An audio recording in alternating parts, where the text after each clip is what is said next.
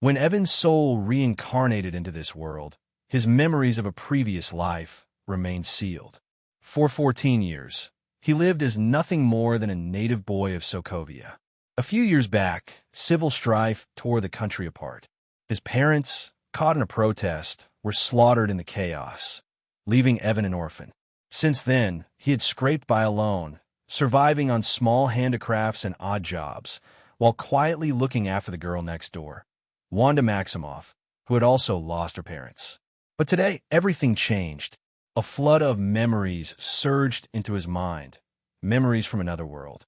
Evan realized the truth. He was a time traveler.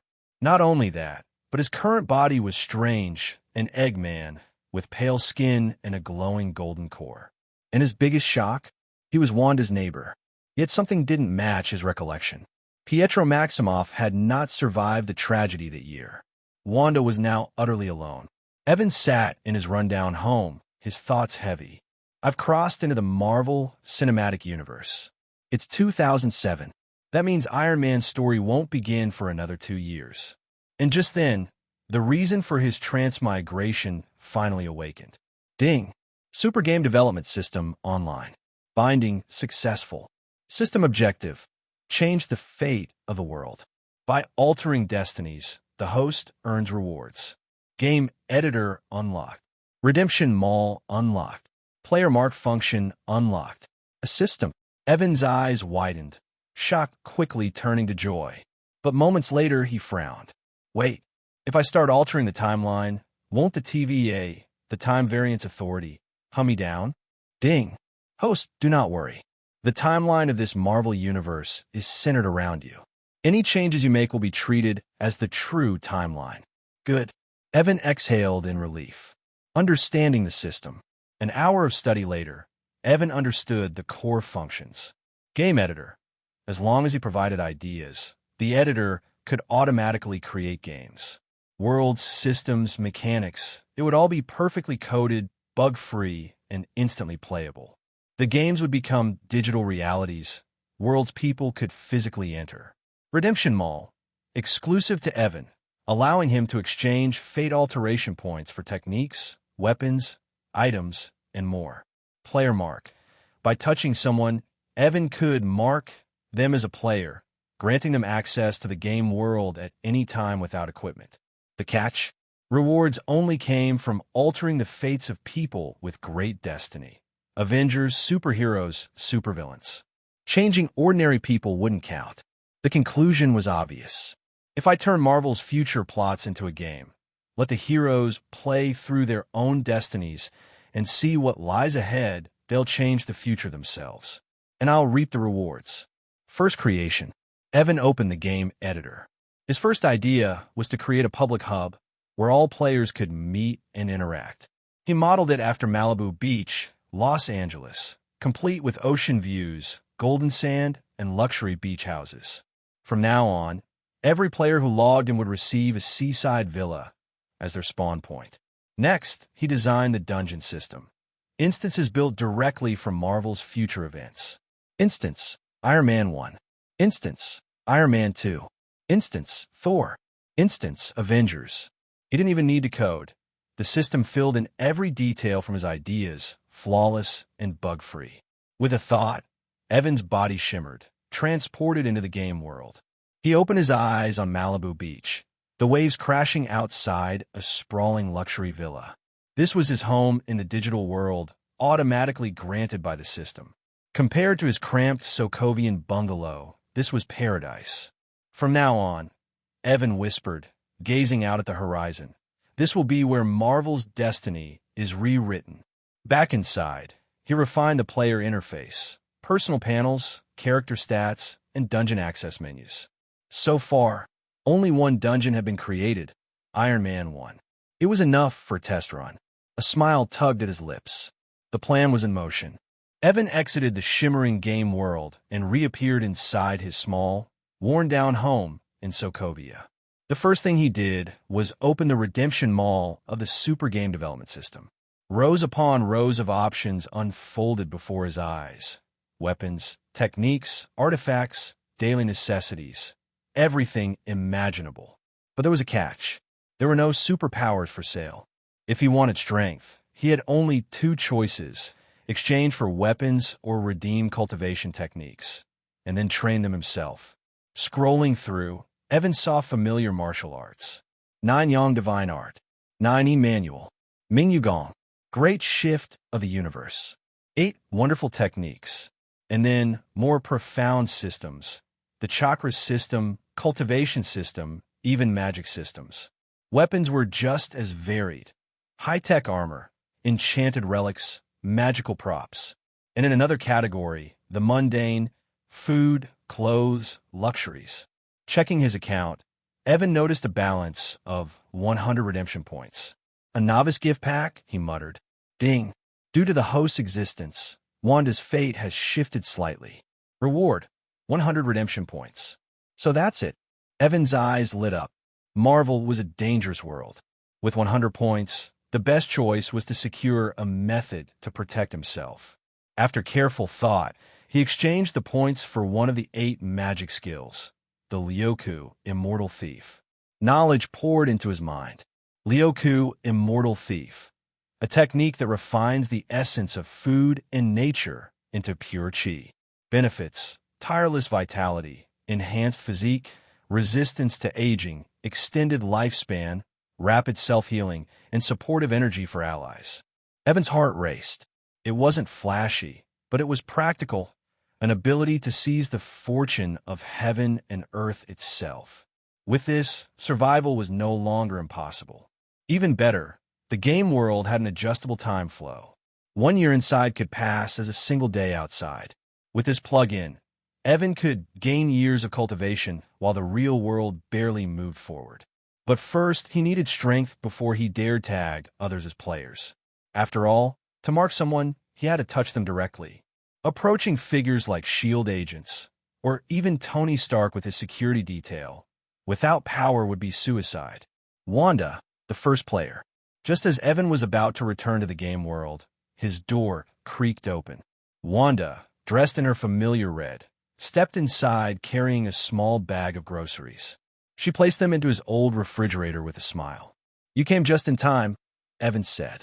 "Come with me. There's a place I want to show you." "Where?" Wanda tilted her head. "A mysterious place. You'll see soon." Evan planned to make Wanda his first player. Like him, she was an orphan cut off from school without family or friends. The game world would be a better home for her: luxury, safety, and, most importantly, timelessness. According to the system, time spent in the game would not consume lifespan. One could live 100 years inside, yet emerge unchanged. He reached out, gently holding Wanda's hand. A smile tugged at his lips. "Get ready to witness a miracle." Light flared. Wanda blinked, and suddenly they stood inside a modern villa overlooking Malibu Beach. Her jaw dropped. The sea breeze carried into the grand halls of the luxury villa. Then a translucent panel blinked before her eyes, the game interface. What is this place?" Wanda gasped. "And what's this board floating in front of me?" "This is a game world," Evan explained smoothly, concealing the truth of his system. "I was invited here as the first player. Now, I've invited you too. But it's not just a game. This is reality. A digital world we can live in, body and all." Wanda stood frozen in awe before darting outside. She ran across the sand, her laughter mixing with the crash of the waves. For the first time since her parents' death, her face glowed with excitement. Evan followed her, slipping an arm around her waist. "From now on, let's live here together." Her cheeks flushed crimson. She didn't speak, only nodded softly. Her affection for Evan, the boy who had always cared for her, had already reached its peak. Exploring the villa. Back inside, Evan led Wanda through their new home. 3 stories, 2 above ground, 1 vast basement. Spacious, elegant, filled with luxurious furniture and appliances. A true mansion, unlike the cramped bungalow back in Sokovia. But Wanda's eyes quickly shifted to the glowing dungeon option on her panel. Inside was a single dungeon. Instance: Iron Man 1 single player. Her eyes sparkled. "Evan, is this copy fun? Is it dangerous?" Evan chuckled.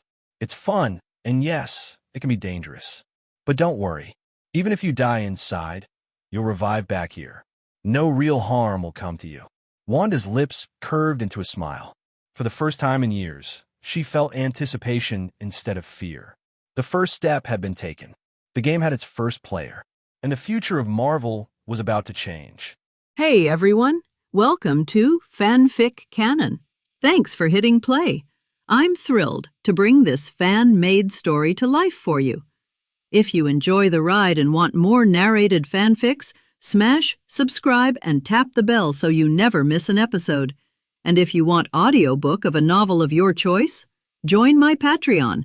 Request any title that's freely available online, and I'll produce a full narration just for you. Now, let's dive into today's adventure. Game World. Wanda entered the instance Iron Man 1. As soon as I entered it, I found that I was surrounded by a wilderness environment and saw my archenemy Tony Stark. Wanda's eyes immediately turned red.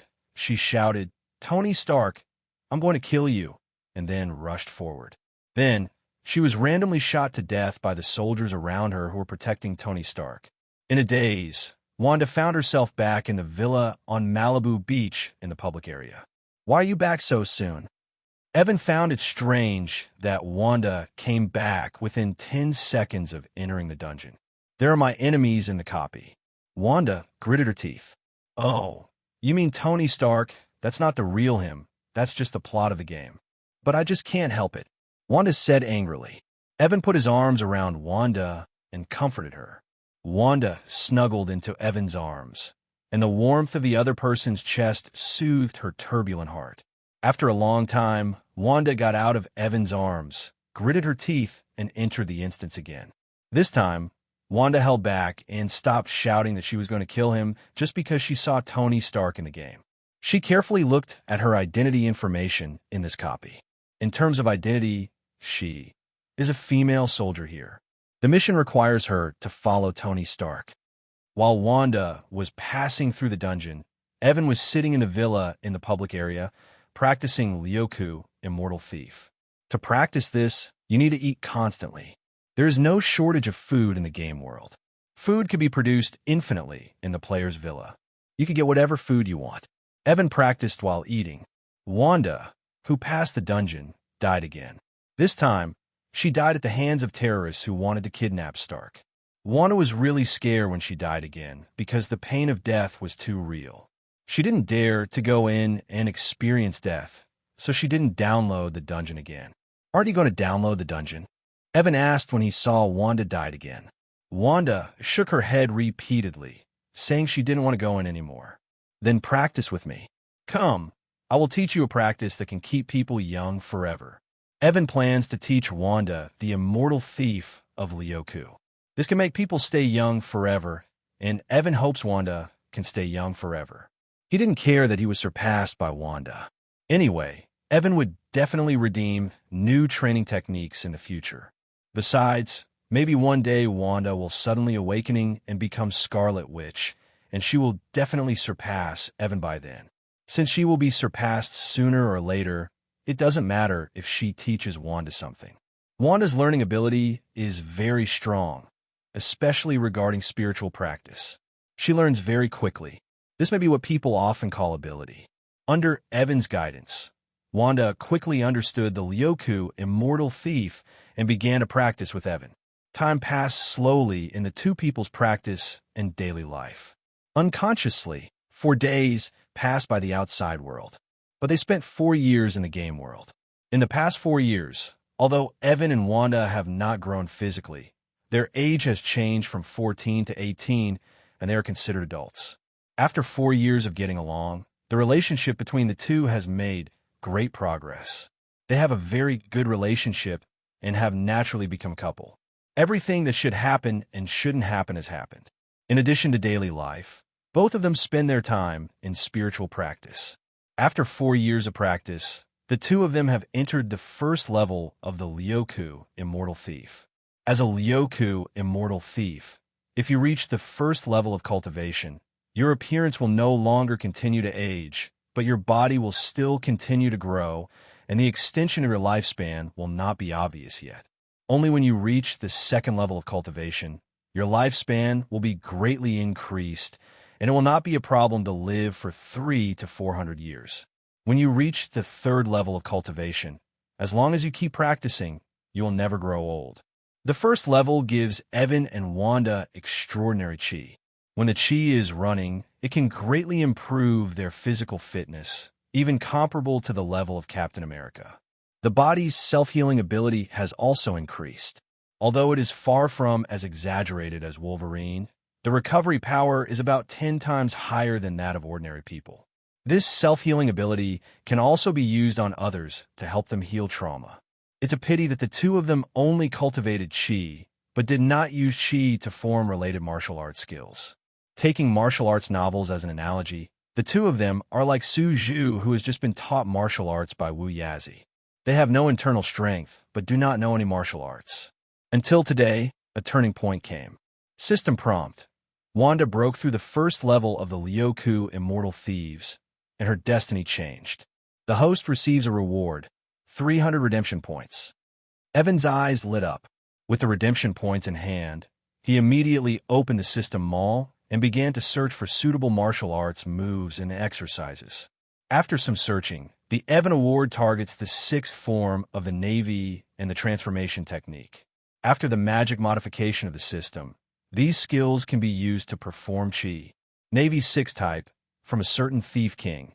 Its price is 100 exchange points. The transformation technique comes from a certain Shadow Ninja. Because it is a supernatural skill, it is relatively expensive and costs Evan 200 points. A total of 300 points just spent. Evan exchanged the sixth form of the Navy in order to increase his combat effectiveness. The purpose of exchanging the transformation technique is to facilitate sneaking in. With this skill, Evan can relatively easily contact those who have great luck and mark them as players. However, the skills were exchanged, but only the cultivation methods were exchanged. To use them, you have to spend time practicing. According to Evan's idea, he plans to wait until the Liuku Immortal Thief has reached the third level, which is the Dzogchen stage of the technique, and then go out. This is safer. After all, it is Qianhu's start, and he has a safe development time, so he must continue to develop. Wanda definitely has no problem with Evan wanting to continue practicing here, because Wanda enjoys the secluded life with Evan. Although you can't see other people in this place, living here is actually not boring, because the computers in the villas in the public area can connect to the external network. Although, due to the different time flow rates inside and outside the game, it is not possible to play online games online, but there is still no problem in simply listening to music, watching movies, and playing standalone games online. This is how Wanda passes the time when she's bored. Before continuing to practice, Evan passed on the transformation skills and 6 postures to Wanda. He looks forward to the day when Wanda can master the art of transformation.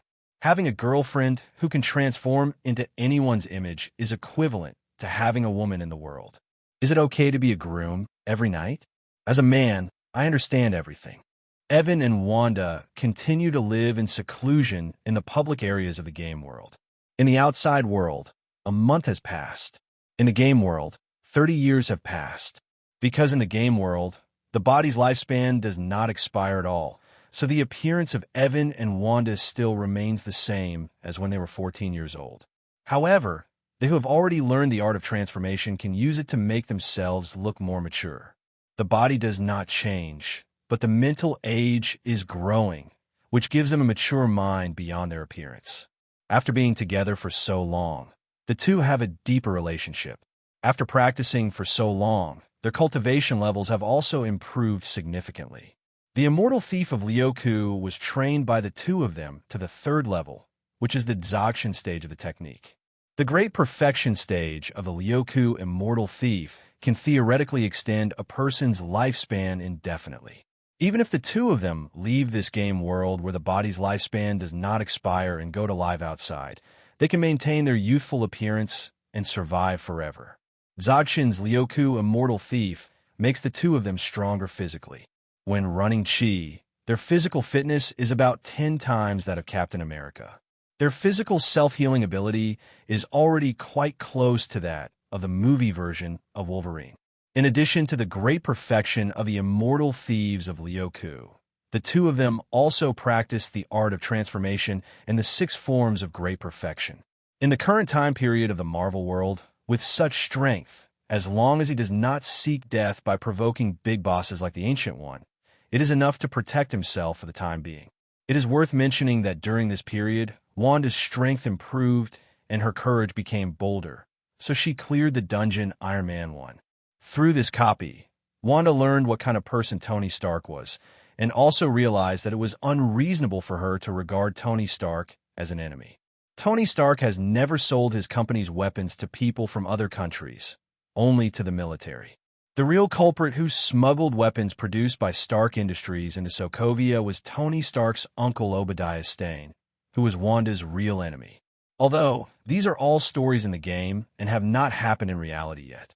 But as the relationship between Wanda and Evan grew deeper, Evan also told Wanda more secrets, letting Wanda know that the copy of the game here shows the reality of the future. Therefore, the more mature Wanda no longer regards Tony Stark as her enemy. Evan plans to leave the game world with Wanda, leave Sokovia, and set out to mark new players with Eagle Sauce. Only in this way can you get more redemption points. Otherwise, Wanda will always be caught collecting wool by herself, and she won't be able to collect many exchange points. After all, Wanda is not the kind of person who is willing to change the world. Compared to Wanda, Tony Stark is the one who can change the world. Only by changing Stark's fate can it affect more people, allowing Evan to gain a lot of redemption points. That night, the bedroom. Evan hugged Wanda and lay on the bed and said to her, "We have been in the game world for 34 years, and the Lyoku Immortal Thief has also reached perfection, so I plan to leave the game world tomorrow and set off for Eagle Sauce. I will go wherever you go. Then it's settled." The next day, Evan and Wanda left the game world and returned to the outside world. As soon as she returned to the outside world, Wanda couldn't wait to look at the electronic calendar, which showed that only 34 days had passed in the outside world. Wanda is particularly touched by this. We have obviously spent 34 years, but only 34 days have passed here. It feels like everything is unreal. Don't be sad. Just think about how to get to Ingjiang. Ingjiang is not the right place. Sokovia is visa-free. Smuggling, Wanda suggested. With the current strength of the two of them, there is absolutely no problem in crossing the sea in a moonwalk, and they can easily sneak to Eagle Sauce, but if they go through like this, they will be in trouble. Evan thought for a while and thought to himself, just let the undercover be undercover. When you get there, you will mark Tony Stark. As long as you get to know him well, you can ask him to help you and Wanda get legal identities. Eagle Sauce is a capitalist country, where rich people are considered bosses, and Tony Stark can definitely clear their identities. The two decided to sneak across. Their method of smuggling across the sea was to use the moon to cross the sea. With the current strength of the two of them, there will be no problem of excessive physical exertion while moonwalking in the sky, because the recovery speed of their physical strength is greater than the consumption speed of moonwalking. Put all the things you need to bring back home in the game world, and the two of you travel light. At night, the two of them walked quickly towards the direction of Ingjiang. Their speed is very fast. Although they are not as fast as fighter jets, they're comparable to Ming Dynasty airliners and can run in time zones. Due to the change in time zones, the two of them traveled at night. In only 13 hours, they had arrived in Los Angeles, the city of Eagle Sauce, where they logged in on Malibu Beach. The two of them are familiar with the environment here, because the public areas in the game are based on the environment here. Speaking of which, Tony Stark's beach house in a movie is right here on Malibu Beach. The two fell from high altitude and landed on the beach. Since we want to settle in Ingjiang, should we buy an apartment in Ingjiang? Wanda asked. The reason why such a question is raised is because there is no need for the two of them to buy a house outside, because they can enter the home in the game world anytime and anywhere, and living there is much safer than the outside world.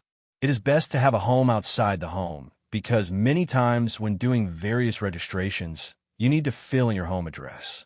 But we don't have the money right now. The problem of money will always be solved. For example, the Hell's Kitchen gang in New York is prevalent. With our strength, we can go there to fight against the gangsters and make money. But before that, I plan to contact Tony Stark. You want to invite him to be a player? Wanda asked. Wanda no longer regards Tony Stark as her enemy. So when Evan mentioned Tony Stark, Wanda did not have any overreaction. Are you going to invite Tony Stark to become a player? Yes, in this capitalist country, rich people like Tony Stark are absolute aristocrats. As long as we can draw him into the game world, we can use him to help us get a legal identity. And you also want to teach him a lesson, I'm right. Wanda nodded. Although she has given up her incorrect hatred for Tony Stark, after all, it was the weapons produced by Stark Industries that killed Wanda's parents and brother. How is it possible that Wanda does not have any resentment towards Tony Stark, although it will not kill him? But Wanda still wants to teach the other party a lesson. When you're teaching Stark a lesson, you can tell him exactly what happened to you. Stark is a conscientious person, and he will definitely feel guilty when the time comes. This way, asking for his help will not be easily rejected. The two conspired and decided on the next plan. At the moment, it was 3 a.m. in the Ingjunglo City time zone, and the sun had not yet risen. Evan and Wanda used the Dzogchen level transformation technique to transform into two very small mosquitoes and flew into Tony Stark's Malibu villa. The current point in time is 2 years before the story of Iron Man 1 begins. At this point in time, Tony Stark's artificial intelligence, JRVS program, has not yet been developed. Therefore, the security system of Tony Stark's home is not controlled by the artificial intelligence, JRVS. The security of the home, the level is not as high as in the future. But if two mosquitoes fly in, the security facilities will not be able to detect it at all. The two easily entered Stark's bedroom through the crack in the door and saw Tony Stark and Pepper Potts on the big bed in the bedroom. Evan and Mosquito form flew over and put player marks on Tony Stark and Pepper Potts respectively. After doing this, Evan and Wanda quietly left Tony Stark's villa and came to a mountain not far away. Let's go back to the game world and summon Stark to become a player. Good. The figures of the two people slowly disappeared from the place and returned to their home in the game world. Next, Evan used his GM authority to summon the marked Tony Stark and Pepper Potts into the game world. It is worth mentioning that after the player is summoned to the game world for the first time, he can choose when to enter the game world in the future. For example, at the moment, Tony Stark and his girlfriend Pepper are summoned to the game world. From then on, the two of them can enter the game world whenever they want and leave at any time if they want. This is the same as the game world. Player login is the same as offline. Tony Stark and Virginia Pepper Potts were awakened from their deep sleep the first time they entered the game world. They found that they were not in their original bedroom, but in a very strange bedroom. The two of them were a little confused and thought they had been kidnapped. But soon, the two of them noticed the game panel in their sight. Isn't this the legendary virtual reality world? Tony Stark has a big imagination. Although no one in the world has developed the technology to allow human consciousness to enter the virtual reality world, as a science geek, Tony Stark has no shortage of understanding of this science fiction concept. In order to understand the situation, he and Pepper explored a villa that seemed to be on the beach in Malibu, but found that they could not leave the villa. It's not that the door to the outside of the villa cannot be opened, but once they want to go out, the game panel will prompt the two of them that they must complete the first copy before they can leave the villa and go to the public area for players outside. I think we might have been abducted by aliens. Pepper said uneasily. I don't think so. Since you don't understand the situation, let's follow the rules here first. The rule prompts that we must complete the copy of Iron Man 1 in the copy interface before we can leave this villa. Wait until the completed copy reaches the public area. You should be able to contact other players to get information. Little Pepper, this is a single-player dungeon. We can't form a team, and I'm not sure whether it's safe in the dungeon. Just wait here. I'll go into the dungeon and take a look. Well, please be safe. Just like that, Tony Stark entered his copy of Iron Man 1. As soon as he entered the dungeon, Tony Stark was dumbfounded because he saw another version of himself in this dungeon.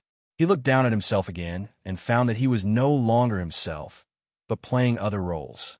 Although Tony Stark was unhappy that this copy was using his image rights, Tony Stark decided to keep a low profile until he figured out the situation.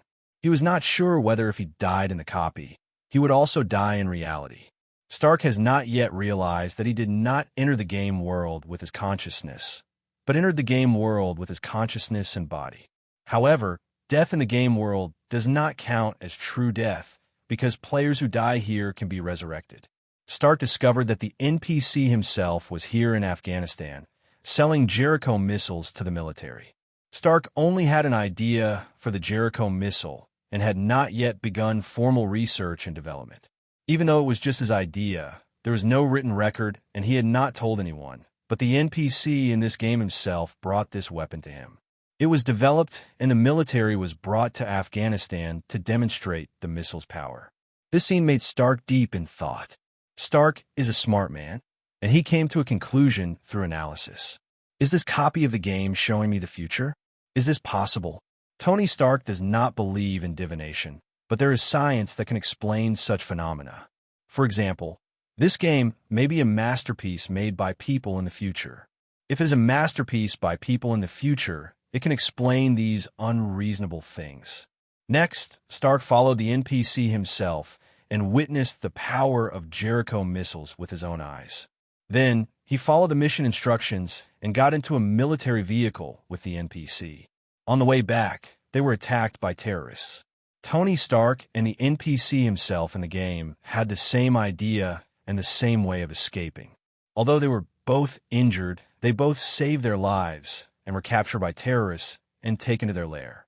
After waking up, they met the terrorists who wanted NPC Stark to make missiles, otherwise they would do whatever they wanted.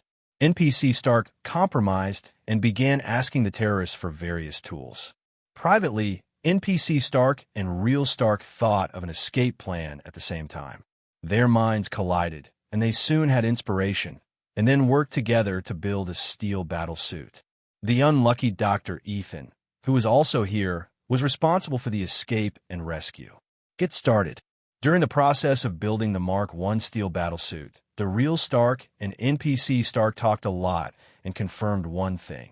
The NPCs in this game themselves are no different from their own personalities, habits, and even memories, and even some small habits are no different. True Stark gradually realized that this was not just a game. It might really be explaining the future. The story that follows is not unexpected. With the joint efforts of the two Starks, the Mark I steel battlesuit was newly released.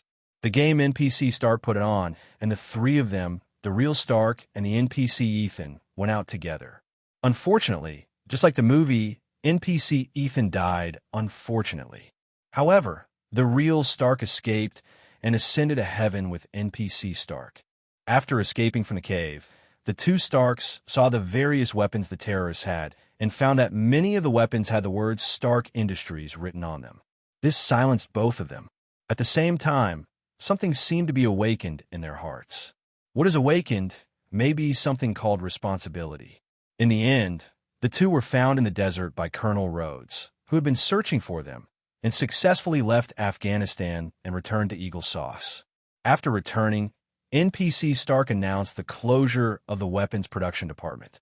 Real Stark was not surprised that NPC himself did this, because he thought so too. After this, the real Stark was invited by NPC Stark, and the two began to jointly develop the Mark II steel battlesuit. It is worth mentioning that each player's plot in the game copy will be different due to personal reasons.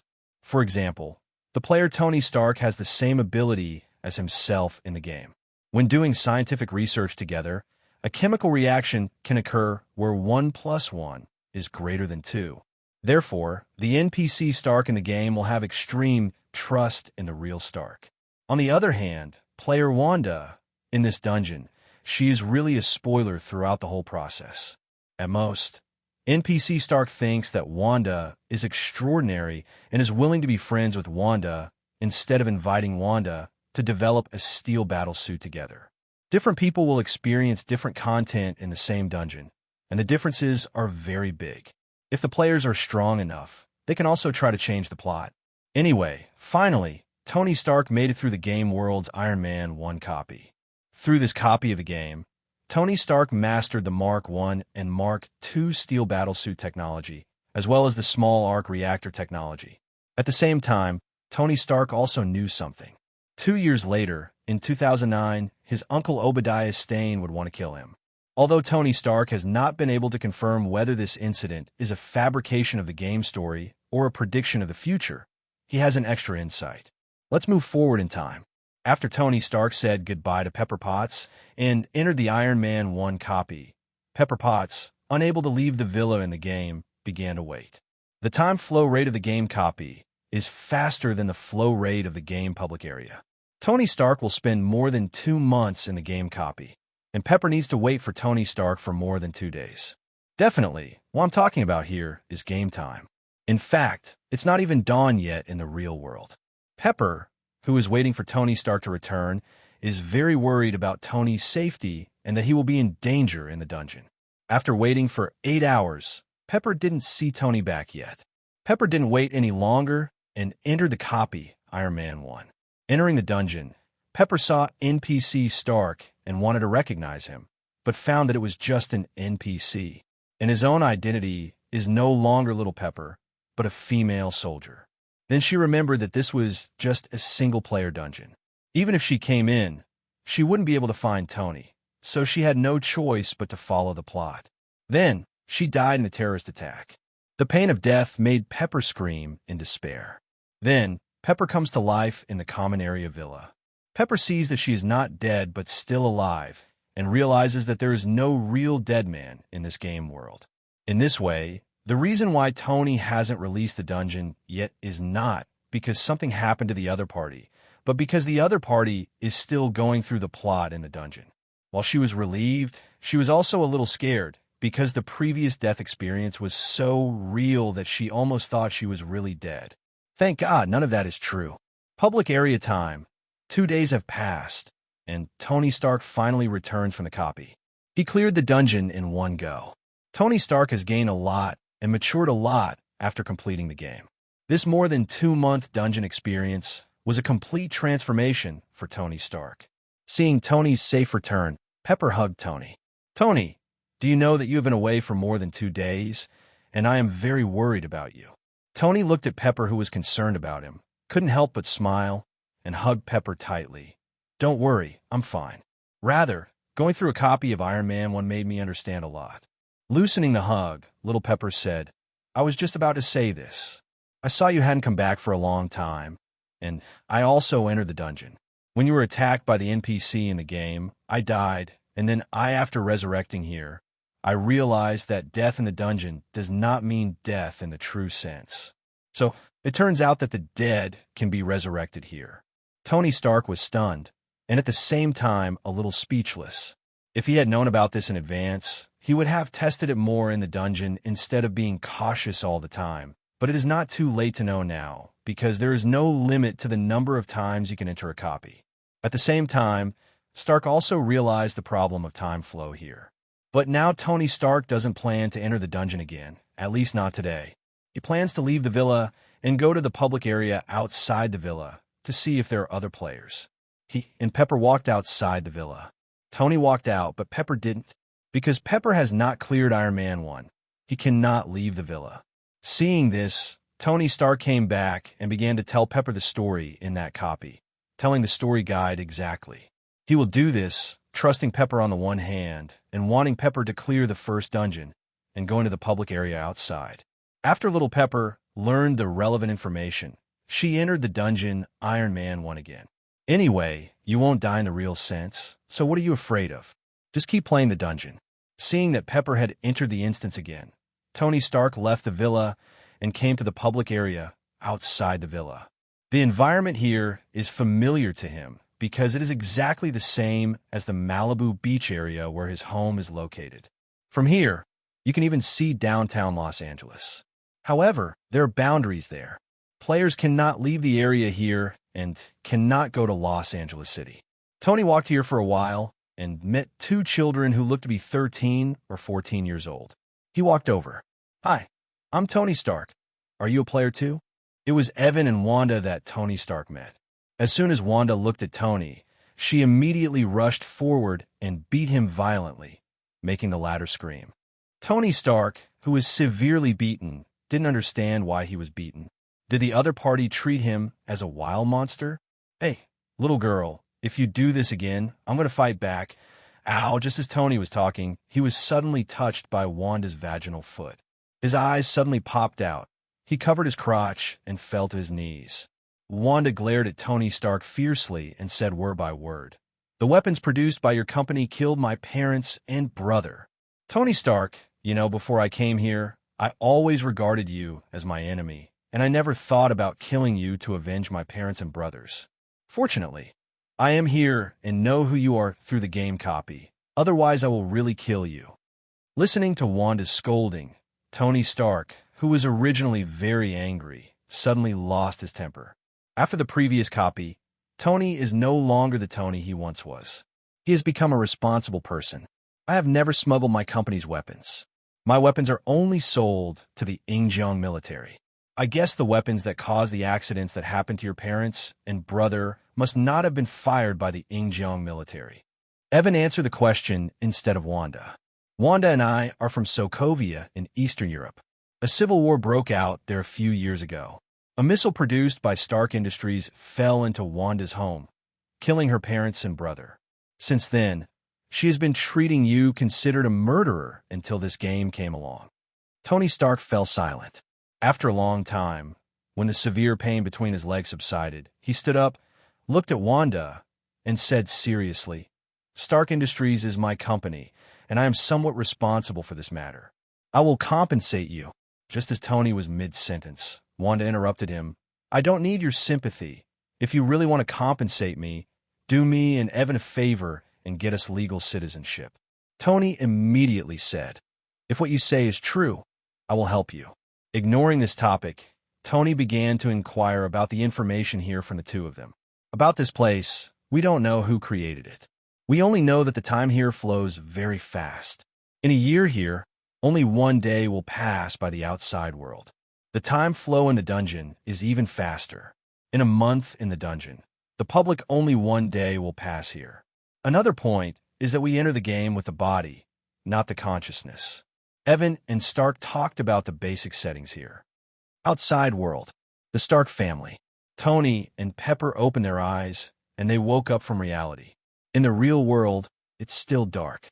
"Tony, I know that the game should not be made public first.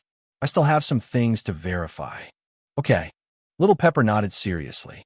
Tony Stark got up and came to the underground laboratory. Nowadays, Stark, who does not have artificial intelligence JRVS, can only use hacking methods to investigate matters about Wanda. Although not shown too much in the movie, Tony Stark is indeed good at hacking technology.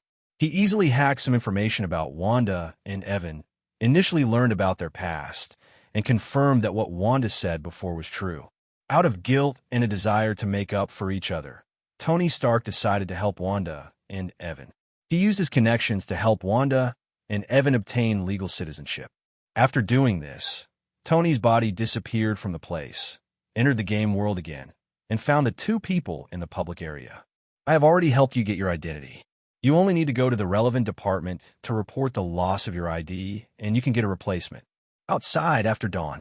In the morning, Evan and Wanda went to the relevant departments to report the loss of their documents. After people from the relevant departments checked and found the relevant information, they issued new certificates for the two of them. With the documents, the two of them got rid of their status as black households and became legal citizens of Injiang. "Go to New York," Evan suggested. "It's all up to you." Wanda nodded. "Since you want to listen to me, then when you get there, I'll send you to high school." Wanda was dumbfounded. After living in the game world for many years, her mental age is not young anymore. "Are you kidding me to ask her to go to school?" "I'm not kidding. You haven't gone to high school and are semi-literate.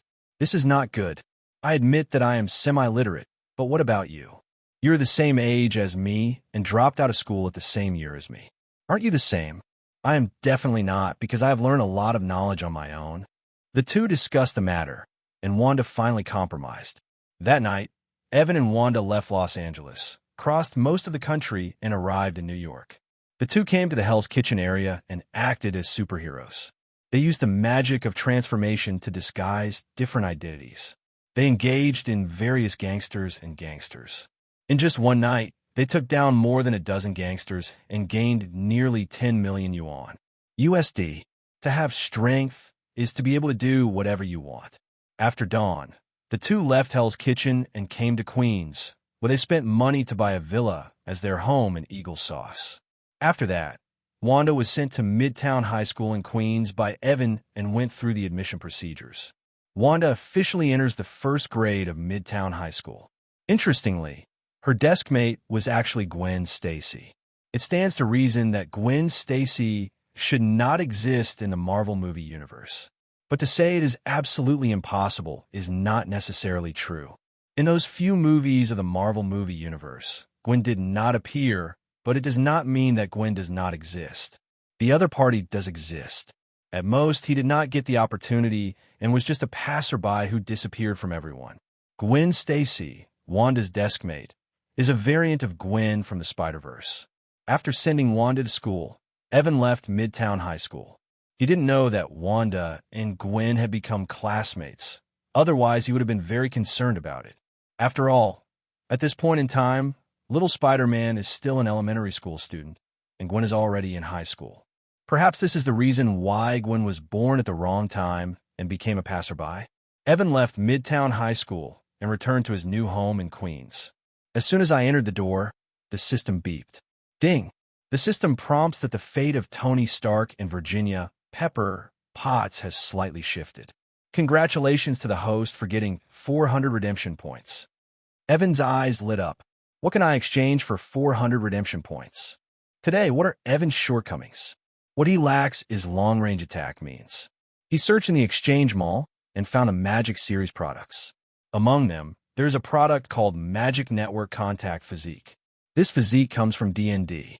Rather than saying it is a cultivation method, it is better to say it is a bloodline that can produce magic power.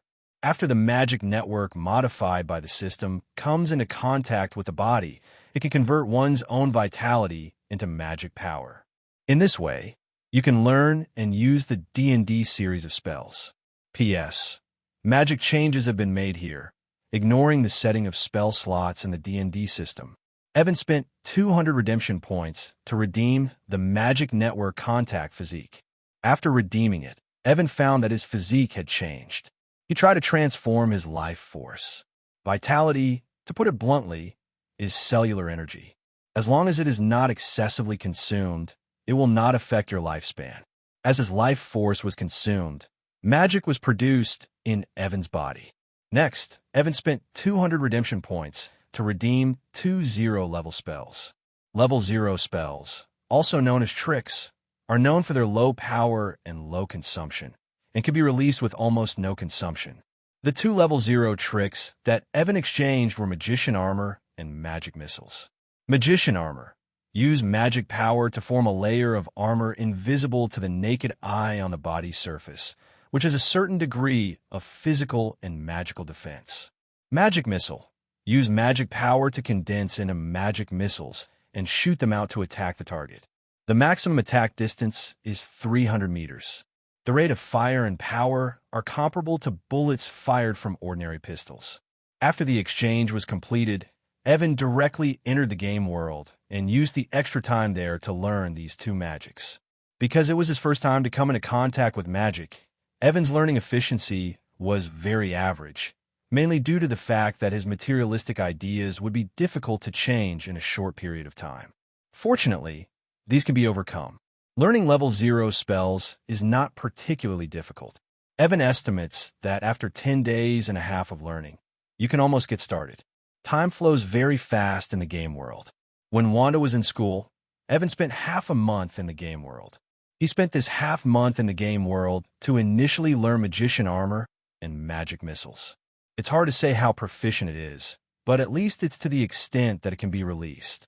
Evan took the time to test the power of these 2 0-level spells and came to a conclusion.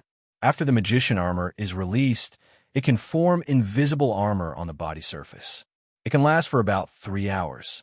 The defense is enough to withstand the bullets of ordinary firearms, but can only withstand 10 rounds at most, and the armor will be destroyed. Break. If you switch to a powerful firearm, such as an anti-material sniper rifle, it will probably only be able to withstand 1 shot, and the armor will be broken. After all, it's just a 0-level spell, so you can't ask for too much. The power of magic missiles is just as mentioned in the introduction. The power is equivalent to the bullets fired from ordinary pistols. It is no problem against ordinary people, but it will most likely be useless against strong people. Fortunately, these are only temporary. As Evan accumulates redemption points, he can redeem more D&D system spells in the future. There are many spells in the D&D series, from 0-level tricks to legendary spells beyond the 9th level. Super 9-level spells, also known as legendary spells, are so powerful that they can make reality become as fragile as paper. For example, the alien portal that can freely travel through planes, the Iolam immortality technique that can extend people's lifespan indefinitely, the Cass's divine enlightenment technique that can be used to kill gods, and the prayer technique that can be used to alter reality. Wait, these are all representatives of legendary magic. All we can say is that the future is promising.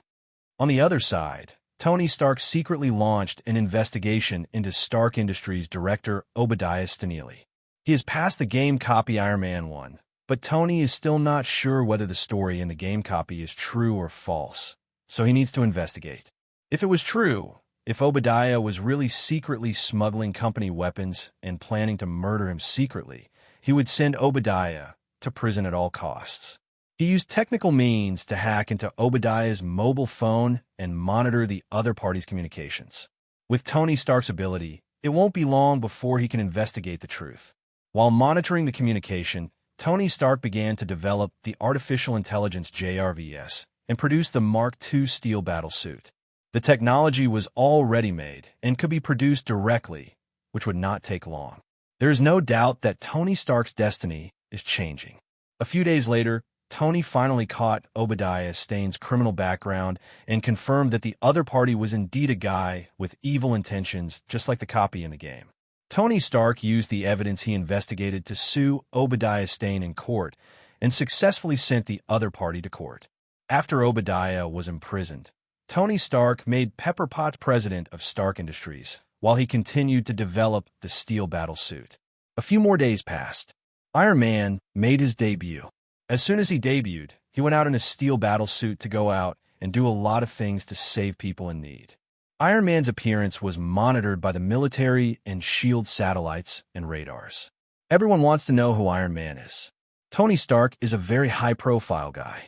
In a media interview, he announced that he was Iron Man, which immediately aroused public opinion. Evening. Queen's house. Evan sat on the sofa with Wanda's knees on his thighs, watching the TV news reports about Tony Stark. However, Evan's mind is not on the TV news. He plans to upgrade his version of the game world, adding new copies and new public areas. This time he plans to add 2 new copies, namely Iron Man 2 and Captain Marvel 1. As for the new public area, Evan plans to copy the environment of the Hawaiian Islands and add NPCs to it, so that you can experience a Hawaiian vacation in the game world. After making the decision, he issued an announcement to all players through GM authority. At the same time, every player, both in and out of the game, remembered this announcement. The Marvel superhero game will undergo upgrade maintenance, and players will not be able to log into the game during this period. This upgrade maintenance will last for 3 days. The update content of this version is as follows. 1. Open new copies Iron Man 2, Captain Marvel 1. 2. Open a new public area, the Hawaiian Islands. There are many NPCs in this area, and it is a resort area. 3. Fix some bugs. Hey, the game is actually going to update content. Wanda said, in surprise. Yes, when we log into the game next time, we can go on vacation to the Hawaiian Islands in the game world. Evan said with a smile. I guess you just want to see beautiful women in swimsuits. I just want to see you. Since your answer satisfies me, I will reluctantly prepare a few more swimsuits and show them to you when the time comes. Los Angeles, Malibu Beach, Stark's Villa. Tony Stark and Pepper Potts also heard the system announcement. Tony complained, "It's finally time to update. I'm almost tired of the previous content. I'm more concerned about whether the 2 new copies will also show the future." Pepper is very concerned about this. The story of Iron Man 2 is obviously still a story with you as the protagonist. Then definitely, I am Tony Stark, and I'm the protagonist wherever I go. Tony Stark was proud of himself. Pepper rolled her eyes at Tony and then said, "Who is Captain Marvel? I've never heard of him. Is he a superhero who will be born in the future? We will know when the game maintenance is over." Tony Stark expressed his expectations. By the way, there are only 4 players in this game so far. It should be considered a closed beta. I don't know when the closed beta and public beta will be. Otherwise, it will be too deserted. Evan's update to the Marvel superhero only took 2 hours to complete. However, since it was stated in the announcement that it would be maintained for 3 days, he did not start the game in advance. After all, you can't always stay in the game world. Life in the real world also needs to be maintained. At night, after a sport of flying up and down, flying up and down, and flying up and down, the two chatted. "Evan, I have a friend in school, and I would like to invite her to join the Marvel superhero game and become a player." "Who?" "Her name is Gwen Stacy. She is my desk mate." After hearing about Gwen, Evan was stunned for a moment. He didn't expect that there was Gwen in the Marvel movie universe. How fresh is this? Since Gwen exists, he must change the other party's fate in order to gain exchange points. There is no role for Gwen in the Marvel movie universe. But if Gwen becomes a superhero, wouldn't she have a role? This can be regarded as changing the fate of the other party. "Next time you bring her to your house, I'll mark her." The next day was Saturday, so Wanda didn't have to go to school. She called Gwen and invited her to come to her home. Gwen said she would be there soon. Because they both live in Queens and their homes are not far away, it didn't take long for Gwen to arrive at Evan and Wanda's home. Wanda introduced Evan and Gwen to each other. Gwen was very surprised to learn that Wanda had a boyfriend and that the two were living together. She looked at Evan with a pair of curious eyes. Evan is also observing Gwen. This Gwen looks exactly like the Gwen in the Spider-Man movie. She is very beautiful, has a good figure, and has a nice smile, just like a sweetheart. The two shook hands and were considered acquainted. By the way, while shaking hands, Evan marked Gwen as a player. After that, Wanda and Gwen talked about the Marvel superhero game, which stunned Gwen. "Are you sure you're not kidding me? That game world or something sounds too sci-fi." Gwen didn't quite believe it. "It's true. That game is very fun. Let me tell you, time flows very fast in the game. A year in the game will only pass by 1 day in the outside world. Don't look at me and Evan. We look the same age as you. In fact, we have been living in the game world for many years. However, the game is currently under maintenance, and the maintenance will not end until 2 days later. Then I will take you in together." Wanda took Gwen's hand and sat on the sofa and said happily, "According to what you said, if we enter that game world with our bodies, no matter how long we spend in it, we will not age, right?" "That's right. If you stay in it, you can stay young forever. Moreover, in this game update, the Hawaiian Islands will appear, and then we can go on vacation in the game. Because time flows very fast in it. After we go to school on weekdays, you could go in there at night and live out your life for months." I have some expectations. Gwen did have expectations. However, as a top student, Gwen was more curious about how the magical game came about than her expectations. She also asked this question. "I don't know where that game came from. I just know that Evan and I are the first players there. Are there many players?" "Not many. There are only 4 so far. Besides me and Evan, there are 2 others, namely Tony Stark and the other party's girlfriend." "Ah, you mean Iron Man?" Gwen was shocked. Recently, there has been a lot of news about Tony Stark being Iron Man. Everyone knows what should be known and what should not be known, and Gwen is definitely no exception. The maintenance of the game finally ended at midnight on the 3rd day. At this point in time, Marvel superhero game players are basically asleep in reality. But as soon as the game was updated and maintained, all players were forced to go online. As soon as they logged into the game, the sleeping people were awakened by the login process and found themselves in their respective villas in the public area of the game world, Malibu Beach. Pepper Potts and Stark are in a villa. Evan and Wanda are in a villa. New player Gwen is alone in a villa. As a new player, Gwen didn't realize that she had entered the game until she noticed that the game panel appeared in her field of vision, and then she realized that she might have entered the Marvel superhero that Wanda told her about. In the game, everything Wanda said is true. This is incredible, Gwen murmured to herself, then stood up excitedly and began to look around the villa where she was, and found that it was actually a mansion that belonged exclusively to her. She was very excited. When she wanted to leave the villa, she was prompted by the game system that she needed to complete the first dungeon in the dungeon list before she could leave. So she clicked on the dungeon option on the game panel and entered the dungeon list. There are 3 copies in the copy list, namely Iron Man 1, Iron Man 2, and Captain Marvel 1. A copy of Iron Man? Is it the story of Tony Stark? After Gwen finished muttering to herself, she clicked to enter the copy, Iron Man 1. Tony Stark and Pepper Potts realized that they had entered the game again, so they got dressed and checked the game board. In the game panel, the public area teleport option appears. After clicking it, you can find 2 teleport points. The first is Malibu Beach, and the second is the Hawaiian Islands.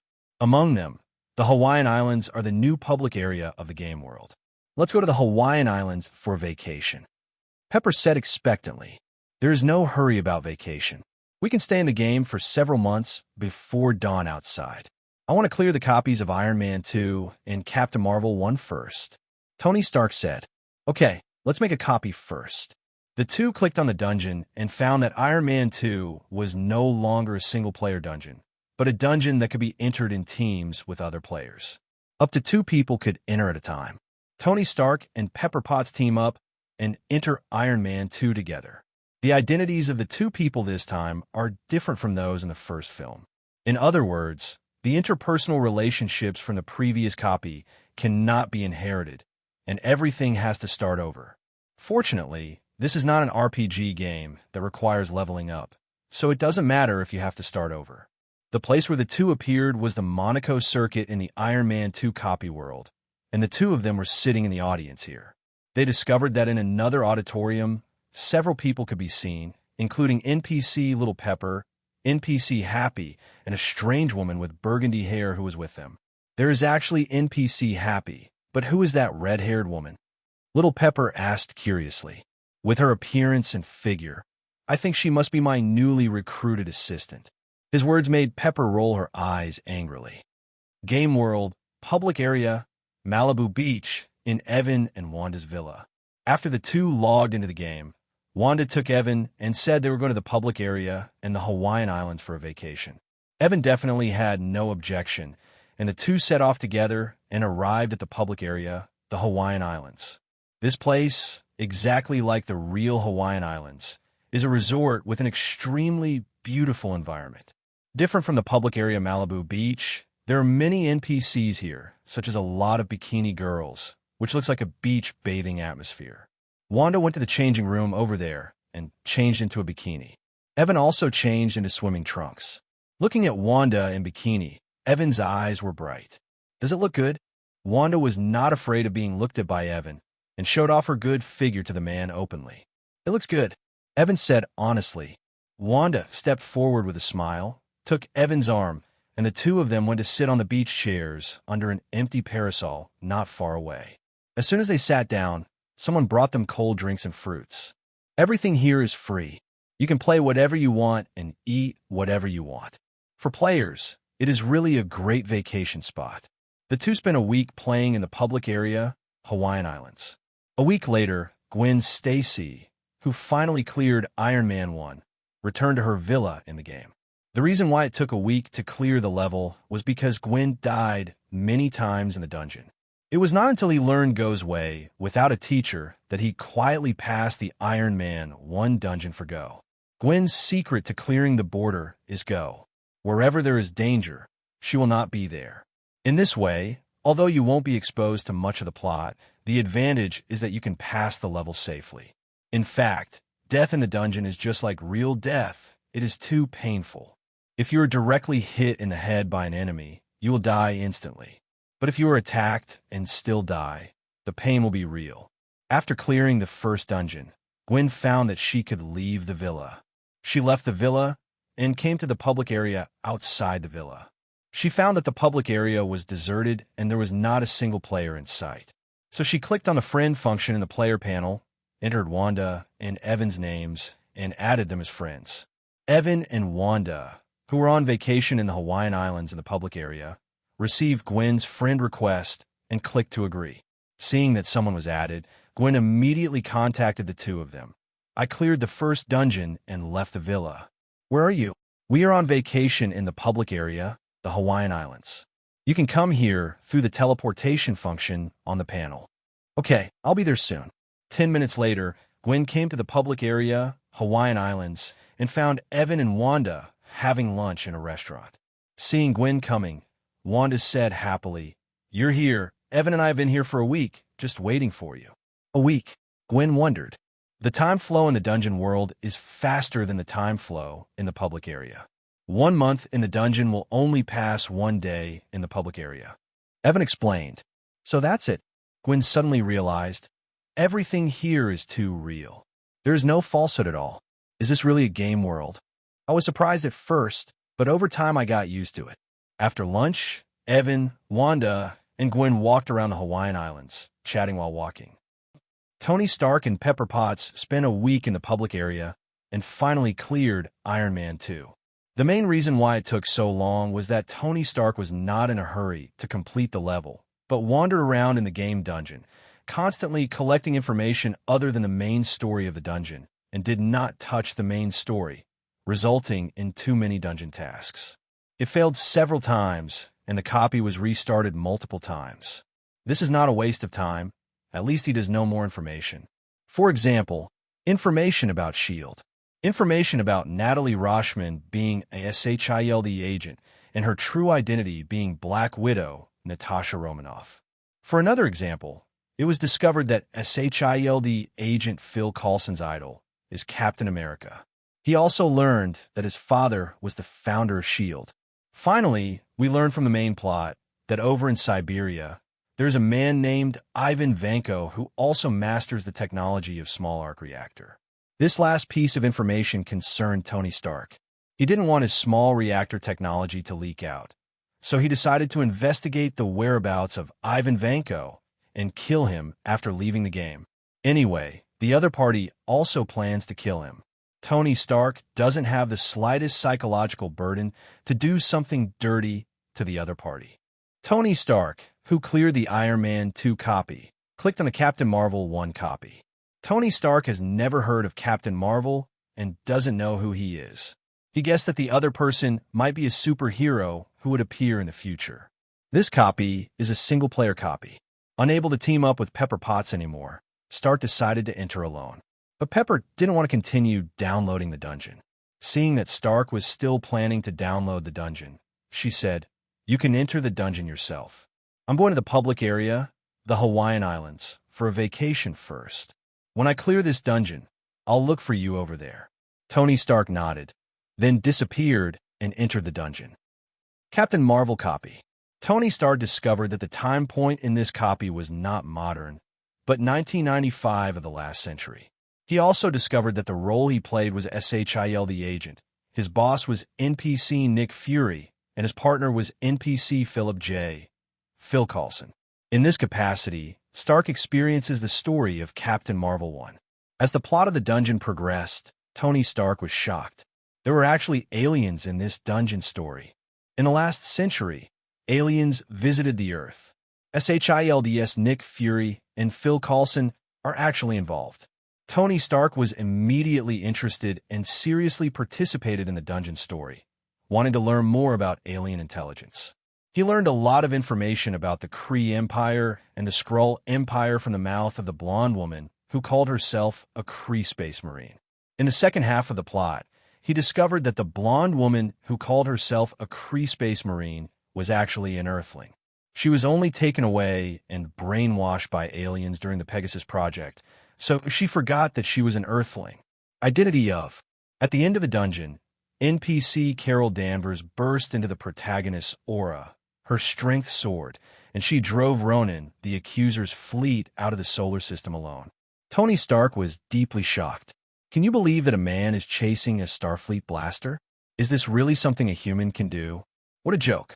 Ever since Tony Stark became Iron Man, he has always considered himself to be very strong, calling himself the strongest superhero on Earth. But after seeing the strength of Captain Marvel Carol Danvers, he no longer dared to think so. At the end of the copy story, Stark saw Carol Danvers giving Nick Fury a pager, which could contact Carol Danvers, which made Tony Stark realize that S.H.I.E.L.D. director Nick Fury, he actually hid such a big trump card. Originally, Tony Stark looked down upon S.H.I.E.L.D. He thought that their technological capabilities were not as good as his own. They were bureaucratic, and they were always being awesome, but he no longer thinks that way. Old Silver Coin Nick Fury has a strong trump card. Who knows if the opponent's trump card is only Carol Danvers, but maybe there are other trump cards. For example, those Skrulls who can change forms seem to have stayed in the solar system. Tony Stark has reason to believe that Nick Fury must still be in contact with those Skrulls. Tony Stark learned many secrets through this copy, and his expression was a little solemn. He felt that he could not stop now and should upgrade his steel battlesuit. Otherwise, he would be very passive when aliens invaded the Earth again in the future. He, Tony Stark, is inspired to be the one who turns the tide in a crisis, instead of hiding behind others. After clearing the dungeon, Tony Stark returned to the common area villa and fell into deep thought. He was thinking about whether to move his private laboratory to the game world. Although things in the game world cannot be taken out, things brought in from the outside can be processed and then taken out. He can completely build a laboratory in the game, bring in material from the outside world, use the laboratory in the game to process them into a steel battlesuit, and finally use them. There's an advantage to doing this. Time flows very fast in the game world. Here, you will have enough time for scientific research and can produce results faster. As for doing scientific research in the game, will you expose your skills to the masterminds behind the game? Tony feels that the mastermind behind the creation of this game can see the future, and everyone must know every secret in the world.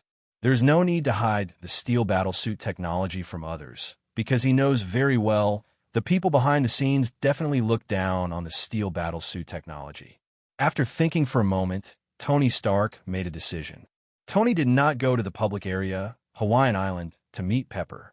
Instead, he planned to renovate the villa on the public area, Malibu Beach, and dug a space underground to use as a laboratory. As for how to dig, Tony Stark begins to communicate with the game system. Game system, I know you must be intelligent, and I know you can definitely hear what I say. I want to set up a laboratory under my villa to develop a new steel battlesuit. I hope you can help. Tony Stark's behavior seemed like he was talking to the air. Evan, who was on vacation in the Hawaiian Islands in the public area, received a notification from the system. The system told him that Stark wanted to move the laboratory into the game world. Evan was stunned for a moment, then agreed immediately. Evan used the game editor to renovate Tony Stark's villa in the public area of the Hawaiian Islands. A system prompt sounded in Tony Stark's ear. Request to be accepted. The villa began to shake. After a few seconds, the vibration stops. Tony Stark discovered that there was a large basement underneath his villa. And it's not just a basement. The game system also kindly helped him turn this place into a fully equipped laboratory, a perfect replica of his laboratory outside. System prompt. Tony Stark's fate has shifted significantly, and the host will be specially rewarded with 1,000 redemption points. Evan, who was playing beach volleyball with Wanda, Gwen, and Pepper, suddenly heard a system prompt, and his eyes lit up. You guys play first. I'm going to take a rest. Evan said to a few people and went to lie down on a beach chair nearby. Beach volleyball was originally only played by 4 people, but because Evan was missing, the 3 girls called a beautiful NPC in a swimsuit from the side to participate in the beach volleyball game with several people in order to continue the game. Evan sat on a beach chair under a parasol and looked at the beauties in bikinis playing beach volleyball while clicking on the D&D system magic page in the system mall, ready to redeem new magic knowledge. Currently, Evan only masters 2 0-level spells, namely Magician Armor and Magic Missile. Now, he has 1,000 redemption points and is ready to redeem them for higher-level magic. The magic in the D&D series is priced based on the number of rings. The unit price of a 0-level spell is 100 redemption points. The unit price of a level 1 spell is 200 redemption points. The unit price of a 2-level spell is 300 redemption points.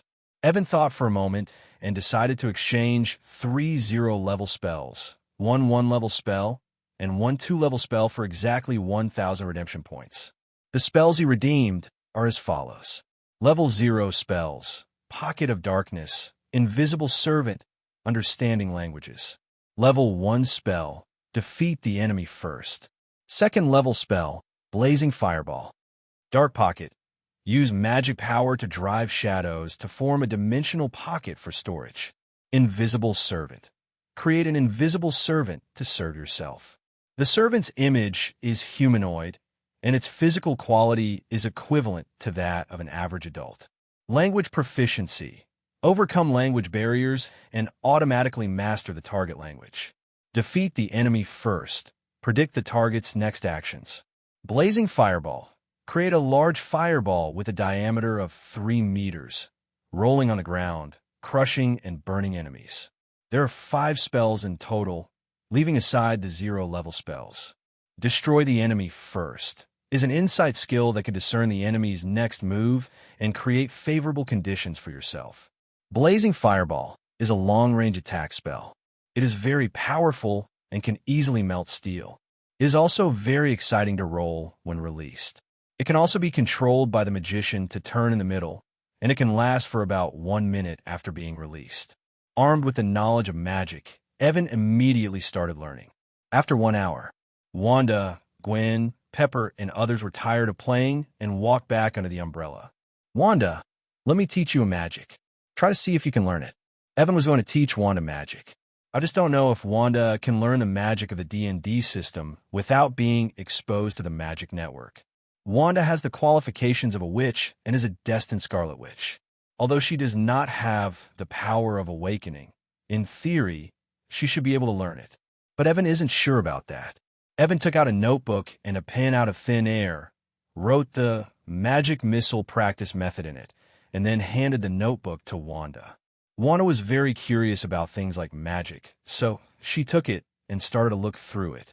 Chili Pepper and Gwen on the side came over curiously and looked at the knowledge recorded in the notebook. In the eyes of the two women, magic sounds a bit magical and does not seem like something that can exist in reality. Evan is not afraid of Gwen and Pepper secretly learning his magic. They cannot learn it without the physical contact of the magic net. Evan, you can actually do magic? Gwen asked Evan, who was standing aside. Definitely. I don't believe it. Unless you can put on a show. Evan shook his head. He was too lazy to perform. Magic implemented mysticism. How could he perform it for others casually? TCH, I think this is fake. I don't believe that magic really exists in the world.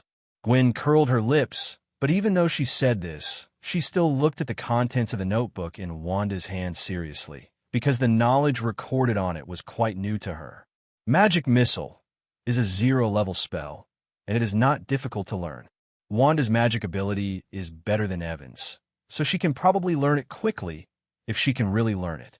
While Wanda was studying, she was making gestures with her hands, trying to mobilize the chi in her body to act as magic power, and trying to form magic missiles. Chi and magic power are not the same thing. Using chi as magic power to perform magic is not professional, and normal people must not do it like this. But Wanda is not a normal person.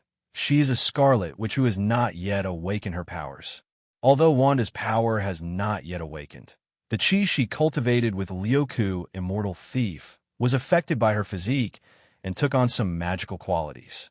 Although this quality is very weak, it is enough to give Wanda's chi magical properties and can be used as magic power to perform magic. This is a plugin that belongs exclusively to Wanda and is not the envy of others. Wanda, who kept making gestures with her hands, actually condensed a magic missile that glowed with dark red light under the ghostly gazes of Pepper and Gwen. The missile was launched with a whoosh and instantly hit the beach 20 meters away, creating a hole as big as a bowl in the ground. Pepper and Gwen were stunned. Does magic really exist? Evan was also shocked, but he was shocked in a different way from Pepper and Gwen. Instead, he was shocked by Wanda's learning speed. It took Evan a while to learn magic missiles. On the other hand, Wanda just browsed through the magic-related knowledge and made a few random gestures to get started with this magic. Is this scientific? Is this magic? This is so G cheating. Well, people are really cheating. Evan, who was comparing magic ability with Wanda, felt that there must be something wrong with his brain. Successful, Wanda said in surprise. Well, your ability is very good, even better than mine. Evan sighed. Can I learn this magic? Gwen no longer refused. She also wanted to learn magic. You can't learn it. If you don't believe it, you can try it. Evan shook his head. The two of them really wanted to give it a try. Gwen and Pepper wrote down the contents of the diary and then began to try. The result of the attempt was to no avail. Evan took back the notebook, wrote down the knowledge about magician armor, and handed it to Wanda. I wrote another one. This time, it's about protection. You can learn from it too. Yeah. Wanda started to study. 10 minutes later, Wanda successfully released magician armor. In the game, time flies. In the next few months, while on vacation with Wanda and others, Evan learned the Dark Pocket, Invisible Servant, Language Proficiency, Enemy Defeating Machine, and Blazing Fireball. He definitely taught Wanda all of this magic as well. Wanda also learned these magics and mastered them. Months have passed in the game world, but only hours have passed in the real world. Players in the game can check the outside time through the game panel to ensure that they will not miss anything. Now, in the real world, it's dawn. Because it was already 6 o'clock in the morning, everyone stopped staying in the game world and went offline one after another. After having breakfast with Evan, Wanda went out to get on the school bus and went to Midtown High School. Evan also went out. He took a taxi to Washington, D.C. to recruit new players. On the other side, Pepper, who just came off the line, told Tony Stark, who also just came off the line, about the fact that Evan and Wanda can do magic. This aroused Tony Stark's curiosity. The magic you're talking about is the kind of magic that can only be used in the game, or the magic that can also be used in reality? I don't know if it can be used in reality, but they can indeed be used in the game world. Pepper said, let's ask them next time we see them. Zhongqing High School, in a classroom. Wanda, you must be very powerful in reality, right? Gwen asked Wanda. Why do you ask? Because you were very powerful in the game. Gwen said, during those few months in the game world, Gwen not only vacationed in the public area, the Hawaiian Islands, but she also teamed up with Wanda to enter the storyline of Iron Man 2. In that dungeon, Gwen saw Wanda's great strength. Not only could the opponent use magic, but his physical fitness was also exaggerated. For example, reinforced concrete walls could be smashed by Wanda's punch, and he could also use magic that was invisible to the naked eye. Moving at high speed, walking through the air with your feet, these are not things that ordinary people can do. There is no difference between a player's physical fitness in the Marvel superhero game and his physical fitness in the real world. Whatever you can do in reality, you can do in the game. On the contrary, what you can do in the game also means what you can do in reality. Gwen has reason to believe that Wanda, who is so powerful in the game, must also be very powerful in reality. Even Gwen is thinking that the magic Wanda has used in the game world may be real and can be used in reality. Gwen wants to know why Wanda is so powerful, and if possible, she wants to be like Wanda. The reason why I am great is because Evan taught me Kung Fu. Wanda told the truth. The kind of Kung Fu from the East. Can I learn? Gwen asked expectantly. You have to ask Evan. I won't pass on my Kung Fu to others without his permission. I'll ask him when I enter the game tonight.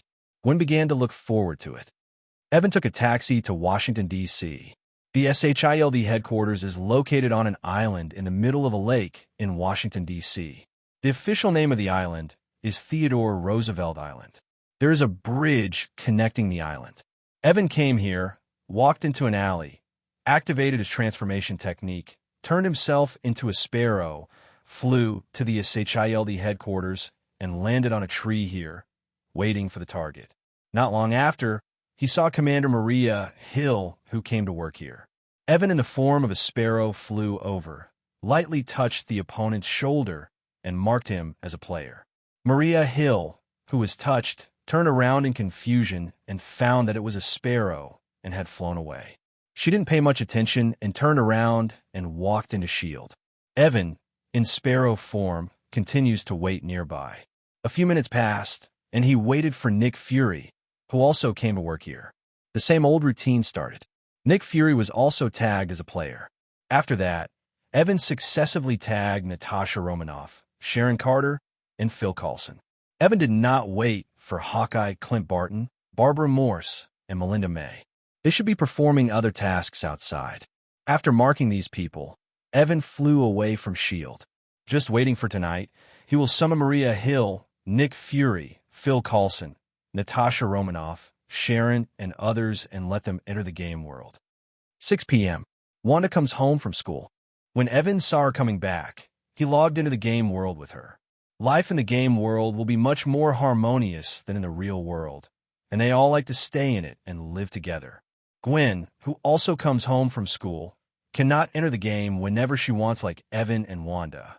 Otherwise, her parents will be worried about her if she disappears suddenly. So she has to finish dinner first and then enter the game when she goes to bed at night, so that parents will not find out that they have disappeared.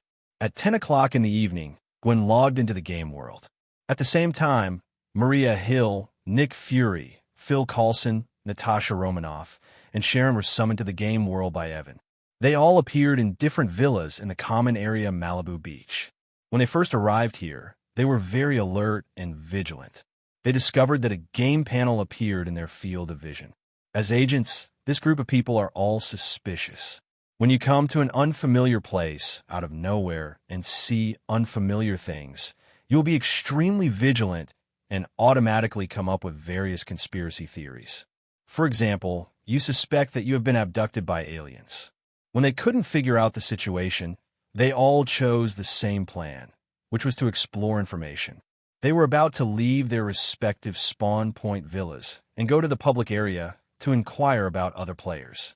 As a result, they found that they could not leave the villa, and the game system prompted them that they needed to complete the first copy before they could go out. Click on the copy list and find that there are 3 copies in it: Iron Man 1, Iron Man 2, and Captain Marvel 1. When Nick Fury and Phil Coulson saw Captain Marvel 1 in the copy list, their pupils shrank. As for Maria, Sharon, and Natasha Romanoff, they don't know Captain Marvel, so they care more about the 2 copies of Iron Man 1 and Iron Man 2. They speculate that this may be a story about Tony Stark, because Tony Stark is Iron Man. Although several people were in different villas and could not meet or contact each other for the time being, they entered the copy Iron Man 1 by chance. It's not that they don't want to enter the later dungeons, but that the dungeons are in order. Only by clearing the previous dungeon can you enter the later dungeons. They are all S.H.I.E.L.D. agents, very talented. In the copy of Iron Man 1, they met the NPC version of Tony Stark. Although they were surprised in their hearts, their faces remained unchanged. They played their roles perfectly, and no one could tell that they were suspicious. Because they don't know whether death in the game will actually lead to death, they will be cautious until they really understand what's going on here. As agents of S.H.I.E.L.D., they have investigated Tony Stark and know some of his experiences, but the stories in the copy are unfamiliar to everyone. Also, the year in the copy is wrong. It's 2007 now, but the time in the copy is 2009. They were very good at intelligence analysis and came to a conclusion. Maybe Tony Stark also became a player here and entered this instance, which led to the early birth of Iron Man. Instead of being like in the copy, it was only born in 2009. It took everyone in S.H.I.E.L.D. a while to clear the dungeon Iron Man 1. They all cleared it in one go. It should be said that he is worthy of being a talent from S.H.I.E.L.D. He is just different from ordinary players. After clearing the S.H.I.E.L.D. instance of Iron Man 1, everyone left their villas and came to the public area outside the villa, where they met each other. They would get together and start gathering intelligence. Tell me what you think of this place and the copy of Iron Man. Nick Fury, S.H.I.E.L.D. director, spoke first. The NPC Tony Stark in the dungeon is exactly the same as the Tony Stark in reality, both in terms of behavior and style of dealing with people.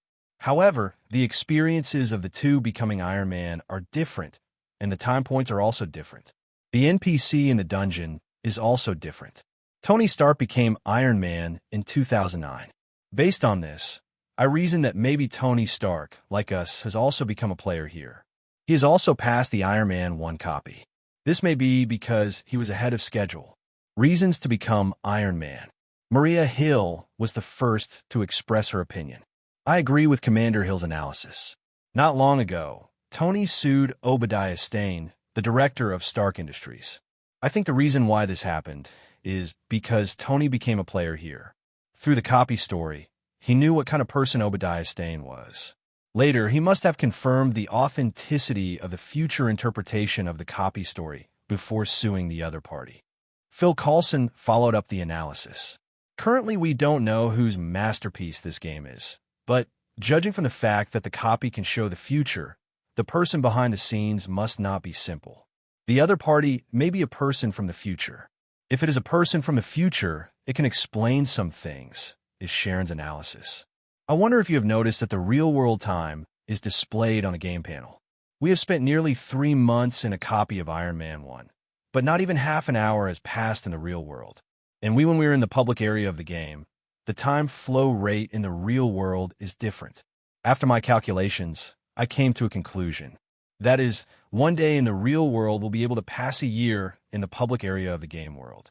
And for one day in the public area, 30 days can pass in the dungeon world. This is the analysis of Natasha Romanoff. Nick Fury was very satisfied with his subordinate's analysis. He nodded. Very good. Let's continue to collect intelligence. A few people were just about to leave when they discovered 3 young people walking together on the beach not far away. Several people looked at each other and then walked over in unison. The 3 young people were none other than Evan, Wanda, and Gwen. When the 3 of them saw 5 adults walking towards them, they all stopped and looked at them. They look a bit familiar. Are they also players? Gwen asked Evan and Wanda. Probably so, Evan said. Evan is still pretending. He was the one who brought those people in, but he pretends that he knows nothing. Hey, hello. We're new here. Can you tell us about this place? Natasha Romanoff greeted the 3 of them with a friendly smile. Black Widow, Phil Coulson, S.H.I.E.L.D. Director. I've seen you in the copy of Iron Man. Did you run away from the copy? Gwen asked curiously. Everyone in SHIELD saw that they knew Black Widow, Phil Coulson, and director Nick Fury, but they were not too surprised. After all, the copy in this game is too spoilery. We come from reality, and like you, we are players. Is there anything you want to tell us about this place? Natasha Romanoff asked. What do you want to know? Gwen asked. For example, what is this place and who created it? We don't know who created this place. We just came here earlier than you and became players. Evan answered Natasha Romanoff's question. The SHIELD people asked the 3 more questions. Through communication, they had a general understanding of this place. Fury, Maria, and Phil Coulson left. They planned to continue making copies and learn about future intelligence through the copies. Natasha Romanoff and Sharon stayed with Evan and others and continued to obtain information from several people. Let's go to the Hawaiian Islands in the public area. Evan suggested. No one had any objections. Everyone teleported to the public area, Hawaiian Islands, and found a cold drink shop to sit down and chat. After chatting for a quarter of an hour, Evan felt helpless when he saw the 2 people testing him and Wanda Gwen in various ways. So he simply made it clear. You are agents of S.H.I.E.L.D. I guess you must want to know more if you follow us.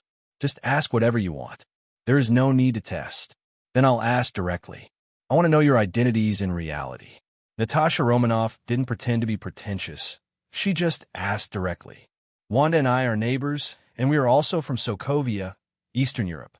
A few years ago, civil war broke out in Sokovia, and our relatives all died in that civil strife.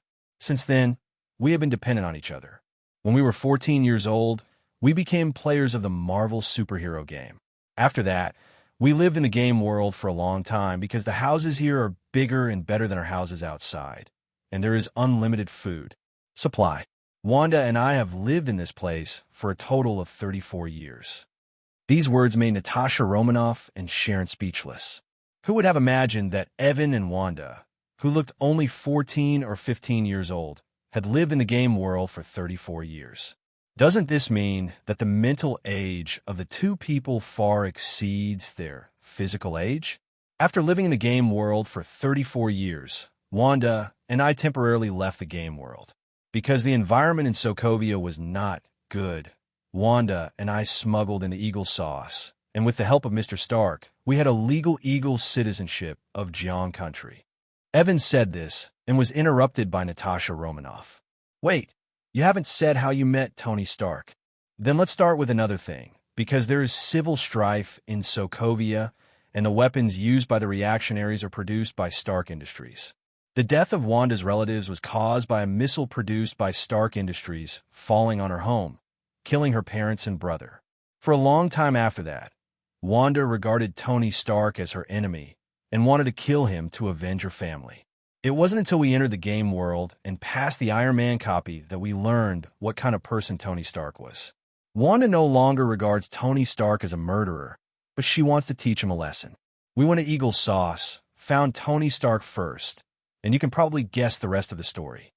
Evan said, "You can probably guess it." Natasha Romanoff nodded. With our citizenship, Wanda and I went to New York and bought an apartment in Queens as our home. After that, I suggested that Wanda go to school and complete her studies.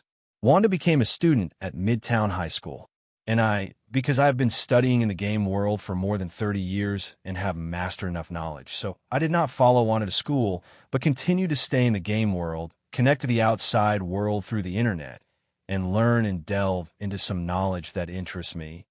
Evan said, "Where's Gwen?" Natasha Romanoff asked again. Gwen was the first friend Wanda met at Midtown High School. Gwen's father is New York Police Department Commissioner George Stacy. Wanda told Gwen about that game. She wanted to invite Gwen to become a player of that game, so she told me about it. When I was playing a dungeon in the game, I happened to receive an invitation letter from a new player. I used that invitation letter on Gwen. In this way, Gwen also became a player. This is our story. Most of the content of the story told by Evan is true and can withstand scrutiny. At most, it conceals matters related to spiritual practice. SHILD knows this story and will definitely investigate and verify it later and come to the conclusion that Evan is not lying, so they can rest assured. In fact, even if Evan didn't say anything, SHILD would still investigate. Rather than hiding it, it would be better to be honest. Anyway, these things are not necessarily confidential. This is why Evan took the initiative to tell this story. After listening to their stories, Sharon, who had been silent, asked, "Are there only 3 copies in the game?" No. In fact, at the beginning, there was only the copy of Iron Man 1 in the game, and the public area was only Malibu Beach. Until recently, the game was down for maintenance for 3 days, and the copies of Iron Man 2 and Captain Marvel 1 were updated, and the public area Hawaiian Islands.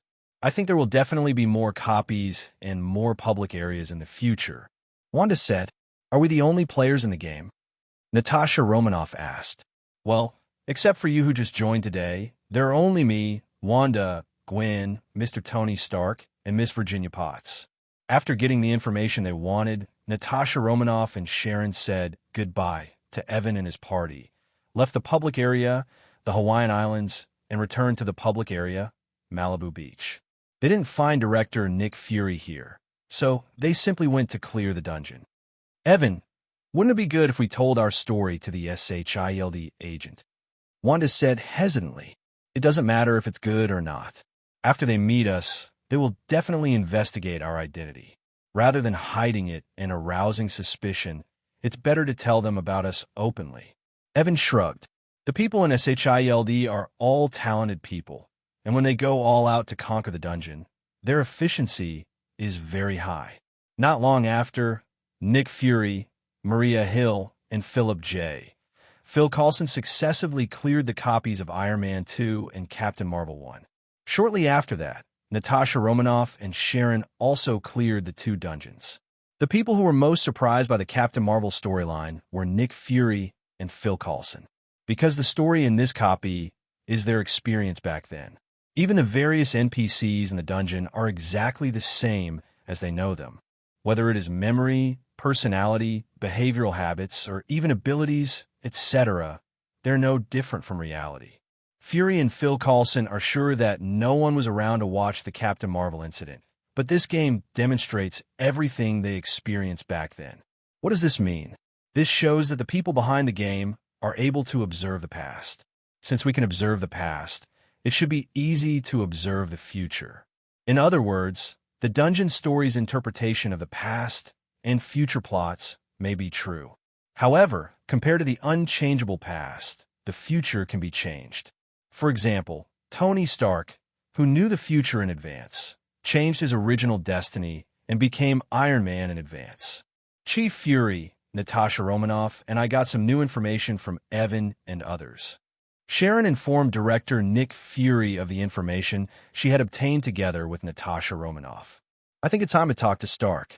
Nick Fury looked at the real-world time displayed on the game panel and found that the outside world at the moment was only 1 a.m., which was still far from dawn. Since Tony Stark was also in this game, he decided to get in touch with him first. Fury added function with friends, added Tony Stark, communicated with the other party, got the address, and then went to Tony Stark's home in the public area Malibu Beach. Natasha Romanoff, Maria, Sharon, and Phil Coulson suddenly found that they and others seemed to have nothing to do. How about we go to the public area and the Hawaiian Islands for vacation? Sharon suggested. Agree. Natasha Romanoff was the first to respond. Since the time flow rate here is so different from the real world, and we have enough boring time here, it seems good to relax once in a while. Commander Hill hesitated for a moment and agreed. Phil Coulson definitely doesn't mind either. Agents are human beings too. They used to be busy people, and they all fantasized about more vacations. With this game, they can have more vacation time. Why not use your free vacation time? So, a group of 4 people teleported to the public area, the Hawaiian Islands, and started their vacation life. I have to say that the game created by Evan is very good at cultivating people.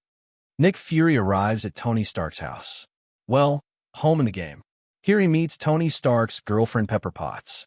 Where's Stark? Nick Fury asked Pepper. He's in the laboratory down there. When little Pepper said this, there was a lot of resentment in her tone. This is a game world, and the time scale has been expanded, but her boyfriend Tony Stark is unwilling to spend more time with her. Instead, he is engaged in scientific research just like in the real world. This makes his girlfriend mad. Although she was very angry, Xiao Jiao could only endure the stomachache because she loved that playboy so much. Nick Fury came to the underground laboratory and met Tony. Hey, isn't this Nick Fury? You came here to tell me that the world is not simple. Unfortunately, I already know that. Tony Stark said teasingly when he saw Fury. I thought you would be more of a stink. Nick Fury showed a dead fish eye expression. Probably because I know what kind of person you are through a copy of the game. Tony Stark shrugged. Then you should also know that people like me can't just take things easy like ordinary people, but need to prepare for a rainy day. Once, Ronin of the Kree Empire led a fleet to invade our homeland. At that time, Carol existed, and only then can our homeland survive the crisis safely. But no one can say whether other aliens will invade us in the future. Nick Fury said solemnly. So what? So, I have the Avengers plan. I plan to set up a superhero team and invite powerful people like you to join us to deal with troubles that ordinary people can't solve. In principle, I don't object, but I'm usually very busy. Tony Stark did not directly reject Nick Fury as he did in the original Time and Space, because after learning about the existence and threat of aliens, Tony Stark has always been he has a sense of urgency. If there is an alien invasion in the future, he will also need teammates. It won't take up your private life because the Avengers will only be activated during extraordinary events. And my Avengers plan is just an idea now. Nick Fury paused here and then mentioned another thing. What do you want to tell me about Evan and Wanda? I investigated them. They were 2 poor children who became orphans because of a civil war that took place in Sokovia. But the irony is that the weapons that killed their relatives were all produced by our company. Tony Stark laughed at himself. Yes, the death of Evan's parents was also related to the weapons produced by Stark Industries. Evan didn't know about this, but Tony Stark investigated it. So Tony Stark was not only guilty of Wanda, but also guilty of Evan. Public area, Malibu Beach. In Evan and Wanda's villa. Evan, Wanda, and Gwen are all here at the moment. Gwen told Evan that she wanted to learn Kung Fu. You can learn if you want, but you must promise me that without my permission, you cannot pass on the practice methods that Wanda and I taught you to others, and you cannot keep any written records of these practice methods, even if they are recorded and not even on the computer. Evan said seriously. Evan didn't want his skills to be spread everywhere. I swear, the cultivation techniques you taught me will never be passed on from me. Wanda, please teach Gwen the Lyoku, immortal thief. Okay. Wanda took Gwen's hand and went aside and began to teach Gwen the cultivation method of Lyoku, immortal thief. When Gwen learned that the Lyoku, immortal thief, could make people stay young and extend their lifespan, she almost jumped with excitement. As a girl, a beautiful girl, Gwen definitely hopes that her youth and beauty can last forever. Gwen Stacy, although she does not have any roles in the Marvel movie universe, she is related to Spider-Totem. With the existence of this cause and effect, perhaps Gwen only needs to complete some symbolic rituals to obtain abilities similar to Spider-Man. This symbolic ritual is very simple. She only needs to be bitten by a spider. Any spider will do. After doing so, she will have a high probability of gaining super ability. The act of being bitten by a spider will allow Gwen to establish a connection with the Master Weaver and gain the spider super ability. What's this? This is the protagonist's halo. Gwen has the aura of the protagonist. Even if she is not bitten by a spider, her aura still shines. This is not difficult to judge from Gwen's cultivation ability. Yes, Gwen's occult practice ability is very powerful. Her ability to practice Lyoku, immortal thief, is no worse than Evan and Wanda. After this, Gwen moved into Evan and Wanda's home. The home mentioned here is the home of the game world. She moved in here to practice better, because here, he can ask Evan and Wanda any questions they encounter during their practice. Sometimes, if a girl often receives favors and help from handsome guys, she may fall in love over time. Just like Gwen, his affection for Evan is growing day by day. In particular, Evan has great looks and is a super handsome guy. In Gwen's mind, Evan is a boy who meets her criteria for choosing a mate. But Gwen restrained herself, because he didn't want to ruin the relationship between Wanda and Evan, so he could only bury the relationship deeply. Neither Evan nor Wanda realized the change in Gwen's mentality. But accidents happen. On this day, Gwen's Lyoku, immortal thief, cultivation level successfully broke through to the first level. Because of Gwen's breakthrough, Wanda decided to celebrate her best friend Gwen. During the celebration, Evan, Wanda, and Gwen started drinking. In order to keep the atmosphere alive, the three of them took the initiative to suppress the digestive ability of Lyoku, immortal thief, and as a result, they were all drunk. In her drunken state, Gwen became less reserved and scrupulous, and became bolder, reaching out to Evan. The drunken Wanda was even more confused. Instead of stopping Gwen, the next morning, when Wanda woke up, she found that her boyfriend was not only hugging her, but also hugging Gwen. Especially Wanda also found that everyone's body was very cool. Wanda's body froze. She began to recall what happened last night and gradually recalled everything. My best friend hooked up with my man, and instead of stopping me, I encouraged him. Wanda is petrified. Gwen also woke up at this time. However, Gwen is not Wanda and has no mental ability. She drank the fragment yesterday and has no idea what happened last night. After waking up, Gwen found herself being held by Evan and her body felt cool. Gwen's body also stiffened. What happened yesterday? I won't lose my virginity, right? Gwen thought to herself. To verify, Gwen felt her body and found that it was true. Gwen had mixed feelings, but she doesn't regret it. She just doesn't know how to face her best friend Wanda in the future. At this moment, Wanda and Gwen suddenly felt that Evan's arms around them suddenly tightened. The two knew that Evan had woken up. Both turned their eyes to Evan. Evan was a little embarrassed at the moment, but in line with the principle of extending his head and cutting his head, he hugged them tightly and said, although what happened last night was an accident, since it has happened, Why don't we do it in the future? Just live together. I know I'm greedy and selfish, but that's what I think. Wanda was silent. Gwen said angrily, "You still want to ride on two boats?" Evan nodded. "You are too carefree." Gwen said, "Then are you willing to be with me, who is a playboy?" Evan asked. "I don't know." Gwen was confused. "Then I'll take it as your acquiescence." Evan looked at Wanda again, ready to say something, but was interrupted by Wanda. "Don't speak, I don't want to talk." "Then I'll take it as your acquiescence." In short, from this day on, the three of them confirmed their relationship and were really together. Iron Man was born in advance, and the story of Iron Man 2 definitely happened in advance. This is not surprising. The story of Iron Man 2 is because Iron Man took the initiative to expose himself. After HYDRA and the Eagle Sauce official knew about it, he was covetous of Tony's steel battlesuit. So he held a hearing and wanted to ask Tony Stark to hand over the steel battlesuit technology. Now that Tony Stark has become Iron Man and revealed his identity 2 years in advance, the story of Iron Man 2 takes place in advance, which is normal. If there is any difference, it is probably that there is no shrapnel in Tony Stark's body, so there is no palladium reactor installed in his chest, there is no palladium poisoning, and Stark Industries does not hold a technology expo. The biggest change in the plot is that Tony Stark learned about the existence of Ivan Vanko in advance in the game copy. In order to prevent the arc reactor technology from leaking out, Tony Stark found Ivan Vanko in advance and killed him. At this time, it is 9 a.m. in the real world, and Wanda has already gone to Midtown High School.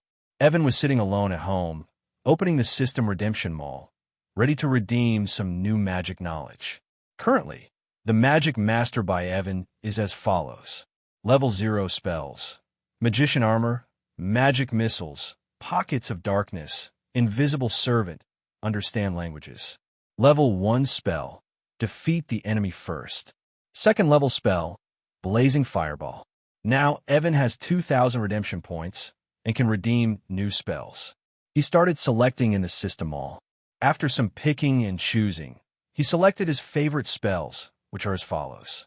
Third level spell, Illusion System, Higher Phantom, 400 redemption points. Fourth level spell, Protection, High level Magician Armor, 500 redemption points. Fifth level spell, Illusion Shadow Conjuration, 600 redemption points. After redeeming the knowledge related to these three magics, Evan still has 500 redemption points left. The effects of the above three spells are as follows. Advanced Phantom. Create a phantom that is exactly the same as yourself. It will continue to exist without removing the spell and will be controlled by the magician, and can also make sounds. High-level Magician Armor. This spell is an advanced spell of Magician Armor, and its defense is 100 times stronger than Magician Armor. Shadow Conjuration. Use the power of Shadow to simulate all evocation and conjuration spells of level 4 and below. To say which spell is the most cost-effective, it must be the Shadow Curse. Although Shadow Conjuration is classified as an illusion, its only connection with illusion is shadow. Casting this spell can use the power of Shadow to simulate real evocation and conjuration spells. In other words, the spells that Shadow Conjuration can simulate are not illusions, but real spells. There are many spells that can be simulated by Shadow Conjuration. The caster does not need to master them. As long as the effect is known, it can be directly simulated by Shadow Conjuration. For example, it simulates the 4th level spells of the evocation system, Blood Thorn, Heavenly Light, Dark Curse, and Chain Explosion. Another example is simulating the 4th level spells of the conjuration system, Spiritual Mounts, Random Doors, Jumping and Fire, Secondary Creation Spells, etc. With new knowledge, Evan was not in a hurry to learn it. Speaking of which, since Evan recovered his past life memories, he has spent almost all of his time in the game world, and he has not spent much time in the real world. He thinks this is not good. From now on, he plans to be active in the real world during the day and in the game world at night. He began to consider whether to continue updating the game or whether to invite new players. According to Real World Time, the last update of the game was 2 days ago. If it were updated every 2 days, I'm afraid it wouldn't take more than 2 months for all the movie plots in the Marvel movie universe to be updated. Unless some copies not related to the Marvel movie universe are updated first. For example, the X-Men series, the Fantastic Four series, the Blade series, and the comic drama series. Or update functional copies, such as arena copies, actual combat simulation copies, personal home copies, etc. Evan thought for a moment and decided not to update the game for the time being, because there was no need to rush it. Instead of constantly updating copies, it is better to experience life in the real world. Currently, in the real world, Evan does not have a stable source of income.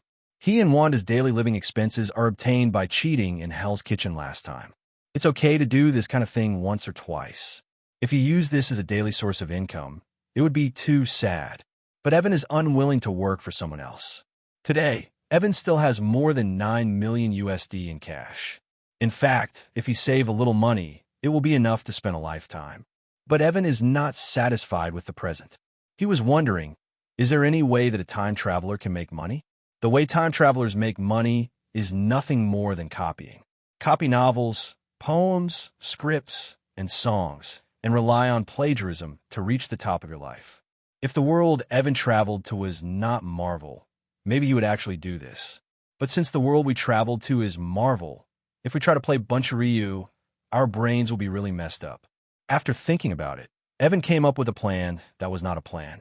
He planned to redeem a piece of technology from the System Exchange Mall, which could be used to make puppets.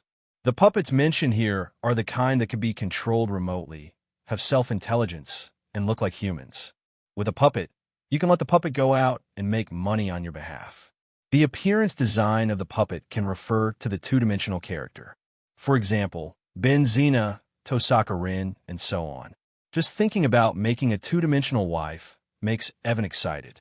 Evan clicked on the System Exchange Mall, searched through it, and found a technology that met the requirements. Terminator T800 technology, redemption price, 500 redemption points. Speaking of T800, everyone must think of Governor Sure, but that is just the appearance. In fact, T800 is just a model of the Terminator series of robots. The specific image of the robot depends on the designer's wishes. After mastering this technology, Evan turned on his computer, placed an order online, and began purchasing the materials needed to make the robot. The logistics in the Marvel world are very good. Evan placed the order in the morning, and around noon, the logistics began to deliver the materials. Evan entered the game world with these materials and used the game editor to create a small private factory for himself in the game world. The location of the small factory was placed directly below Evan's villa in the game. It is considered an underground factory. He used CNC machine tools and other equipment in a small factory to process various purchased materials, produce the parts needed for the robot, and assemble them one by one. Until 5 p.m. outside time, a T-800 model Terminator was released. The appearance of this T-800 is designed to look like an 18-year-old human girl, and its appearance is based on Angel Yen in the story of Super Seminary. Evan named this T-800 robot Abigail Dorothy. This is a rather meaningful name. Abigail means God's joy. For those who value feelings, everything will be in harmony. Dorothy means a conscientious and devout Christian. Evan gave it this name because he hopes it can become a wonderful person. Even if it is a robot, it is best not to imitate Blacken, the predecessors of Skynet and Ultron. Evan put on Miss Robot's clothes and took her out of the game world to her home in the outside world. He asked the robot lady to connect to the internet and learn human knowledge from the internet to improve the artificial intelligence personality. Miss Robot received the order and began to learn all kinds of knowledge from the internet to improve herself. There is a concept in science fiction called the 3 laws of robotics. The first law: a robot may not harm a human being or remain inactive while witnessing danger to a human being. Second law: a robot must obey orders given to it by humans, except when the order conflicts with the first law. Third law: robots must protect their own survival as much as possible without violating the first and second laws. Evan didn't give Miss Robot any 3 laws of robots. The only law was to make Miss Robot loyal to herself.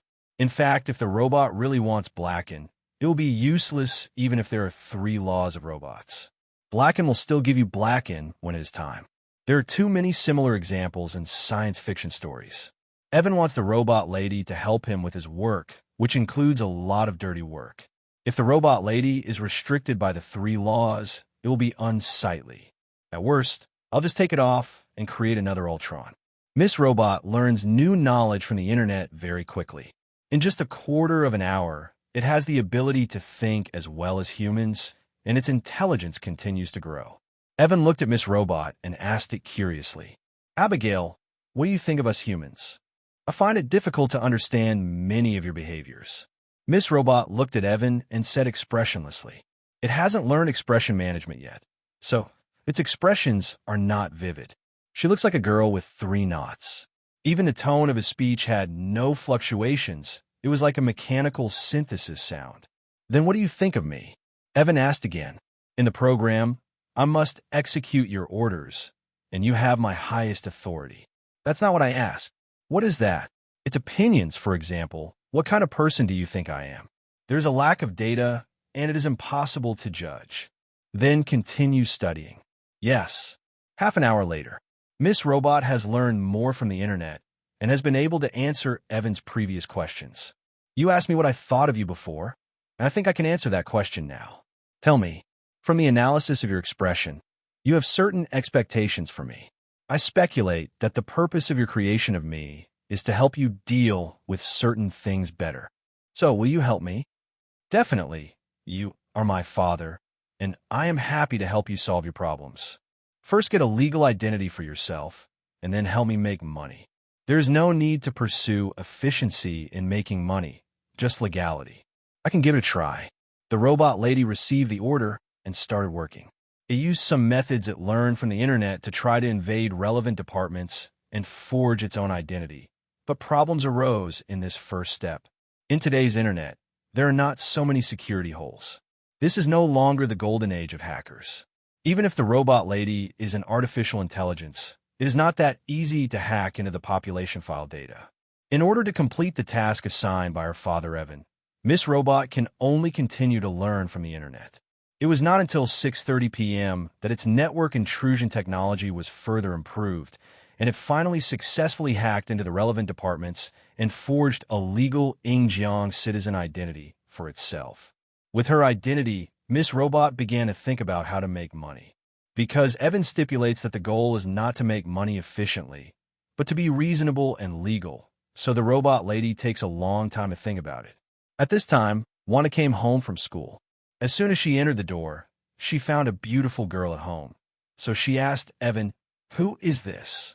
"She is Abigail Dorothy, a simulation robot I made." Evan introduced Wanda. Afterwards, Evan introduced Wanda to Miss Robot. Miss Robot greeted Wanda politely. "Hello, madam. I am Abigail Dorothy. I'm happy to serve you." At the moment, the tone of the robot lady's speech is no longer as rigid as it was at the beginning, with emotional ups and downs.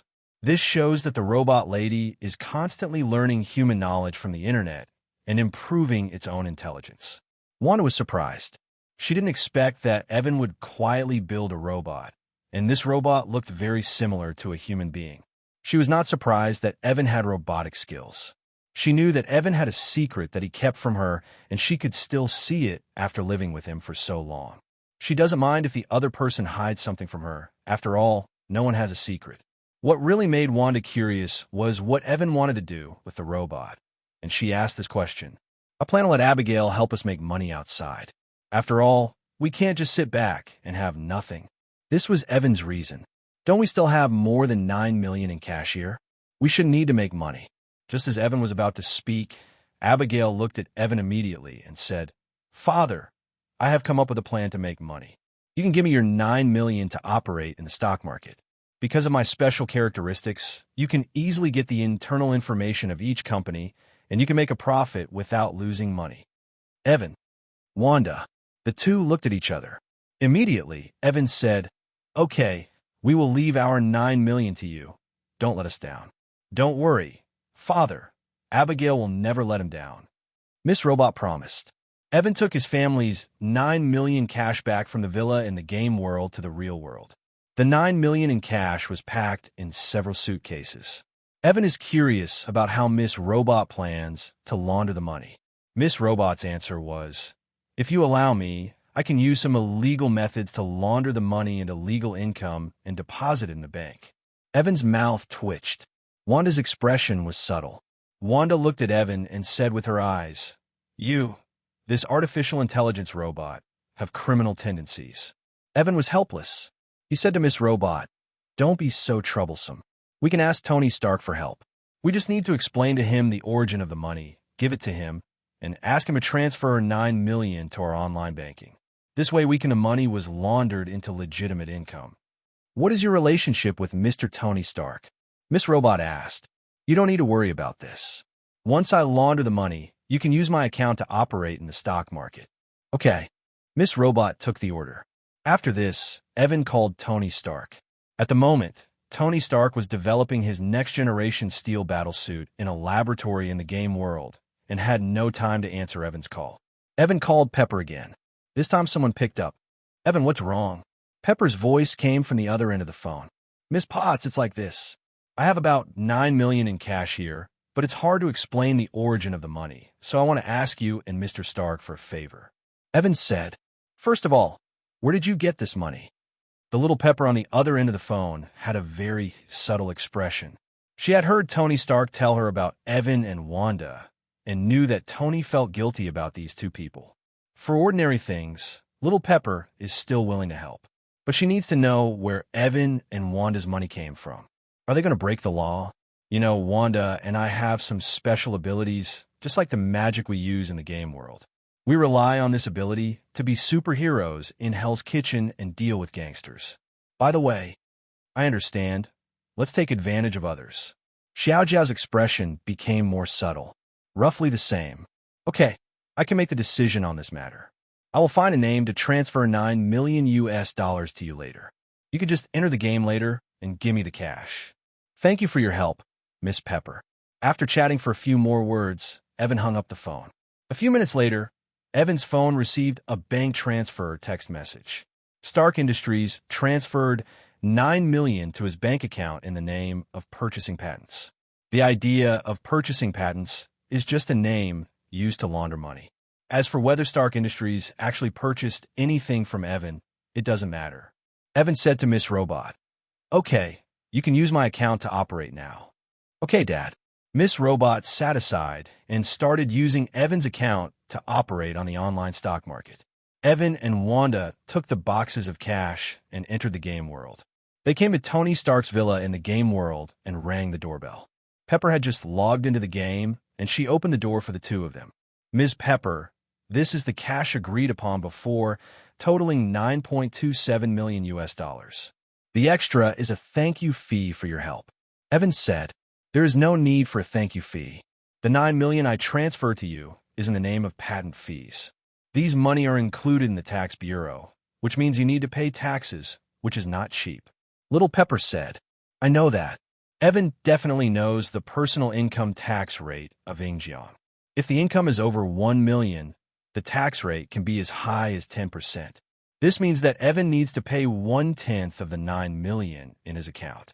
Pay the tax, otherwise someone will come to check the water meter. In short, after all the hard work, Evan and Pepper finally got their money back. Saying goodbye to Pepper, Evan and Wanda left together. On the way back, Wanda said, "Is your robot reliable?" "It should be reliable. The technology one used to make it is relatively advanced. It probably won't be blackened. By the way, do you want a robot? I have a lot of materials left and can help you make a robot. You can put the robot in the game world on weekdays and call it out when needed," Evan said. "Can any image be used?" Wanda became interested. Let me think about it." Wanda thought for a moment and then said, "What do you think about using my image to make a robot so that I can use the robot as a stand-in?" "It's okay to be a stand-in, but you have to adjust your stand-in robot yourself so that she can play you more perfectly." While the two were talking, they returned home. Evan took Wanda to the underground laboratory, where he made a robot stand-in for Wanda. 10 hours later, a robot that looked exactly like Wanda was born. Wanda brought her own set of clothes and put them on the robot stand-in. In order to make the robot useful, Evan and Wanda did not continue to stay in the game world. Instead, they took the robot out of the game world and returned to the villa outside. They let the Wanda robot connect to the outside internet, learn various knowledge, and improve its own artificial intelligence. At 10 o'clock in the evening, Gwen logged into the game again. But today, she didn't see Wanda and Evan in the game world. Clicking on a friend's list, I found that the two of them were not online. So Gwen went offline and returned home, picked up her cell phone, and dialed Evan's cell phone number.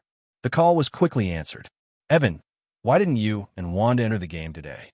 We have built 2 artificial intelligence robots, and we are currently connecting the robots to the internet to learn knowledge.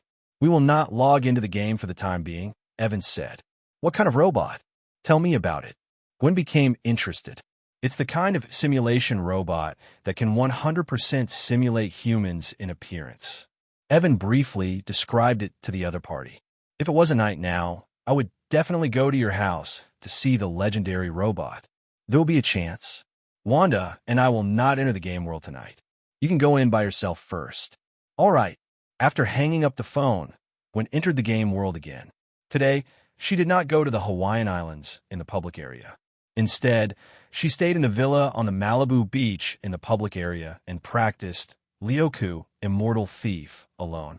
Lyoku, Immortal Thief, can keep people young forever. Gwen is very eager to live forever, so she is very serious about practicing. This night, the robot Abigail Dorothy and the stand-in robot Wanda completely perfected their personalities through the internet that connects the human world. Their intelligence has surpassed that of humans.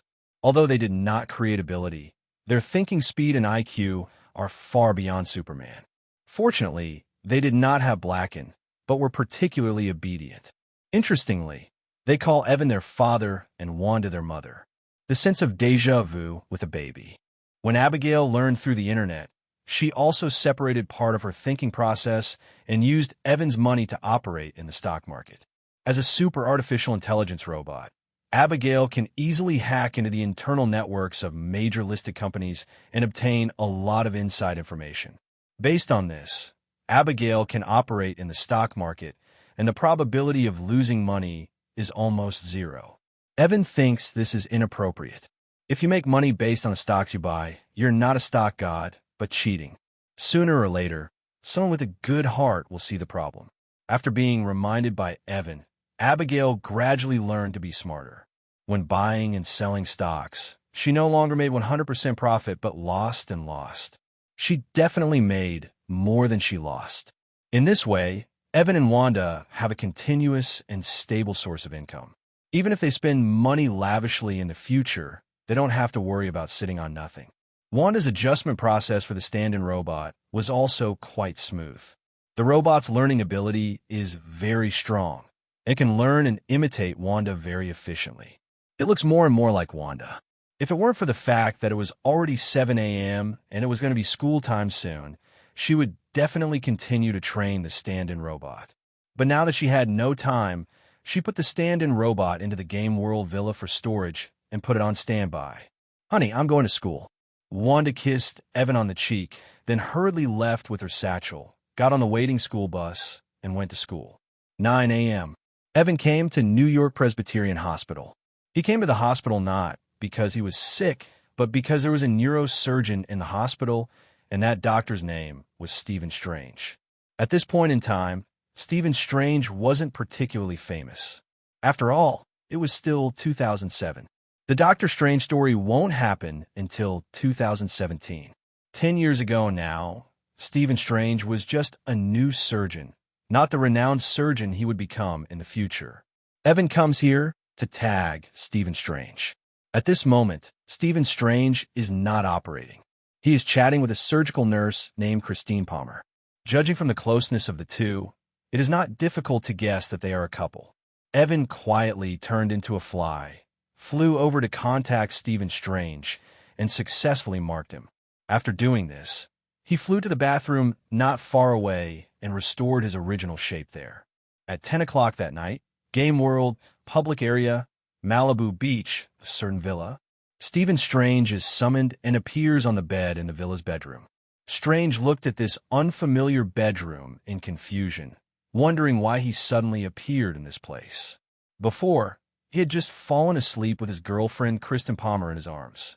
Could it be that he was having a lucid dream? Strange sat up from the bed, and then found the game panel in his sight. Game interface? Strange murmured to himself, "Am I really dreaming?" A quarter of an hour later, Strange finally figured out the situation and knew that he was not dreaming, but had really come to the game world. Such a real game couldn't have been created by aliens. Anyway, Strange doesn't believe that today's human civilization has such advanced virtual reality technology. Did my consciousness enter here, but did my body also come in? Don't know. He doesn't know anything. Since this is a game world, there must be other players. As long as we can find other players, we can figure out the situation. Strange regains his composure and tries to get out of the villa. However, the game system prompted him that he must complete the first copy in the copy list before he could go to the public area outside the villa. Strange clicked on the dungeon page in the game panel and saw 3 dungeons inside, namely Iron Man 1, Iron Man 2, and Captain Marvel 1. Iron Man? Is this the story of Tony Stark? Who is Captain Marvel? I have never heard of this superhero. After hesitating for a moment, Stephen Strange clicked and entered the copy, Iron Man 1. There is no doubt that Stephen Strange is a highly intelligent person with a very high intelligence and the ability to remember photographs. When facing a strange environment, his clear mind and extraordinary IQ will allow him to find the safest way to survive in a strange environment. In this dungeon, Stephen Strange survived the initial panic, gradually adapted to the rhythm here, and quickly integrated into his role and participated in the story of the dungeon. As the dungeon progresses, Strange has a certain understanding of Tony Stark through the story of this dungeon. He spent more than 2 months in the game dungeon and became friend with the NPC Tony Stark in the dungeon. It's not an initiative to make friends, it's just the experience of sharing hardships. The compatibility between the two is still very high, which may be the reason why they become friends. Strange tried to tell NPC Tony Stark that this world was just a virtual reality in the game, but he failed because the game system would prevent players from revealing similar information to the NPC. Once you're ready to reveal it, you'll be banned by the game system, making it impossible to speak out or write it down. In any case, Stephen Strange successfully cleared the copy, Iron Man 1. Stephen Strange, who returned to the villa, looked at this familiar yet unfamiliar place and said to himself, "I didn't expect that I would become friends with the NPCs in the game." After talking to himself, Stephen Strange left the villa and came to the public area outside the villa. Is this Malibu Beach in Los Angeles? In the game, the time at the moment is around 3 p.m. Strange met a boy of 14 or 15 years old on the beach, not far away. The game panel showed that the opponent was also a player like him. Stephen Strange, who is eager to know the information here, decisively walked towards the other party. That young man is none other than Evan. At the moment, he was standing on the beach in front of his villa, silently learning the 3rd-level spell, Advanced Phantom. This spell can create a phantom that will exist forever as long as it is not lifted. The image of the phantom can be customized, and the phantom's behavior can also be edited. This is similar to computer programming, allowing the phantom to react differently to different situations. For example, set the trigger condition for the phantom. For example, set it like this. Condition 1, encounter humans. Behavior.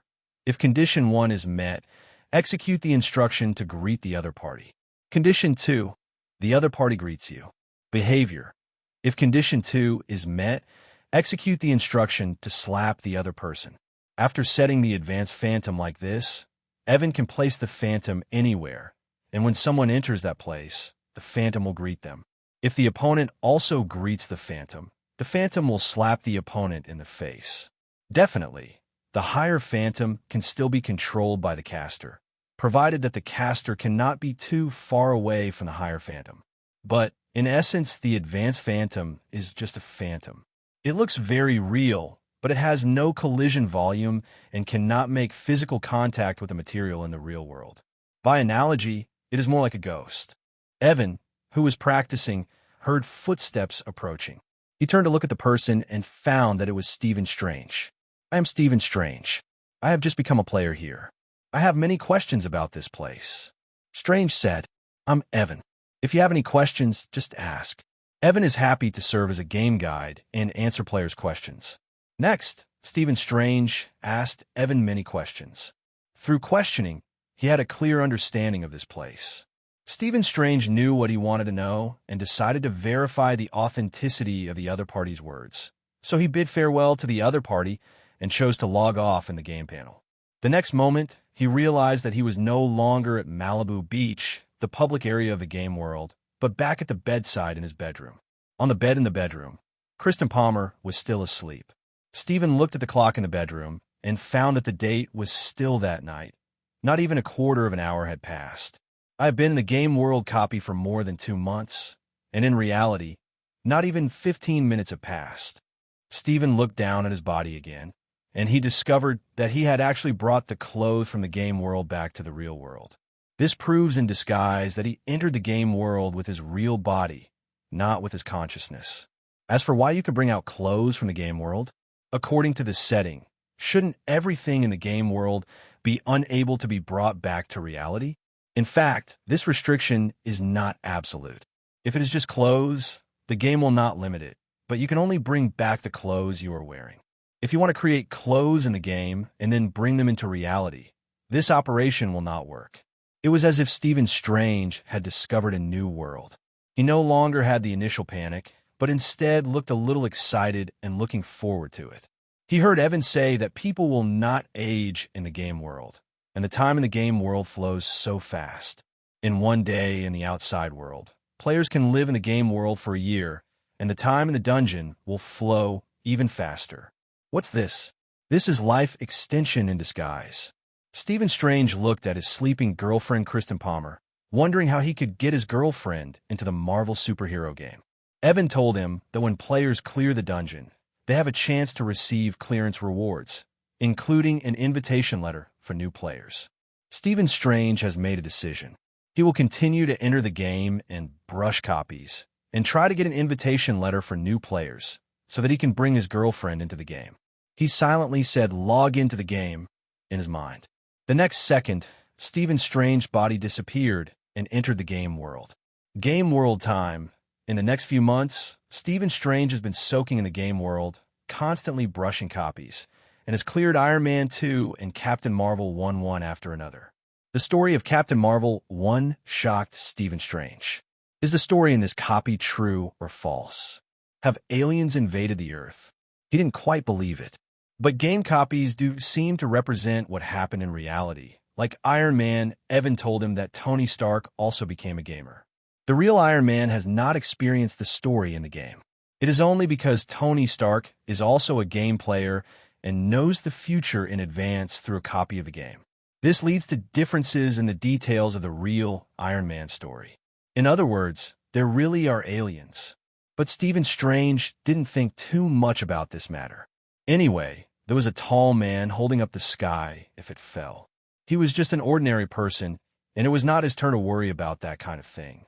Instead of worrying about that, it's better to keep grinding the dungeon. As a player, you can change the plot of the dungeon, which allows players to have a different experience every time in the same dungeon, and there will never be a lack of freshness. After spending several months, Evan successively completed the practice of the 3-level spell, High-Level Phantom, the 4-level spell, High-Level Magician Armor, and the 5-level spell, Shadow Conjuration. With these skills, Evan's theoretical combat power value becomes higher. But in other aspects, he still lacks many things, such as practical experience. Therefore, Evan is going to give the Marvel superhero game a non-stop update and add a new copy called Actual Training Ground. According to Evan's idea, players can freely choose the enemies they want to fight on the actual combat training ground and conduct actual combat simulations. As for what selectable NPC enemies will be added, this degree of freedom can be set higher. As long as the player can name someone, the copy can be simulated 100%. Through the game editor, Evan quickly created the actual training ground. At the same time, a server-wide announcement was made. The game has been updated without downtime, and a new copy has been added actual training ground. Wanda, Tony, Pepper, Gwen, Natasha Romanoff, Fury, Hill, Phil Coulson, Sharon, and Strange all received this game announcement. By the name of the new copy, it is not difficult to guess the theme of the copy. For people like Pepper, Gwen, Strange, and Wanda, this copy is not very attractive, but for Tony and S.H.I.E.L.D., it is very meaningful.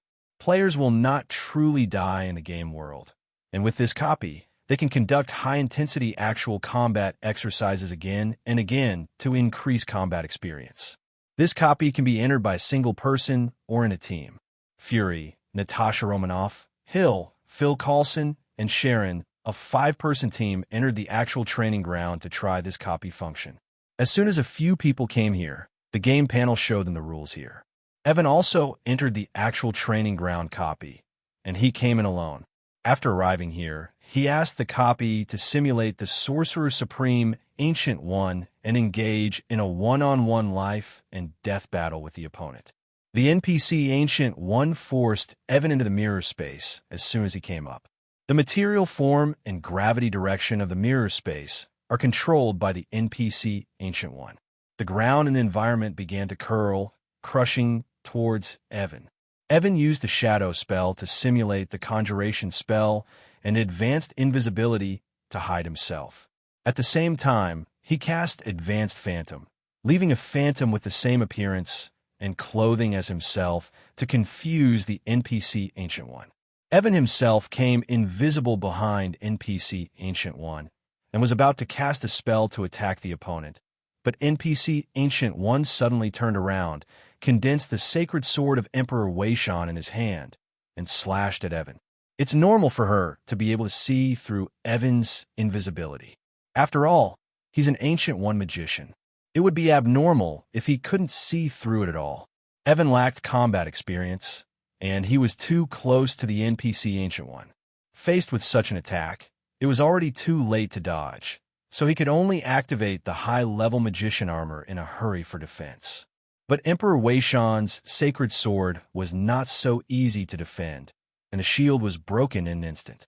Evan was split in half by the Ancient One. After his death, Evan was resurrected in the common area of the villa. Facing the Ancient One, who has not fully unleashed his strength and is not very serious, logically speaking, I shouldn't be defeated so ugly. Is it really because of my lack of combat experience? Evan summed up the problem and concluded that he was severely lacking in combat experience. In order to make up for his lack of combat experience, Evan once again entered the actual combat training ground and conducted a simulated battle with the NPC Sorcerer Supreme Ancient One. Evan did not use the shadow spell to simulate advanced invisibility this time, and did not wait for the NPC Ancient One to pull him into the mirror space. He released the blazing fireball first. A large fireball with a diameter of 3 meters appeared. The fireball rolled on the ground and approached the NPC Ancient One with a crushing force. NPC Ancient One took his time and used only the spell Seraphim Shield to defend and crush the blazing fireball. Then, NPC Ancient One releases Sidorak's Scarlet Chain. The chains hit Evan like red tentacles. Evan hurriedly used 6-style shave, disappeared from the place in an instant, and appeared 10 meters away, avoiding the Scarlet Chain, and then used the shadow spell to simulate the evocation spell, Bloodthorn. Under Evan's guidance, thorny thorns sprouted from the ground. The thorns turned into vines and began to attack the NPC Ancient One. NPC Ancient One raised his hand and slapped the ground hard. The reality around me seemed to be shattered by this slap. Let everything, including Evan, be pulled into the mirror space as the space is shattered. The mirror space is the home of the NPC Ancient One. If you fight the NPC Ancient One here, you'll become passive. For example, the bloodthorns that attacked the NPC Ancient One were crushed by the surrounding earth that began to reverse. Then, the NPC Ancient One released the form of Magic Ichian, duplicating hundreds of Ancient Ones in an instant. Each Ancient One is an entity and capable of releasing magic. The Ancient Ones launched an attack on Evan. Facing a large group of ancient ones, Evan was under great pressure. He could only use 6 styles and paper paintings to avoid the opponent's overwhelming magic attacks and narrowly escape death. But he still lacks combat experience. If this was the real world, he would definitely have no problem hiding on the ground. But this is not reality, but a mirror space. At a certain moment, the ground beneath Evan's feet changed, causing Evan to trip. Immediately afterwards, the overwhelming Bossat's thunder hit Evan's body, turning him into charcoal and dying instantly. Evan was resurrected from his home in the common area. Evan was not convinced anymore. He gritted his teeth and entered the dungeon again to continue fighting with the NPC Ancient One.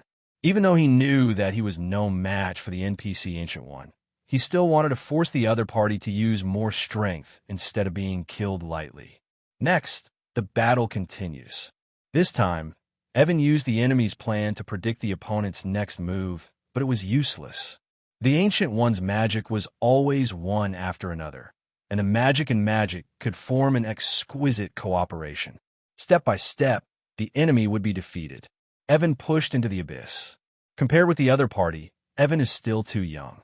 With Evan's challenges again and again, his combat experience has increased rapidly, and he has also developed many practical tactics. Although he still cannot beat the Ancient One, his actual combat ability has been greatly improved. In the villa in the public area, Wanda and Gwen couldn't bear to watch Evan enter the dungeon again and come back dead again and again. When Evan came back from death again, Gwen finally couldn't help it. She asked Evan, "What kind of enemy did you simulate for yourself in the actual training ground? Why did you die so many times?" Evan said, "It's the Ancient One. She is the strongest magician on Earth. She is also an Asgardian. She is very powerful. Are there other magicians on the Earth? I want to go to the dungeon to see them." Wanda became interested. She entered the actual training ground through the game panel and said the name of the Ancient One in it. The training ground automatically simulates the NPC Ancient One. Then, Wanda also died. Today's Wanda is not Scarlet Witch, and her fighting power is not as good as Evan. Even Evan can't defeat the Ancient One, and Wanda definitely can't do it either. Wanda came out looking frightened. "How strong is the Ancient One?" Gwen asked Wanda. "Indescribably powerful." Wanda said fearfully, "I'm going to see it too." Gwen also entered the training ground and chose the NPC Ancient One as his opponent. Then she was killed instantly. "Okay, that's awesome." Gwen came back from the dead with a look of horror. No wonder Evan was able to die again and again. The Ancient One was so powerful that he could kill her in seconds with just one move. "Wanda, you have the same ability as me, but you have the same problem as me.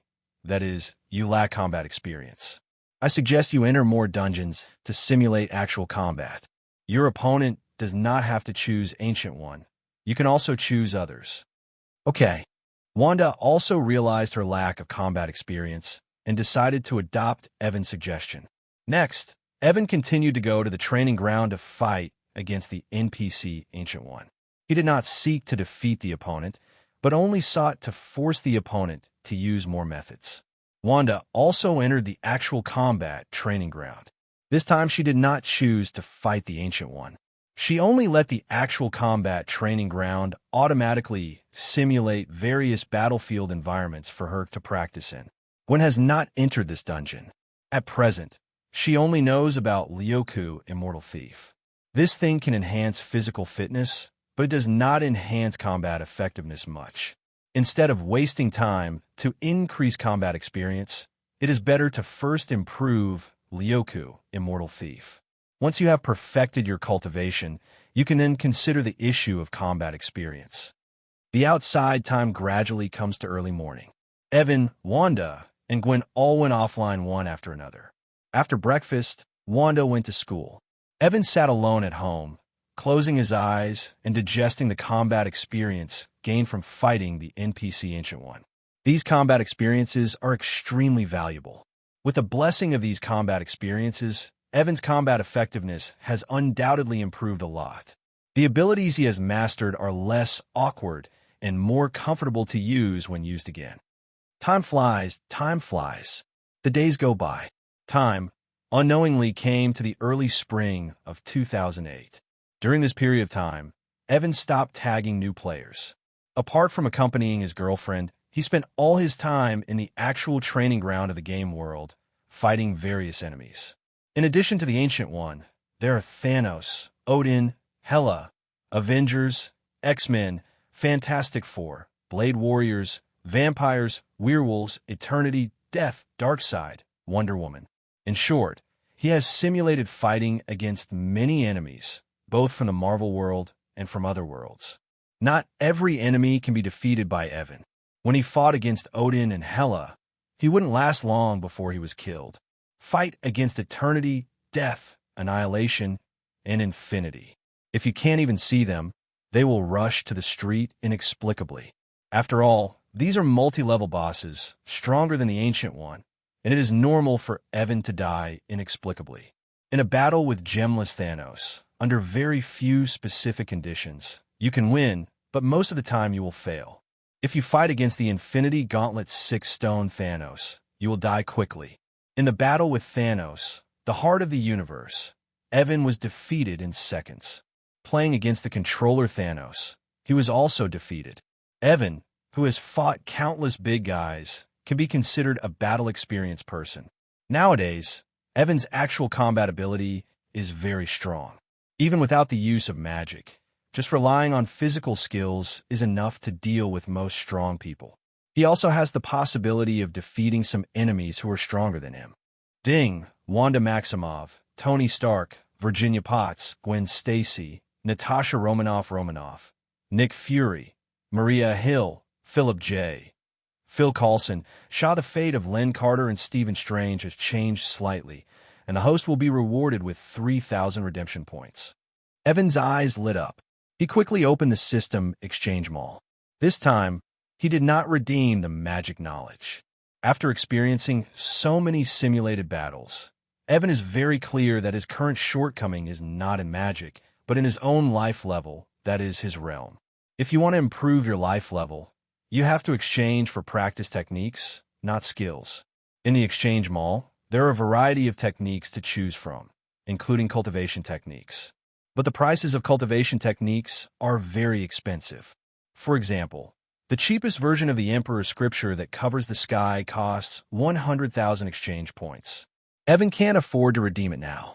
After some picking and choosing, Evan finally exchanged for another 7 of the 8 magical skills, namely Chi Ti Origin, Zhu Ling Dispatch, Tong Tian Ru, Fom Ho Chiman, Shinji Balian, Daluo K View, and Xuan. Hand, Chi Body Source. It allows oneself to connect with the environment, possessing nearly unlimited chi and unlimited recovery power, and improving the body's mysterious resistance. Spirit Restraining General. Manipulate the spirit body for your own use, and gain the ability of the spirit body by swallowing the spirit body. Tongshinlu.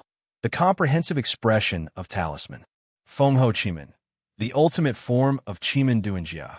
It can arrange various formations and can also control time to a certain extent through formations. Divine Machine 100 Refining. A set of skills for mechanism, weapon refining, object control, and object transformation. Daluo K View. Transcendence from the secular world, insight into all things, and can even break the constraints of time and space at a specific time. Double Hands. Can change one's own shape, change the shape of objects, slightly change the shape of space, slightly change the shape of time, perceive and manipulate life, create and control life. These are the 8 wonders. As long as you learn and master it, your strength can be greatly improved. However, if you want to practice all the 8 magical skills to the state of Dzogchen, you probably won't have to think about it for 100 years. Fortunately, Evan has the game world as a plug-in, which allows him to use the time in the game world to practice quickly. Otherwise, he may not be able to complete the practice by the time the Marvel movie universe ends. A set of 8 magic skills, just enough to spend all the 3,000 exchange points Evan obtained. It can be said that the wind blows away the eggshells and the wealth disappears and people are happy. Let's talk about Wanda again. During this time, Wanda also conducted various simulations at the actual training ground. Through simulated actual combat, Wanda's potential was finally unleashed, and she initially awakened the origin magic power, which allowed her to manipulate chaos energy to form psychokinesis, and she could also perform mind operations on others through contact. Preliminary awakenings, Wanda's magic power has been greatly increased when she casts magic. The same magic has a power of 1 when used by Evan, but a power of 2 when used by Wanda, or even higher. In terms of combat effectiveness, Wanda has surpassed Evan. It is foreseeable that in the next period of time, Wanda's strength will become stronger and stronger as the degree of origin magic power awakening increases. Evan was not jealous of being surpassed by Wanda, but it aroused his fighting spirit. In order to strengthen his husband's principles, he will practice harder. There is also Gwen. After such a long time, Gwen not only practiced the Lyoku Immortal Thief to the great perfection stage, but also learned the 6 postures. Unfortunately, Gwen has no magic ability, and she cannot learn Evan's D&D system magic. In fact, it is not impossible for Gwen to really want to learn magic. For example, Camartage magic does not have much threshold, but Evan does not have the magic knowledge of that genre. Among the other players, who has changed the most is undoubtedly Tony Stark. He used his time in the game world to painstakingly upgrade his steel battlesuit. Now, he has upgraded his steel battlesuit to that of the original era of Ultron. To that extent, the combat effectiveness is further improved. On the other hand, the 5 players of SHIELD did not gain particularly much. At most, they gained some combat experience through the training ground copy. Finally, there is Stephen Strange. Under Evan's secret operation, he successfully obtained the new player invitation letter from the copy, and his girlfriend Christine Palmer also became a player. Now it's vacation time. This morning, Wanda went out alone, saying she was going to purchase some things that could be used as casting materials. Not long after Wanda went out, Gwen called Evan and said she wanted to go on a date with Evan. It's said to be a date, but actually it's just going out for a walk together. Speaking of which, not counting real-world time, Gwen and Evan have lived together in the game world for decades. When they were together, they no longer looked like a couple in love, but more like an old married couple, even though they both looked only 15 years old. After the two met, they held hands and walked across the road. Because Evan was not short of money, he bought a lot of good things for Gwen while shopping. Gwen also knew that Evan was not short of money. She also knew that the robot in Evan's family named Abigail Dorothy had made billions of USD for Evan and Wanda from the stock market during this period, so she did not give him any money. Evan saves money by simply asking Evan to pay with his card whenever he likes something. Evan, I want to expand the small factory under our villa in the game world and create a private laboratory just for me. Gwen said. In the Spider-Man movie, Gwen was a top student. Now, in a different worldview, she is still a top student. In the past few decades in the game world, Gwen has not only been practicing and accompanying her boyfriend, she has also spent a lot of time learning all kinds of knowledge through the internet. By now, she is no longer a simple high school student. She has reached the level of a doctor. In terms of scientific research ability, she is not comparable to Maya Hansen and Helen Zhao, but it is not much different. There are many things Gwen wants to study, and this requires use of a laboratory. I won't be able to use that small factory anyway. It will belong to you from now on. Thanks. At noon, the two had lunch at the restaurant on the 7th floor of Westwood Shopping Center. The two of them chatted while eating. I have acquired some new methods of practice, which are different from magic. You can also practice them. Evan mentioned this matter. Is it as magical as the Lyoku Immortal Thief? Gwen became interested. It will only be more miraculous. The new method is very difficult to practice. It will take almost 100 years to complete it. At least I won't have to worry about having nothing to do for a long time in the future. That's true. Evan smiled. After lunch, the two continued to walk on the road. At 5 o'clock in the afternoon, Evan sent Gwen home. As soon as he arrived at Gwen's house, he happened to meet Sheriff George Stacy, who was off duty. When George Stacy saw his daughter holding hands with a boy of the same age, not knowing that his daughter was in early love, his face suddenly became extremely gloomy. Gwen felt guilty when she saw her father. Question: My dad found out that I had a puppy love. What should I do? I'm waiting online. It's very urgent. Won't you introduce this friend of yours to me? George Stacy looked at his daughter, narrowed his eyes, and became full of parental aura. Facing such a father, Gwen was under great pressure. But then Gwen thought about it. I'm no longer the same person I used to be. Although I look young, I am more mature than my father in my heart. What should I be afraid of? After thinking about this, Gwen held Evan's arm intimately and introduced her boyfriend to her father openly. He is my boyfriend, Evan Nelson. Although I haven't mentioned it before, Evan also has a surname. Nelson is his surname, and his full name is Evan Nelson. George Stacy's mood became even worse when he saw that his daughter, instead of feeling guilty, introduced her boyfriend to him openly. This feeling is as if your cabbage has been eaten by a pig. This girl will be beaten by her father. Hello, Mr. Stacy. My name is Evan. Evan greets Sheriff George. George Stacy looked at Evan. He didn't have a good look on this guy who had stolen his own cabbage, but after thinking for a moment, he invited Evan to his home. Evan guessed that George Stacy invited him to his home as a guest, maybe because he wanted to attack him, so that he could give up and break up with Gwen. But this is also an opportunity for Evan. As long as he can get the other person to recognize him, he won't have to hide from Gwen's family when he dates Gwen again. So he readily agreed. Evan met Gwen's mother, Helen Stacy, at Gwen's house.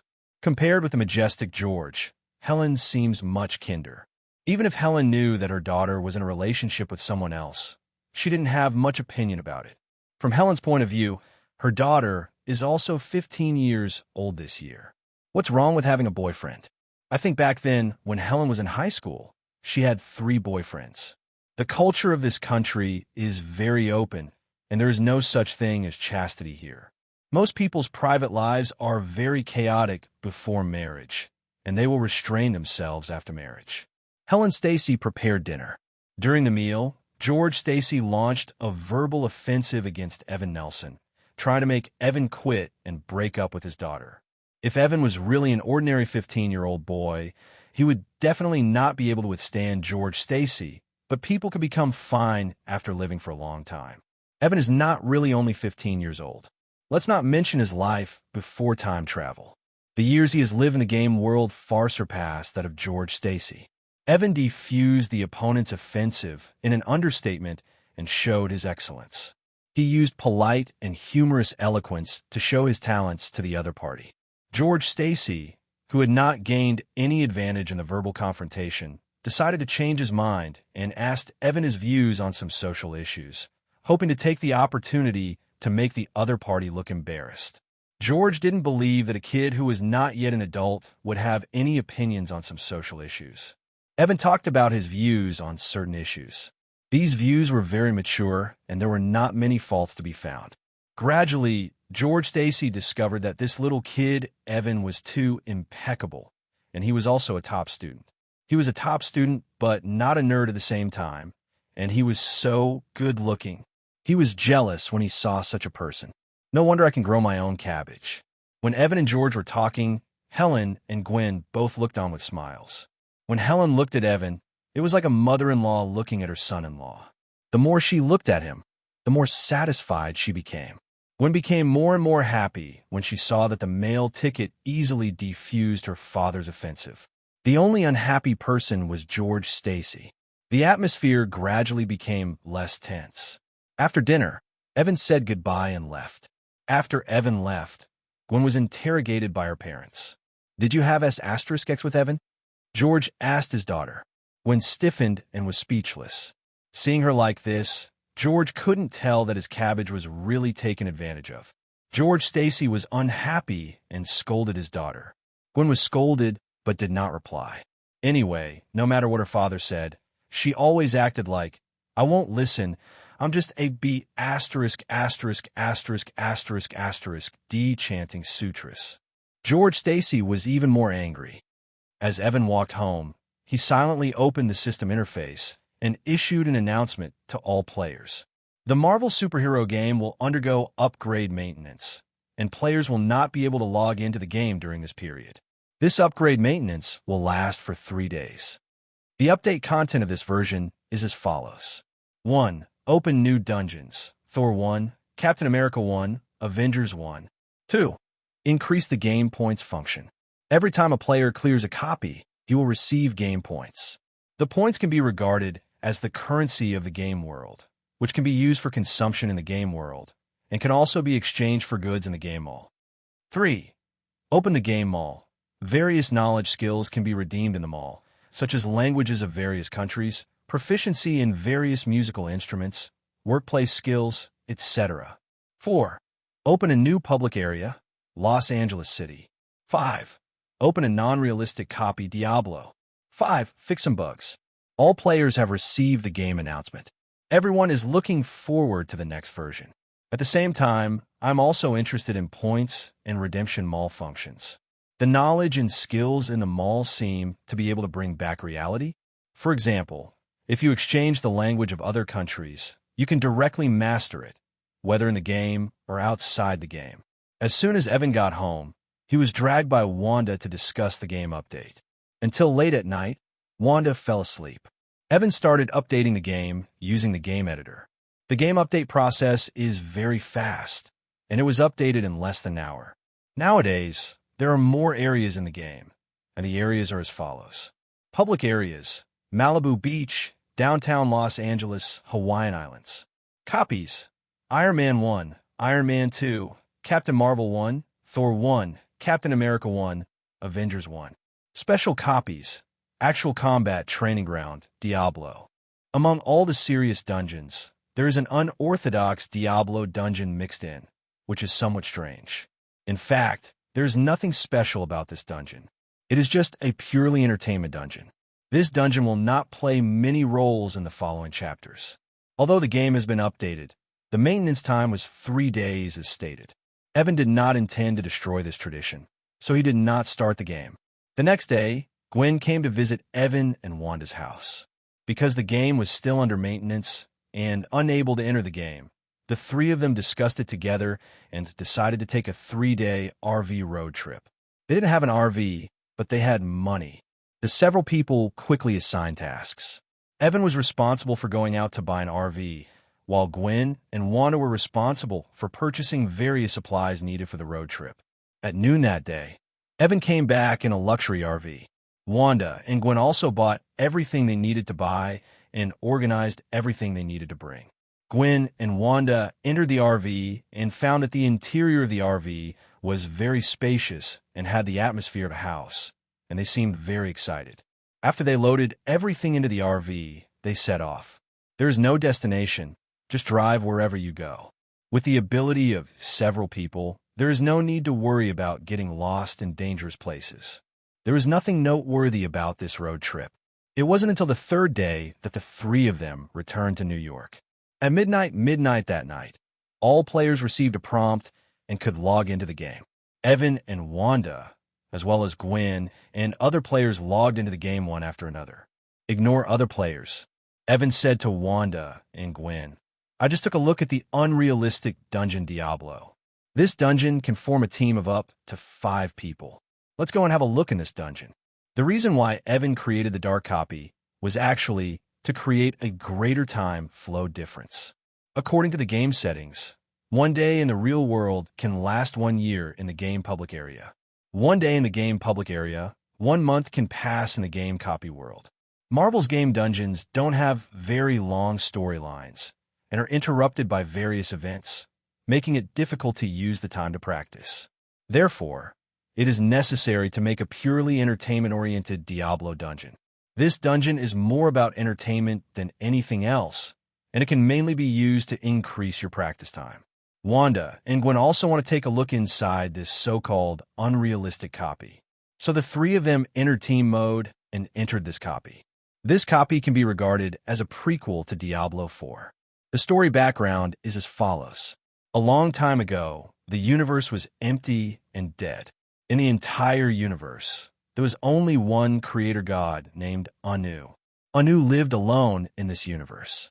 Finally, one day, he couldn't bear the loneliness and split himself into 2 lives, one symbolizing his bright side and the other symbolizing his dark side. Under normal circumstances, if one person becomes 2 people, They can change from fission reproduction to sexual reproduction and combine to create life. This should have been a good thing. But the problem was that the god of darkness and the god of light were inherently incapable of dealing with each other. They fought back and forth all day long and finally died together. Representing the god of light, his spine formed the crystal dome, which was later known as the high heaven. Angels were born here, and the 5 strongest angels became the rulers of the high heaven, including the great angel Terry. As for the god who represented darkness, he had 7 heads.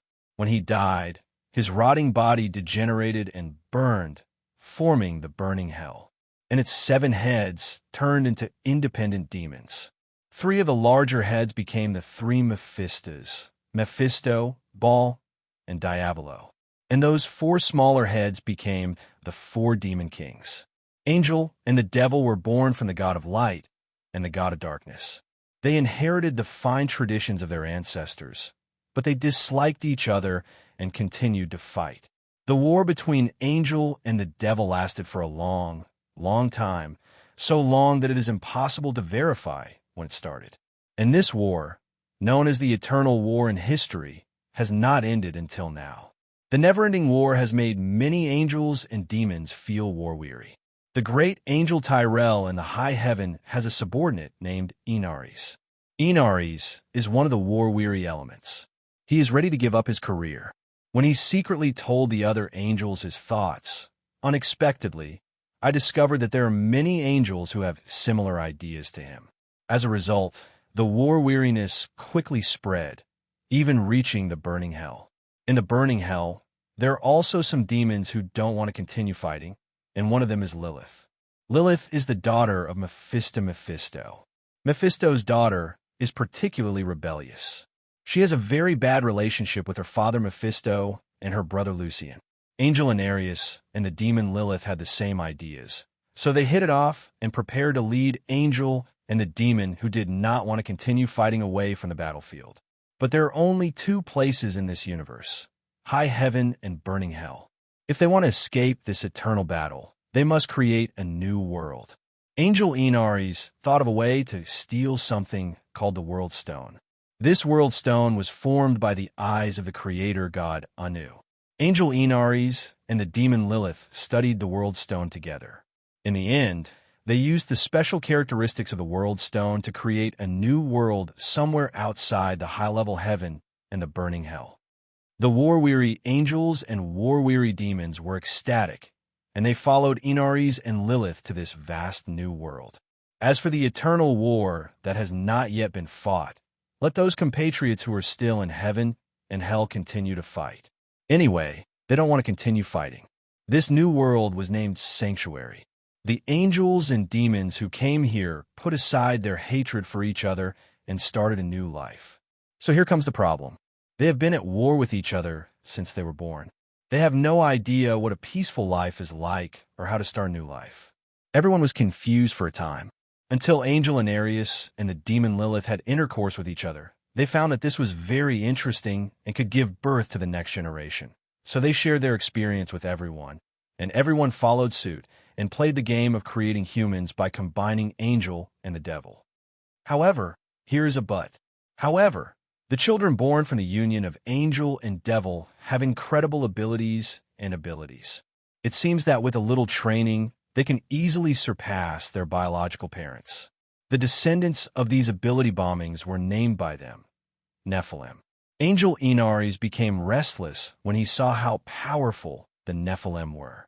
The other angels and demons living in Sanctuary thought that if things continued like this, they would one day be suppressed by their children. In the coffin, Angel, who has no moral sense, and the demons decided to join forces to eradicate all the Nephilim. There is only one devil whose ideas are different from everyone else's, and she is Lilith. Lilith was domineering and showed her disapproval through actions. You beasts want to kill my children, so go ahead and die. Lilith went crazy and killed all the angels and demons in Sanctuary except Angel Inaris. Angel Anarius, who was left alive, was frightened by Lilith. He didn't expect that this little devil sister who was usually very gentle to him would go crazy and be so terrifying. Inaris, who was extremely insecure, did not allow anything to go beyond his control, so he banished Lilith to the void. After that, Inarius made a fierce operation on the World Stone that constituted Sanctuary. The World Stone is the foundation of the world of Sanctuary. By analogy, it can be regarded as the root of the Moon World, which can represent the law of the world. Inarius' purpose in adjusting the World Stone was to weaken the Nephilim living in Sanctuary and seal their Nephilim power. Under Inaris' control, the descendants of the Nephilim in Sanctuary will become worse with each generation. It is foreseeable that within a few thousand years, the reborn Nephilim will no longer be Nephilim and will be completely destroyed.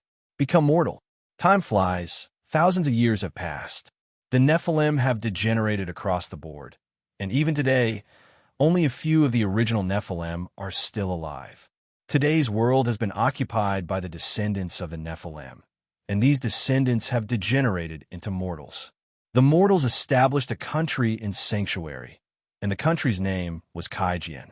In this country, there is a very thoughtful magician. He may have wanted to learn from the Nidaime Hokage to develop a filthy reincarnation technique to summon the souls of the dead. However, he failed. Not only did his magic fail till the souls of the dead were recalled to the world, but accidentally opened the passage between Sanctuary and Hell. As soon as this passage appeared, the demons in Hell finally realized that besides high-level heaven and burning hell, there are other worlds. The big guys in Hell also held a meeting on this matter, and finally came to a conclusion. Anyway, we can't win the high-level paradise for a while, so we might as well go to Sanctuary first and take the people over there. Humanity has drawn into our camp. I believe that with the addition of humans, we will be more able to deal with those birdmen. The big bosses among the demons began to discuss how to make humans willingly submit to them. So Mephisto came up with an idea and convinced the other demons. Mephisto sent his son, Lilith's brother named Lucian, to come to Sanctuary. Lucian founded a sect called the Tritheism in Sanctuary. The gods promoted in the Tritheism are not Mephisto, Bala, and Diablo of the three Mephistas of Hell, but the vests of the three Mephistas, Morpheus, Bala, and Gelon. As the son of Mephisto, Lucian has great power. As long as he shows his power in front of mortals, the mortals will have the idea of, wow, this is so powerful. I want to join the three gods. Under this circumstance, the tritheist cult grew rapidly. In the 60th year of the establishment of the tritheism, Inaris, one of the builders of Sanctuary, finally discovered that his home had been stolen. In order to deal with this, he could only follow the trend and establish a sect. So the Illuminati sect was born. Inarius, as the founder of Sanctuary, tells the world, I am your heavenly father. Inaris is an angel, and he seems to be great and upright enough. In addition, he is indeed the heavenly father of Sanctuary. So a large number of mortals have joined his Illuminati religion and began to believe in him. However, the Illuminati religion was founded 60 years later than the Tritheist religion, so the Illuminati religion certainly does not have as many followers as the Tritheist religion. While the two major sects were preaching and smearing each other, the Virgin Lilith, who had been exiled to the void for thousands of years, once again returned to the place of refuge. She came back quietly. Lilith turned into a very beautiful blonde girl, whose pseudonym was Lilia. Lilith naturally wants to do something when she comes back. Lilith plans to find people among humans who still have the power of the Nephilim, help them awaken the power of the Nephilim, and use their hands to destroy the three gods and the light god, and kill Inaris, her old friend. He and his demon brother Lucian have all been driven out of Sanctuary.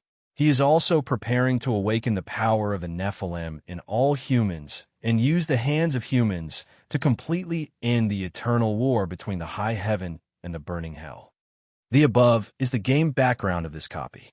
As a player, the time you arrive is the time when Lilith has just returned to Sanctuary. P.S. This point in time is still a prequel. It belongs to the long, long time ago of the main plot of the Diablo series of games. It is the plot of the official Diablo novel. The heroine of the novel is Lilith's Vestlilia. The location where the player landed is a town in the kingdom of Kaijian. Evan, Wanda, and Gwen arrived in an idyllic and beautiful country town. This copy does not introduce the background story to the players, and players need to explore everything by themselves. During exploration, players will gradually understand the background of the world. Players can also choose not to participate in the story and simply live in this instance. Anyway, the duration of this instance is very long. It is worth mentioning that many NPCs in this dungeon have supernatural powers, but players cannot learn these powers from those NPCs because they are really powers in the game and cannot be used in reality, so players cannot use them in the game. Unable to learn. The purpose of Evan and others coming here was for vacation and practice, so they did not explore the background of the story here. But just because they don't explore doesn't mean Tony Stark and Pepper Potts don't explore. Yes, Tony and Pepper have also entered this dungeon, but because it is a dungeon, as long as they do not team up with Evan and others to enter, the player and the player's game dungeon will be in different phases and will not meet each other, nor will they influence each other. Tony and Pepper took this trip to the Dark Dungeon as an adventure. While taking the adventure, they investigated the story background of this dungeon. Before entering this dungeon, both of them had read the dungeon introduction. There was no introduction to the dungeon in the introduction. It only said that the unrealistic dungeon was fictional and the stories in it would not happen in reality. Everything here has no reference to the real world. It is just a pure game. Tony and Pepper discovered that the dark copy is a medieval magical background. Through inquiries with villagers in the village, the two learned that there was supernatural power in this copy, such as the magic of the three gods religion and the divine magic of the Illuminati religion. It seems that ordinary people can learn too. Tony and Pepper don't know yet that as players, they can't learn this. They also thought that they could learn some occult skills from here. In order to learn supernatural powers, the two disguised themselves as devout believers and successfully infiltrated the Illuminati sect. By reading various classics within the Illuminati religion, they learned more about the background of the copy world. According to classic records, this world is called Sanctuary and was created by Inarius, the Heavenly Father. Inaris is the angel and the creator of this world. However, there is no information about Virgin Lilith recorded in the classics because that information was artificially erased. So Tony and Pepper don't know about Lilith. The two stayed in the Illuminati cult for 2 months before finally discovering that players could not learn any supernatural abilities in this dungeon world. Disappointed, they used some tricks to successfully break away from the Church of Light and began traveling around the world. During their travels, they learned about some unrecorded contents from some unofficial legends that were not recorded in church classics. This world was not created by Inaris alone, but jointly by Inaris and the demon Lilith. Inaris is the father and Lilith is the Holy Mother. But Our Lady was exiled by her Heavenly Father. The devil is the Virgin. This setting is simply a slap in God's face. Tony Stark couldn't help but complain. This is just a fictional game. You don't have to take it seriously. Little Pepper was speechless. But everything here is so real that people will be involved in it unconsciously. The demon Lilith is the Virgin, but she was exiled by the Heavenly Father Inaris. And the point in time we are at is thousands of years after Lilith was exiled. I guess Lilith may return at this time point, and only in this way can the story of the copy unfold. Tony Stark analyzed. So what? So we go to find Lilith. Although she is a demon, she is also the Virgin of Sanctuary. Only by finding her can we understand the complete background of the story and unfold the plot of the dungeon. In the next month, the two continued to travel until this day. They returned to the village where they first came. In a tavern here, they met a beautiful girl named Lilia. The other party is well-dressed and has a noble temperament. She seems to be an aristocratic lady. Tony Stark loves to seduce beautiful women, and he goes there to seduce them in the name of gathering information. Pepper rolled her eyes. If this wasn't a game world, Pepper would definitely go crazy. But the person Tony hooked up with was an NPC, so that would be fine. Anyway, players can't do anything to NPCs because the game prohibits players from doing so. In this way, the two got acquainted with Lilia. After that, the two teamed up with Lilia and traveled together. During the trip, Tony and Pepper gradually discovered that Lilia was special. There is no doubt that Lilia is a very mysterious girl. There are many peculiarities about her. For example, she never sleeps at night. Her wounds heal instantly. Her eyes turn red on full moon nights, and she never shows fear when she encounters danger. These abnormalities were noticed by Stark and Pepper. Until this day, Tony Stark finally couldn't help but asked Lilia the question in his heart. "Miss Lilia, you are not an ordinary person." Lilia did not answer directly, but asked, "Who do you think I am?" Tony Stark thought of the background of the story and the similarity between Lilia's name and the Virgin Lilith, and tentatively said, "Are you the Virgin Lilith? How did you guess that?" Lilia's words acquiesced to Tony Stark's guess. Tony Stark and Pepper Potts were shocked. Unexpectedly, the noble girl who had been traveling with them for several months turned out to be the legendary Virgin Lilith. It's very dramatic. Before I met you, Pepper and I had been investigating the history of Sanctuary. In order to understand the history, we even got involved with the Illuminati religion and looked through the books there, but only the story of Heavenly Father Inaries was recorded there, but there was no record at all about the Virgin Lilith. At that time, we did not know the existence of Virgin Lilith. Later, Xiao Jiao and I left the Guangming cult and began to travel around the world. Through some unofficial legends, we gradually restored part of the original truth. According to legend, the Virgin Lilith and the Heavenly Father Inaries were originally a couple. Later, for unknown reasons, the Heavenly Father exiled the Virgin. Since he is in exile, it means that the Virgin is still alive. And you, who show a specialness that ordinary people don't have, are also called Lilia. This name is so similar to the Virgin Mary's real name that it's hard not to make associations with it. Lilia applauded. "Stark, you are very smart. It's a pity that you too are not Nephilim. Otherwise, you would have become a fire to awaken humans around the world and ignite their Nephilim power." We're Nephilim. Stark had never heard of the term. Lilia began to tell the two about the true history of the past.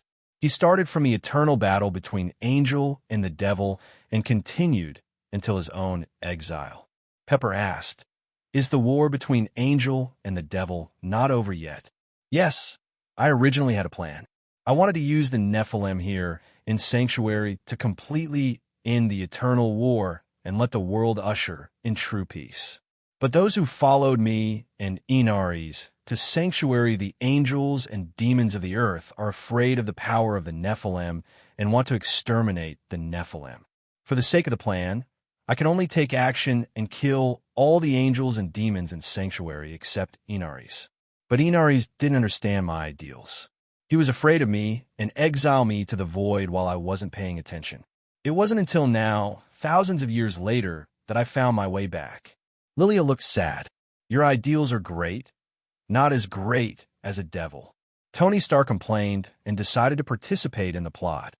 "Although Pepper and I are not Nephilim, we can help you. So does the little Pepper." In this way, the three of them embarked on a journey. The 5 members of SHIELD also formed a team to enter the Dark Dungeon. But when they discovered that this was just a pure game dungeon that had nothing to do with the real world, they did not waste time here and went to conquer other dungeons. Stephen Strange and Christine Palmer also entered this dungeon. They were just here for sightseeing. Evan, Gwen, and Wanda settled in the Dark Dungeon. They also spent money to contract some land here and grow some fruits and vegetables. They lived a comfortable life. In his spare time, Evan taught the 8 magic skills to Gwen and Wanda, and the 3 of them practiced together. Days like this are not boring. What is the difference between the time flow rate in the game copy and the real world? To calculate the answer to this question, you first need to get the formula. Press Settings. A day in the real world and a year passes in the game public area. 1 day in the game public area, 1 month can pass in the dungeon world. To sum up, we arrive at the formula. 1 day in the outside world equals 365 days in the public area equals 365 days in the copy x 30 days. In other words, if 1 day passes in the outside world, 30 years will pass in the game copy. Evan, Wanda, and Gwen have stayed in this dungeon world since they entered the Dark Dungeon. They do not participate in the plot of the dungeon and just live their lives and practice. In the real world, for the next week, the three of them will do their own things during the day, and at night, they will enter the game world and soak in the dark copy. In a few days in reality, the three of them spent more than 100 years in the game copy world. Through this period of practice, the three of them have perfected all 8 magical skills.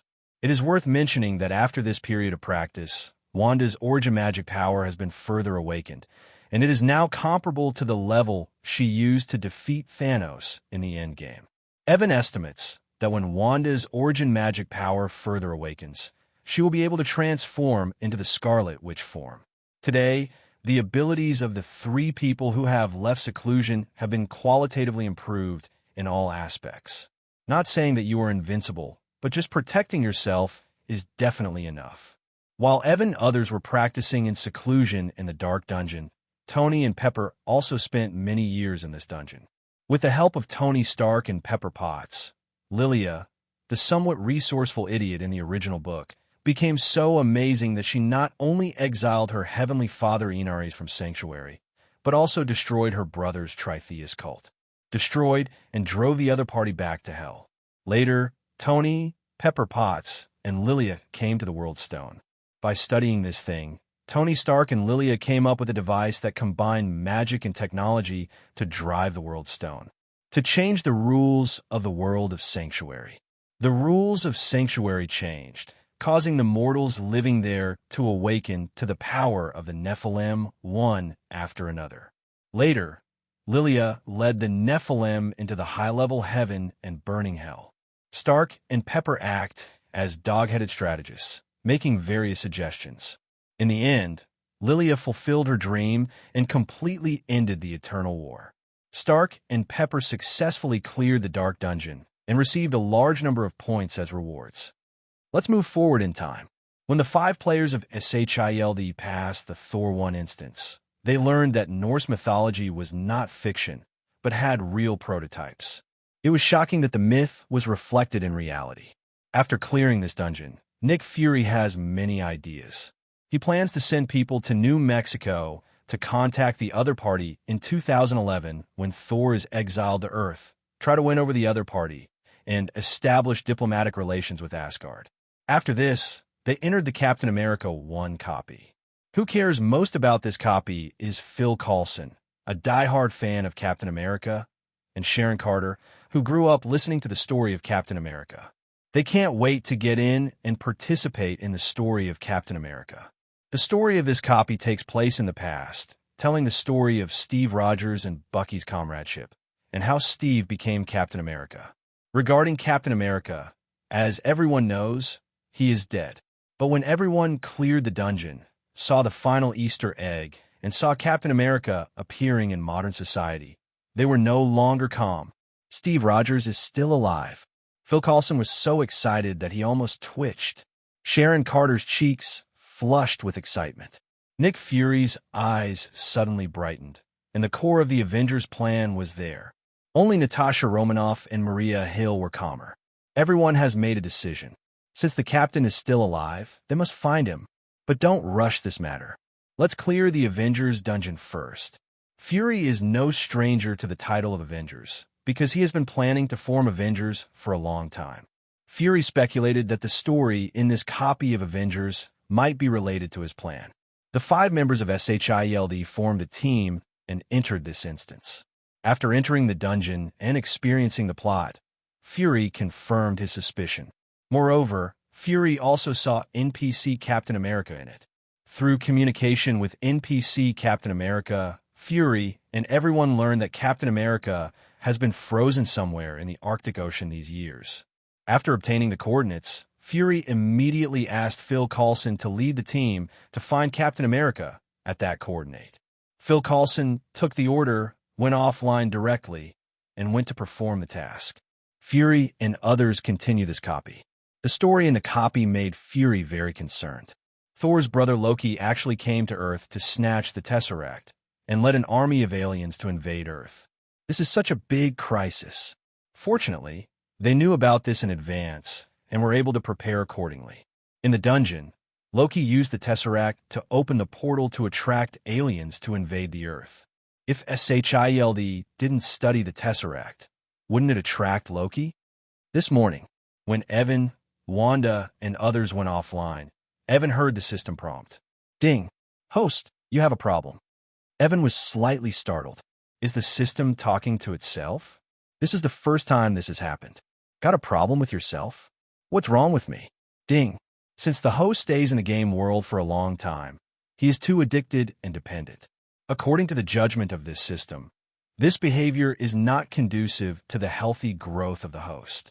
In order to alleviate the host's game dependence, the Super Game Development System will be offline from now until the beginning of 2013. You can't enter the game world during this period, right? Yes. Evan was speechless. At the same time, all players received system announcements. This announcement was not sent by Evan, but by the system. Game announcement. The closed beta phase of the game is now over, and internal testing will be prepared next. The estimated preparation time is 5 years. Within 5 years, players will not be able to log into the game. Players who received this announcement were shocked. Why did you stop taking the service for 5 years when everything was fine? But the game system goes its own way and does not depend on everyone's will. Anyway, the game is off. In the next 5 years, no one, including Evan, will be able to enter the game again.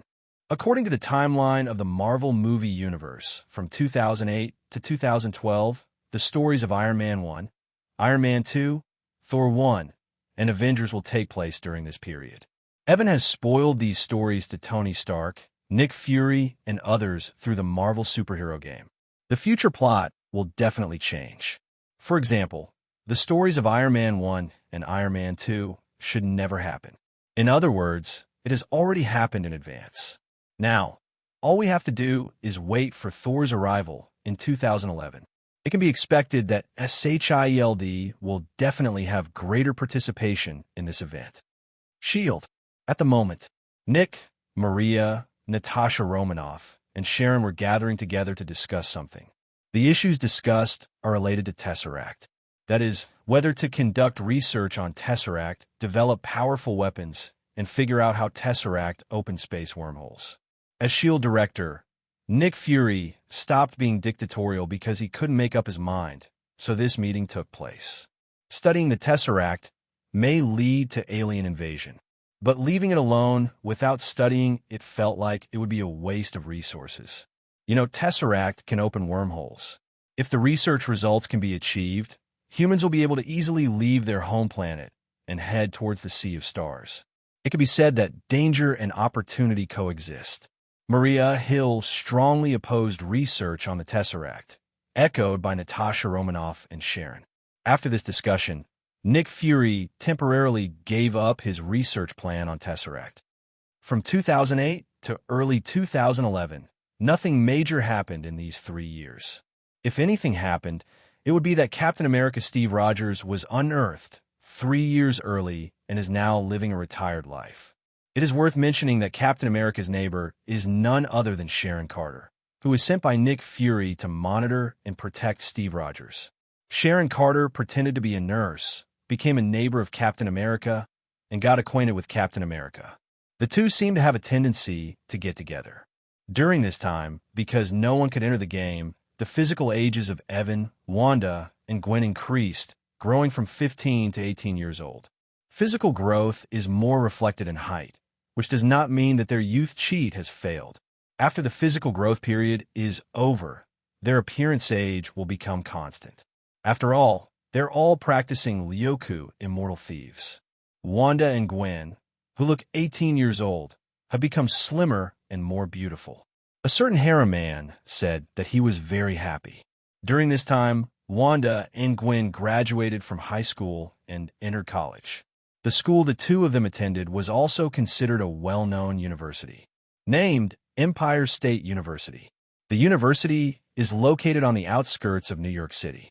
If you drive there, it only takes half an hour if there is no traffic jam on the road. Wanda and Gwen go to college and live on campus, only coming back on weekends. Evan has not been idle either.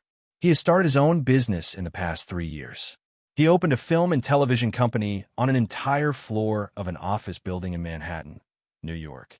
The name of this film and television company is Marvel Pictures. Evan wrote the script himself, formed a crew, auditioned actors, and then made the movie. In the first year of its establishment, the company produced 3 movies, namely Star Wars, The Phantom Menace, Star Wars, Attack of the Clones, and Star Wars, Revenge of the Sith. The Star Wars movies shot by Evan have cultivated a large number of Star Wars fans.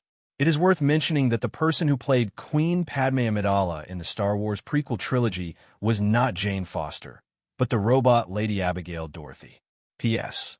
The reason why Jane Foster is mentioned is because the actor who played Jane Foster happened to have played Queen Amidala in the Star Wars prequel series. Abigail Dorothy not only played the role of Queen Amidala as an actress, she also worked as an editor responsible for editing the film.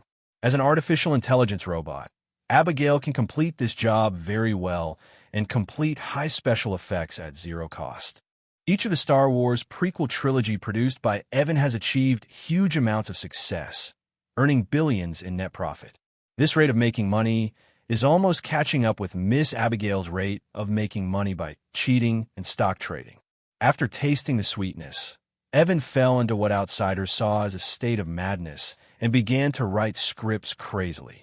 However, he was only responsible for investing and writing scripts and did not want to continue to guest direct. Without him, it would be too tiring.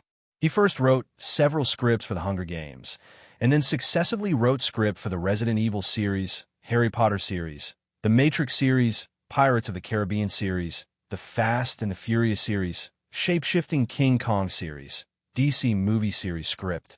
His typing speed is very fast, and he can often write a script in 10 minutes. When all the scripts were written, Evan printed them out one by one and bound them. Then he called his own employees and asked them to hire directors from outside and recruit 10 directors back. At the same time, employees are also asked to form a crew, and there will be 10 crews. Evan wants these movies to be shot at the same time so that his company can produce new movies efficiently. When the directors and actors arrived one after another, 10 crews started at the same time. This incident even made the news that year and became a hot topic. It was reported in the news that Marvel Film and Television Company has formed 10 crews at the same time, recruited 10 well-known directors and more well-known actors, made a one-time investment of $3 billion, and started shooting 10 movies at the same time. This incident caused widespread discussion in the entertainment industry. Generally speaking, the filming of a movie can be completed in 4 to 5 months as long as there are no problems. What really takes time is the post-production of the film. But Evan was assisted by Miss Abigail. Miss Abigail is an artificial intelligence robot. She took over the post-production, which was very efficient and cost-free. As the movies were being filmed and Abigail was editing the movie, Evan's Marvel Films began to promote the movie nonstop. While the film was being edited and promoted, the crew continued to work on filming sequels to those series of films. Evan wants his company to produce a new movie every month and completely conquer Hollywood. So, from 2009 to now, Marvel Films and Television has entered a state of madness. After Resident Evil 1 was released, Harry Potter 1 was released, Harry Potter 1 was released after The Matrix 1 was released, The Matrix 1 was released after Pirates of the Caribbean 1 was released, followed by Fast and Furious 1, Shape-Shifting King Kong 1, The Hunger Games 1, and DC series.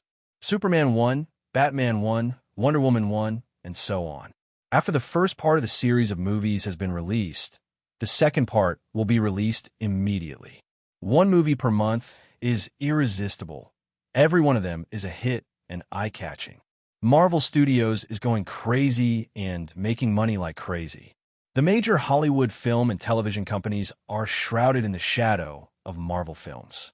Evan took over Hollywood. When Stark first learned about Evan's capture of Hollywood, he called Evan and teased a new entertainment tycoon. At the same time, he was also curious about how Evan managed to achieve such success. Evan's answer is that the script is well written. Wanda and Gwen, who were in college, also knew that Evan had opened a film and television company. At first, they thought Evan just wanted to have fun, but unexpectedly, he actually started a career and not only became an entertainment tycoon, but also became the shadow of major Hollywood film and television companies. It's very exaggerated. Wanda and Gwen have thought more than once about whether to make a cameo in a movie shot by a male film company and become a star. However, this is just a thought. Being a star or something is not their pursuit. As Evan became famous, Gwen's father, George Stacy, also learned about the excellence of his daughter's boyfriend. While he was satisfied with Evan, he also had a lot of worries. Can Gwen really hold Evan? Time has come to the second half of 2011. If nothing else happens, Thor will be exiled to Earth in the next few days. Nick Fury, the director of S.H.I.E.L.D., sent a large number of agents to New Mexico and also sent people to secretly monitor Dr. Jane Foster, Professor Eric Hilwig, and graduate student Daisy Lewis.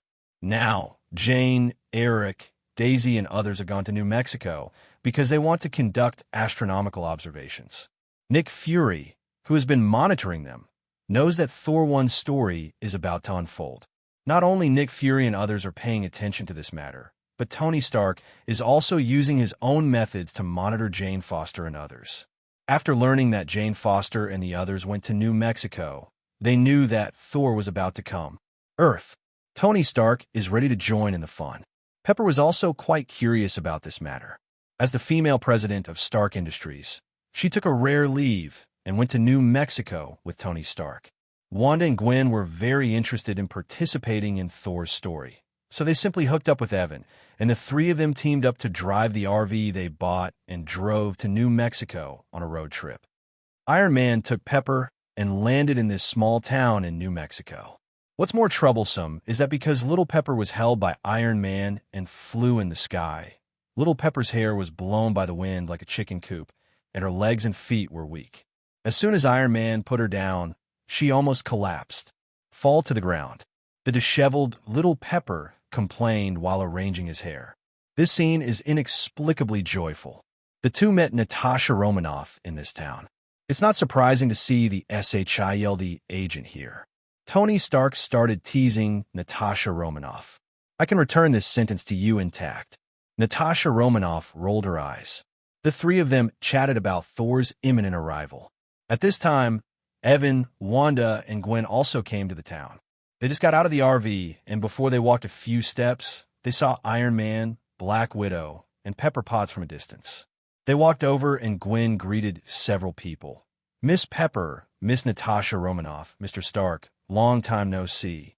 Star and others looked at the three people walking towards each other, holding hands with strange expressions. Tony Stark gave Evan a kindred look. Little Pepper said, with a subtle expression, "You three, shouldn't you be together? We don't do polygamy here. We have spent hundreds of years together in the game world and have a very deep relationship." Wanda said with a smile, "I just accidentally boarded a pirate ship." Gwen complained to herself. Today, many outsiders came to this small town in New Mexico, which made it particularly lively. There's Evan's family, Tony Stark and Pepper Potts, SHIELD's Natasha Romanoff and Phil Coulson, and several non-famous SHIELD agents. Evan, Wanda, Gwen, Tony, and others chatted for a while, then separated from a few others and went to a fast food restaurant in the town. They ordered some junk food and chatted while eating. Thor's story will only happen tomorrow. Today, the three of them wandered around and spent the night in the RV. Night. The curtains in the RV were all drawn. The lights inside the RV are bright. Evan, Wanda, and Gwen were sitting on the sofa in the RV, watching the car TV in the RV. This car TV is 70 inches and has a resolution of 8K. On the roof of the RV, there is a satellite antenna that can automatically adjust the direction, allowing the car TV to receive satellite TV stations, and it is also the kind with all paid channels. There were snacks and beer on the table in front of the three of them. They ate, drank, talked, and watched. The atmosphere of RV life is full. The next morning, the curtains of the RV were drawn open. Wanda plays the role of cook, making breakfast in the RV kitchen. Gwen was there to help. Evan turned on the car TV and watched the morning news. After breakfast, a few people got out of the RV and started wandering around the town together. Wandering near the hotel, they saw Jane Foster, Professor Hilwig, and Daisy Lewis, who were loading things into a van as if they were about to set off. Not long after, they met Jane Foster and others and left the town in a van. Everyone knows that they will come back. Just wait here. Like them, there are also people from SHIELD who choose to wait. You guys talk first, I'll go for a while. Evan turned around, walked into the RV, closed all the curtains here, and ran the shadow spell in this closed place. The shadows in the RV seemed to come alive and converged on Evan's hands. He is using shadow conjuration, simulating any door in the conjuration system. Any door is a teleportation magic. This magic has no teleportation distance limit and can be teleported to any impressive place in the same plane. Evan wanted to try if he could use the impression of Asgard from the Marvel movie Asgard he had seen in his previous life to activate any spell and open the door to Asgard. Impression positioning is easy to succeed. Evan's eyes lit up. This means that Evan can teleport to Asgard at any time if he wants to. Evan activated the magic. In front of him, an ancient door appeared out of thin air. Maybe there is some barrier on Asgard, which makes the location where the portal connects a bit special. Evan stepped forward and opened the door without hesitation. On the other side of the door is Asgard, but the location is different from the point where Evan located it.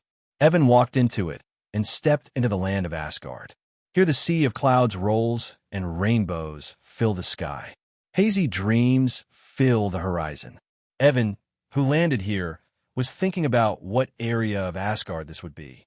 At this time, a girl holding a flower basket walked out of the rolling sea of fog and came to Evan. The woman has flaxen hair, tied in double ponytails, and is wearing a beautiful palace dress. She has an outstanding temperament.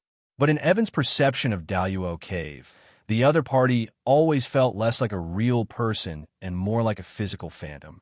Is it some kind of magical creation? This place is Fenceril, the palace of the Sea of Fog. Outsiders, please leave quickly. The woman spoke softly in the hazy mist. Her voice is soft and soft, like a breeze blowing on your face. Just hearing it makes you feel relaxed. It's very mysterious. Fenthalil, the Palace of the Sea of Mists. Evan has heard of this place name. It is the palace where the fairy queen Frigga lives. I'll leave right away. What do you call the girl? Evan asked the woman. I'm Fulla. The woman introduced herself. Evan knows the name Fulla. When Evan awakened his past life memories and learned that he had traveled to the Marvel world, he took the time to read a lot of Norse mythology-related stories on the internet. In the Norse mythology story, Fulla is also famous. There are two theories about Fulla. The first version said that she was the maid of the fairy queen Frigga. The second version says that the fairy queen Frigga never had a maid, and the maids around her are actually the personifications of the fairy queen Frigga. Evan feels that the correct answer should be the second one. Although the Fulla in front of her looks very real and has an entity, under Evan's perception using Daluo Cave view, it is too ethereal. This can only mean that the other party is not a real person. If Fulla is Frigga's magically separated personality, then Frigga's other maids may also be Frigga's incarnations.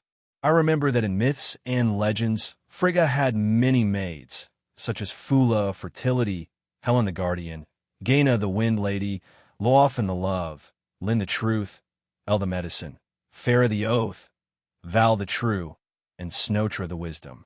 Beautiful Freya, West Germanic mythology. The Fulla in front of her was obviously the goddess of fertility, Fulla, most likely also the personification of Frigga. Frigga has so many incarnations, and Evan also felt the life essence from the incarnation of Fulla in front of him. In other words, Frigga's personification can exist independently. So the question is, in the story of Thor 2, Frigga was killed by the Dark Elf. Is she really dead?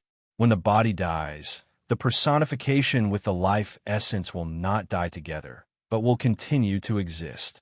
If the personification is gathered together, can Frigga be resurrected in place?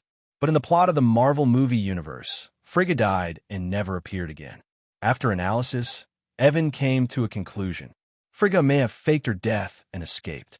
According to the myth, Frigga was originally a member of the Vanir, but once upon a time, Odin led the Asafs to launch a war against the Vanir and kidnapped Frigg as his wife. After that, Frigga became Odin's wife. To say how much Frigga loves Odin is not necessarily true. After all, she was snatched away to become the wife of Yajai. It would be too ridiculous to talk about love under this premise. What's more, it's probably the anger of being forced into a vow by the Overlord. Maybe Frigga has long wanted to escape Asgard. When Odin was young, Frigga did not dare to escape. She was afraid that if she escaped, Odin would destroy the Vanir in a rage. It wasn't until Odin was old and the Dark Elves invaded that Frigga finally found a chance and successfully faked her death and escaped. Based on the above analysis, the story shown in the movie is only superficial. As a witch, Frigga lives far longer than Odin and is also very tolerant. P.S. The above is only the second setting of this book. In less than a second, Evan thought a lot and thought he had discovered some subtle truth. Evan showed a friendly smile, looked at Fulla in front of him, and said, "Miss Fulla, my name is Evan. I come from Midgard. I'm a half-time magician who has just come into contact with magic. I see that Miss Fulla is full of magic power, so it must not be a witch as a magician. If possible, I would like to become your teacher and learn the secrets of magic. Is that okay? People from Midgard, I advise you to leave. Once Odin's people find you in Fenceril Palace, you won't be able to leave." Fulla frowned. The threat of death is not so scary in the pursuit of truth. Evan said, "This sentence is definitely not Evan's real intention. It is just an excuse to stay. People like you who are not afraid of death for the sake of knowledge are rare, but I've seen a few in my past experience." Fulla sighed. "Will you accept me as your disciple?" Evan pretended to be surprised. Evan's purpose is not simply to become a disciple. She wants to have a relationship with the fairy queen Frigga. As for what you want to do to get closer to others, is it possible that Evan still wants to fall in love with Odin and become a stepfather to Thor and Loki? Definitely not. Evan has mysophobia, but he is not that greedy. He wanted to try to see if he could incarnate one of Frigga's personalities and bring him back to be Wanda's teacher. Frigga is a witch, and Wanda is also a witch. Let Wanda learn Frigga's magic, which is a professional counterpart. If Wanda could learn Frigga's persona, one Wanda could become a bunch of Wandas with different personalities. One wife turned into a group of wives. Just thinking about it made Evan feel so happy that he wanted to ascend to heaven. "I can't accept you as a disciple, but I can introduce you to a teacher." As Fulla spoke, a beautiful woman emerged from the sea of fog behind her. The other person's appearance was the same as Fulla's. They were both so beautiful, but also as ethereal as a dream. Obviously, the other party is also the personification of Frigga. "Who is this?" Evan asked tentatively. "She is my sister, Gaina. If you can pass her test, she will take you as her apprentice and teach you the secrets of magic. I'm willing to be tested. Please look at me," Gaina said. Evan looked into her eyes. The next moment, Evan felt a strong spiritual force coming towards him, which seemed to pull Evan's spirit into an illusory world. Evan has mastered the source of the living body and cultivated it to great perfection, making him almost immune to most psychic abilities. If Evan wants to resist, Gaina's psychic power will never be able to pull Evan's consciousness away. Evan is not lacking in foresight and will definitely not let his soul be taken away, so he works hard to protect his soul. Gaina was slightly surprised when she discovered that her illusion had failed. "The psychic resistance is good. Although it does not meet my test, you can still pass the test." Gaina did not dwell on this issue. She said to Evan, "Please follow me." Evan followed Gaina. Gaina took her deep into the Palace of Mist and came to a remote house. This place is located in the deepest part of the Mist Sea barrier. Even His Majesty Odin cannot enter. "You can learn magic from me here," Gaina said calmly. Earth, New Mexico. 3 hours have passed since Evan walked into the RV. Seeing that Evan hadn't come out of the RV yet, Wanda walked in, ready to see what he was doing. As soon as she entered it, she saw a high-level phantom that looked exactly like Evan suddenly appeared in front of her. This is the phantom that Evan left behind before he left, and it has been blessed with different trigger conditions and reactions. If Wanda walks into the RV first, and only Wanda walks in, the higher phantom will say the following words. I'm leaving the Earth temporarily. I'm going to Asgard for a visit. I'll be back within 3 days. There's no need to worry about my safety. After saying this, the high-level phantom dissipated. Wanda was stunned, then nodded and left the RV. In the next few days, Thor's story unfolds. But the plot has been changed. When Thor came to Earth, he was first hit by a car and then stunned with an electric shock device by Daisy Lewis. After being sent to the hospital, he was watched by Gwen, Wanda, Stark, Pepper, Phil Coulson, Natasha Romanoff, and others. After Thor woke up, everyone came forward to communicate with Thor. Because everyone believed that Thor was Thor and did not treat him as a madman, Thor was relatively calm. When asked why he came to Earth, Thor told everyone about his experience of being exiled. Phil Coulson patted Thor on the shoulder and comforted him. No father would really hate his child. His Majesty, Odin exiled you to the Earth for some reason. This may be a test.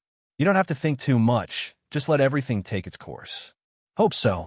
Under the bail of everyone, Thor was discharged from the hospital. Thor is a man with strong limbs and a simple mind. And he is also aggressive, but he also has advantages. He is forthright and easy to get along with. Everyone is happy to make friends with a person with a simple personality. Shortly after this, Jane Foster, Eric Hilwig, and Daisy Lewis discovered something through the things they had previously photographed. So they found Thor, and the three of them were dumbfounded. Thor said that he was Thor in Norse mythology, so that was fine. The key was that Stark, Pepper Potts, Phil Coulson, Natasha Romanoff, Wanda, and Gwen all believed what Thor said. Only Jane Foster did not believe it. Are Stark and others abnormal, or the three of them abnormal? Mjolnir's side has been taken care of by S.H.I.E.L.D. A temporary base has been established here at Hammer, and many scientists have been dispatched for research. For mysterious side weapons like Mjolnir, the people at S.H.I.E.L.D. still really want to understand the characteristics. It would be best if they could imitate it. Asgard, the deepest part of the Palace of Mist. In the past few days, Evan has been staying here with Gaina, asking for advice and learning various magics from a ladder. Evan discovered that Gaina's magic power was very Marvel-like, borrowing magic power from the World Tree. Evan doesn't want to use borrowed power, because borrowing power comes with a price. The magic power he uses is his own magic power. Using your own magic power to cast magic can avoid the cost of magic to the greatest extent. The first magic that Evan and Gaina learned was called the Essence of Life. This is a magic that is more like Tiger Balm.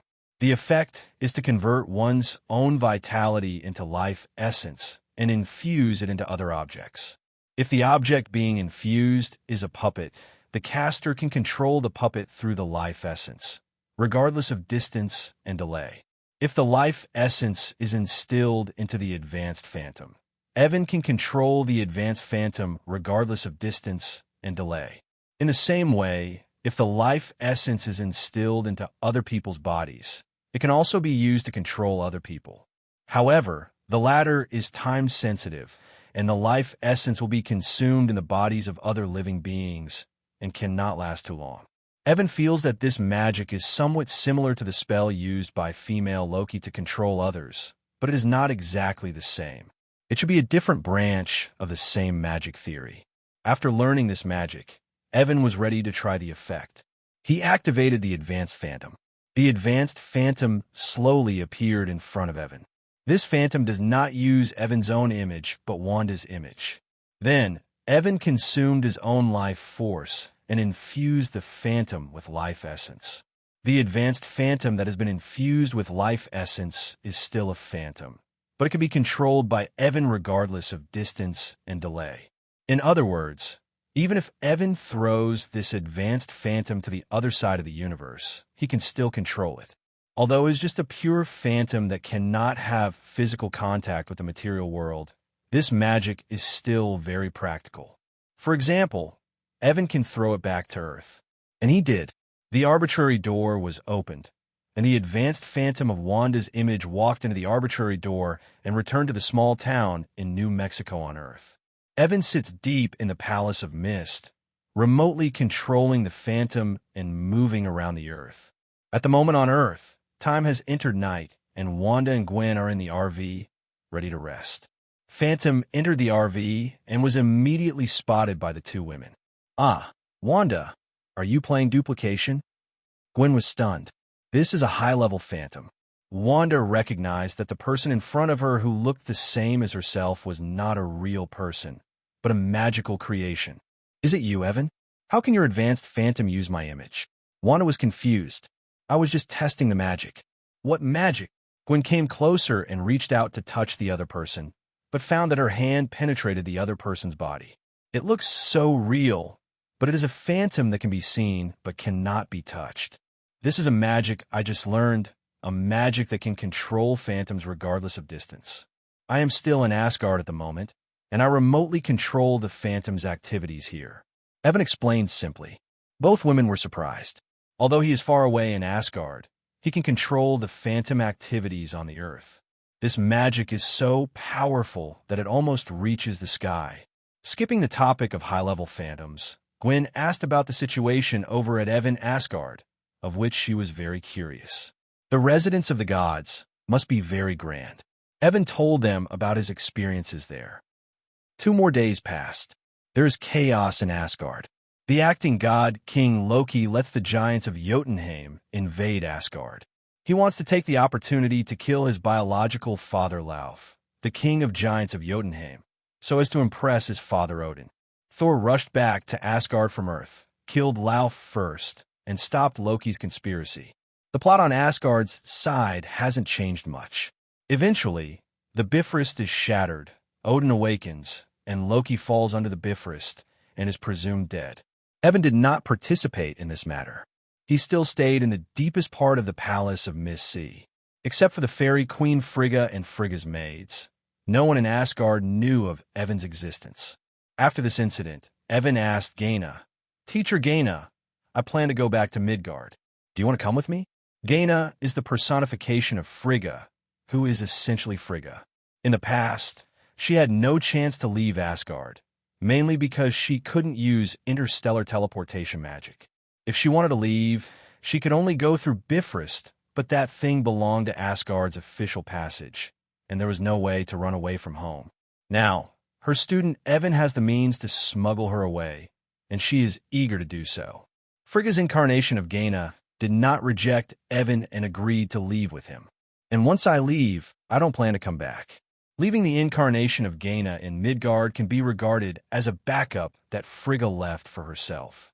Evan opened any door and took Gaina out of Fenceril, the palace of Sea of Fog, and landed in the small town in New Mexico. At the moment, the SHILD people, Jane Foster and others, Tony and Pepper, they had already left the town one after another. Only Wanda and Gwen are still here, waiting for Evan to return. Evan and Gaina returned to the RV parked on the edge of this small town. The two women in the RV saw Evan bringing back a blonde woman wearing a classic palace dress, and they guessed that the woman might be an Asgardian. "Evan, who is she?" Wanda asked. Evan introduced both parties to each other. Gaina's eyes were locked on Wanda. She could feel something different about Wanda. The other party, like himself, also has the blood of a witch. Evan saw her looking at Wanda and said smoothly, "Teacher Gainer, she is my girlfriend Wanda. Like you, she also has the blood of a witch.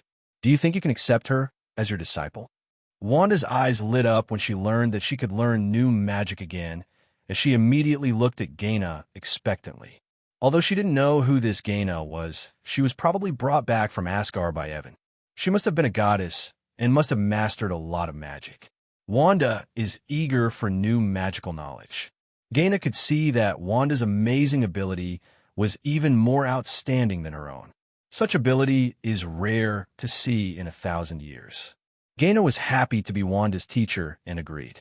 Gwen also wants to learn, but she can't learn Evan's magic, but maybe she can learn Asgard's magic? Gaina believed that teaching one person was teaching, and teaching a group was teaching, so she simply accepted Gwen as her disciple. "Teacher Gaina, are you saying that people like me who have no magic ability can also learn magic?" Gwen was excited. "You have magic ability, but Evan's magic is not suitable for you. Gaina shook her head. In her perception, Gwen's soul had some kind of totem mark, which looked a bit like a spider. Gaina didn't know who this totem pointed to, but since she could be marked by this totem, it meant that Gwen had some kind of ability. The RV left the town and headed towards New York. Because there is one more person, the space in the RV seems not enough. Fortunately, there is the almighty teacher Gainer. She uses magic similar to the traceless extension spell in Harry Potter to greatly expand the space in the RV. From the outside, the RV is still the same RV, neither bigger nor smaller.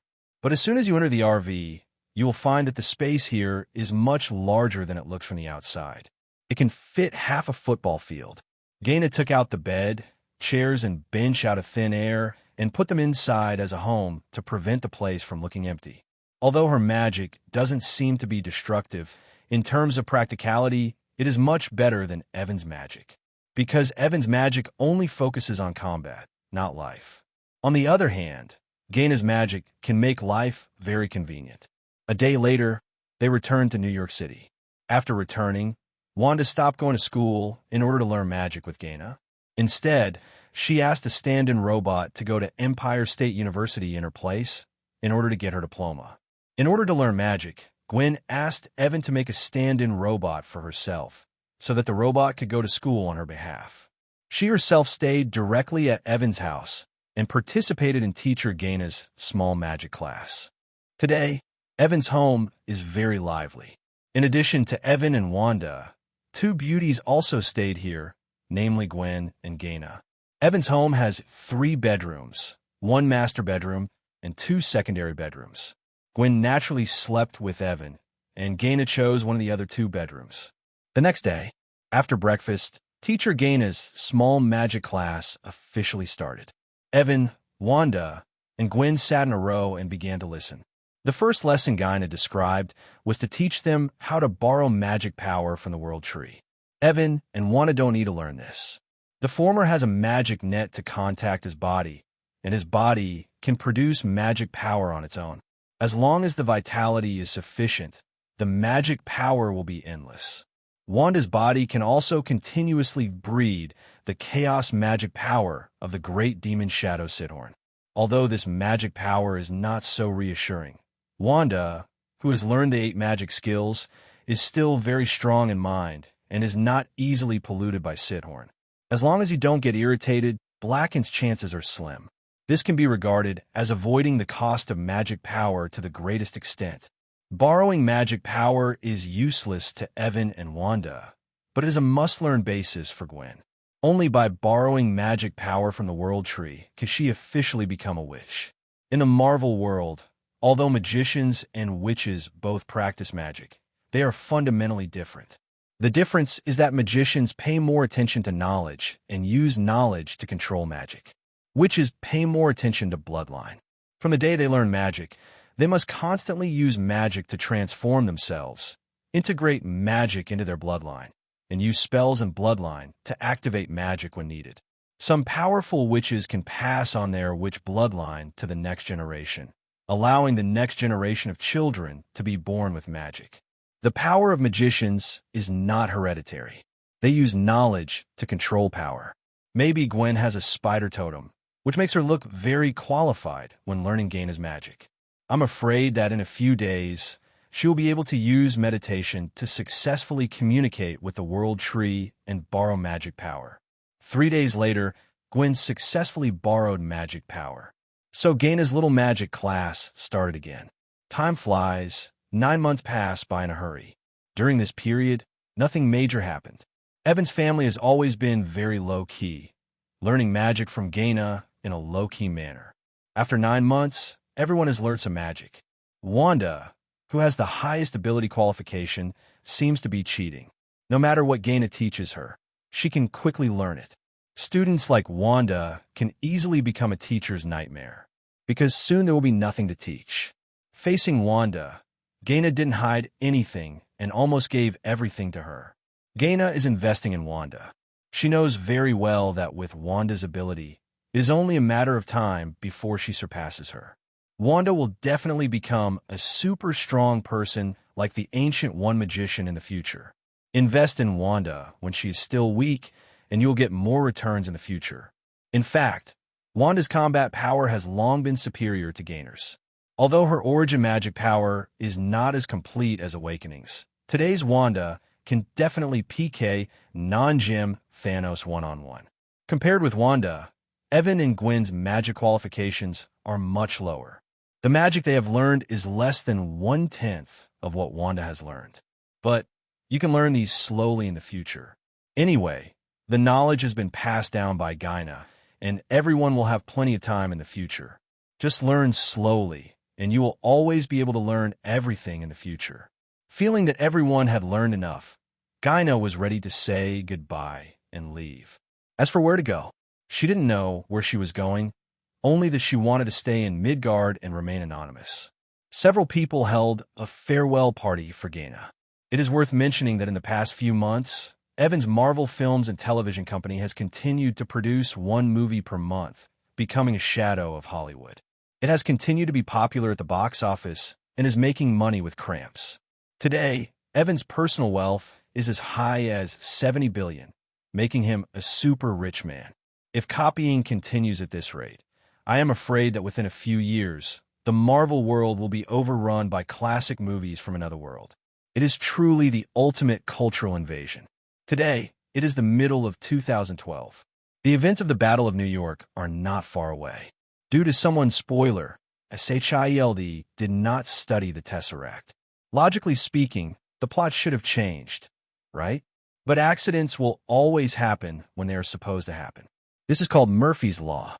Although Nick Fury did not study the Tesseract and send additional personnel to guard the thing, he did not know that his SHIELD had already been infiltrated into a sieve by HYDRA, and more than half of the people in the Bureau were Hydra undercover agents. Fury's every move is closely watched by HYDRA. When Minister Alexander Pierce of Hydra's SHIELD office learned that Nick Fury attached so much importance to Tesseract, he immediately became interested. Finally, today, the Hydra agent suddenly attacked, killed all the people guarding the Tesseract, took away the Tesseract, and began to study it privately. Now, Nick Fury is investigating the matter. He wants to know who stole the Tesseract. How was the Tesseract information leaked? Is there a mole in SHIELD?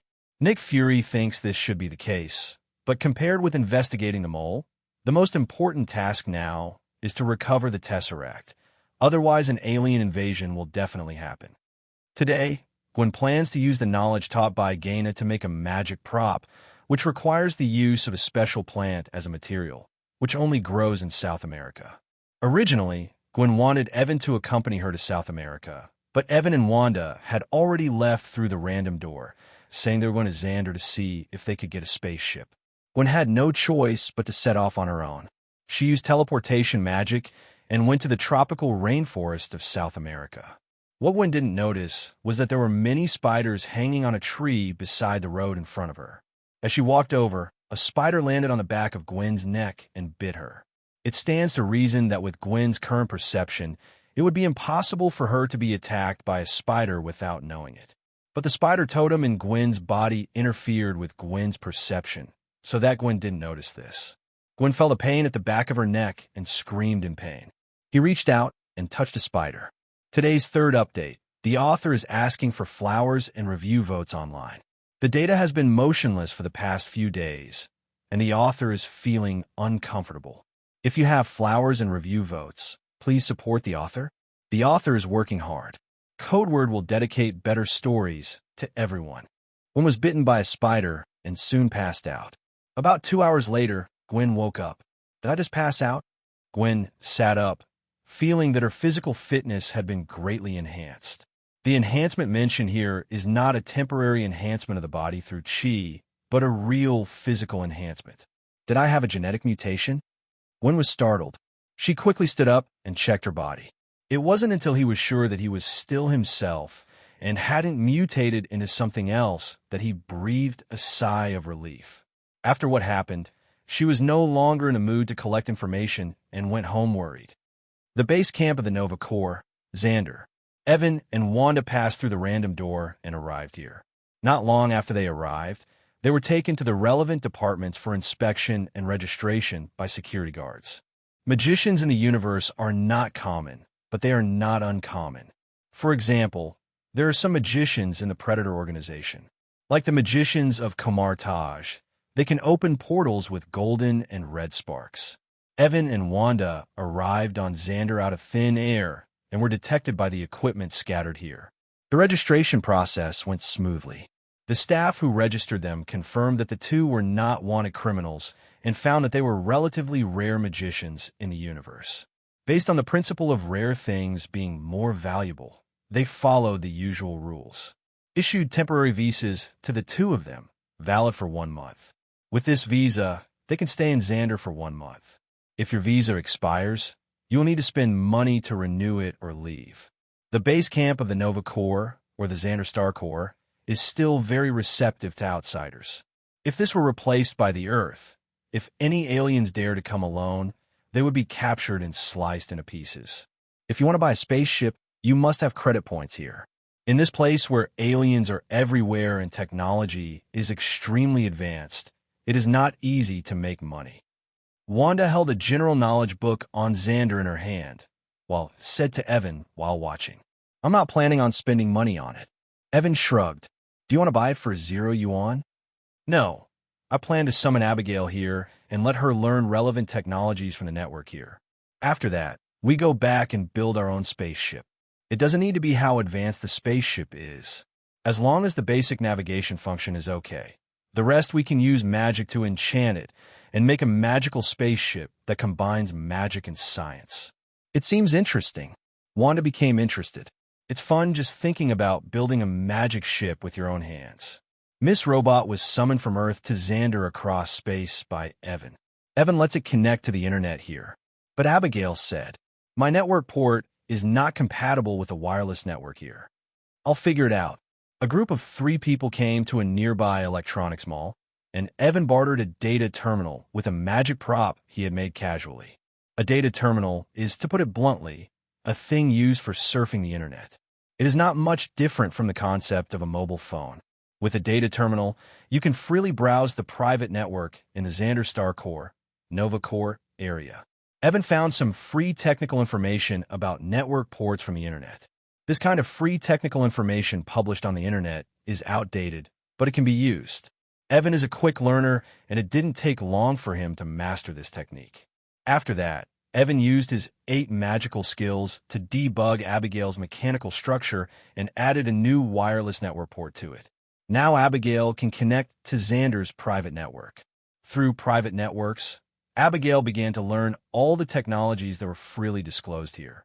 Although these free technologies here on Xander are all backward technologies that have been eliminated for countless years, it depends on who you compare with. Compared with interstellar civilization, they are naturally behind.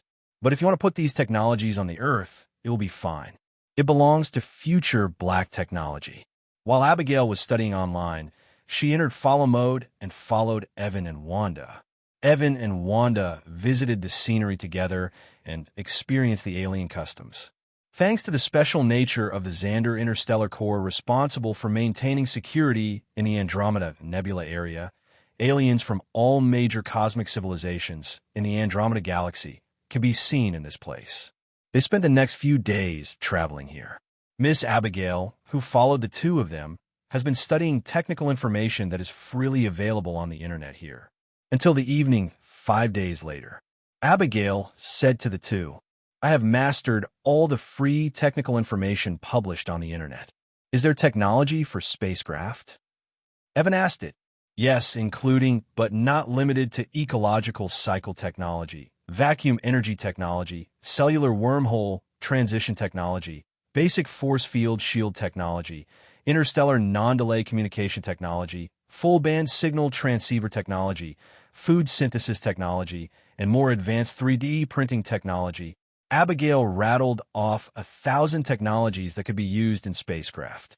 The key technologies are only energy and cellular wormhole jump.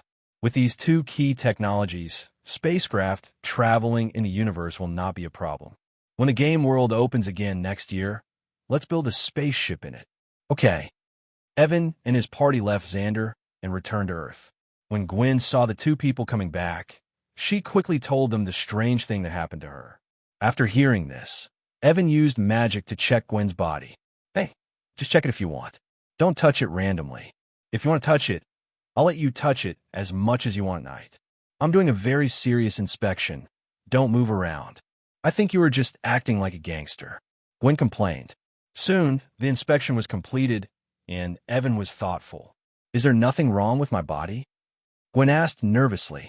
If I'm not wrong, there has been something called a Spider-Totem in your body since you were born. That thing is related to a multi-universe super life form, and the totem represents that super life form's favor for you.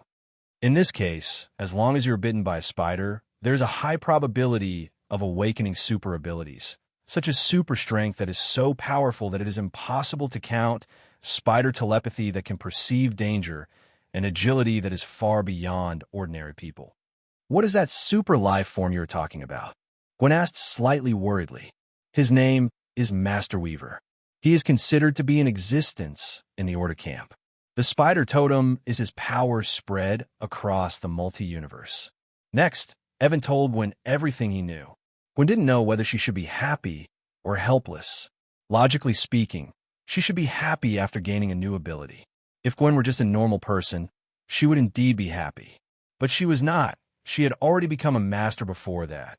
Not only mastered the 8 magic techniques and 6 styles, but also mastered the power of magic. Now that she has the spider ability, is the icing on the cake at most. This will not have a qualitative change in Gwen's ability, but it will put her in the sight of the Weaver Master. It is really difficult to judge between gains and losses. Evan hugged her and comforted. At least this is not a bad thing. As far as Evan knows, multi-universe existences seem to be loyal to spreading power in the multi-universe. For example, Sid Horn, the great demon, spreads power in most Marvel universes. Most of these powers are in Wanda's body in each universe, making Wanda the Scarlet Witch.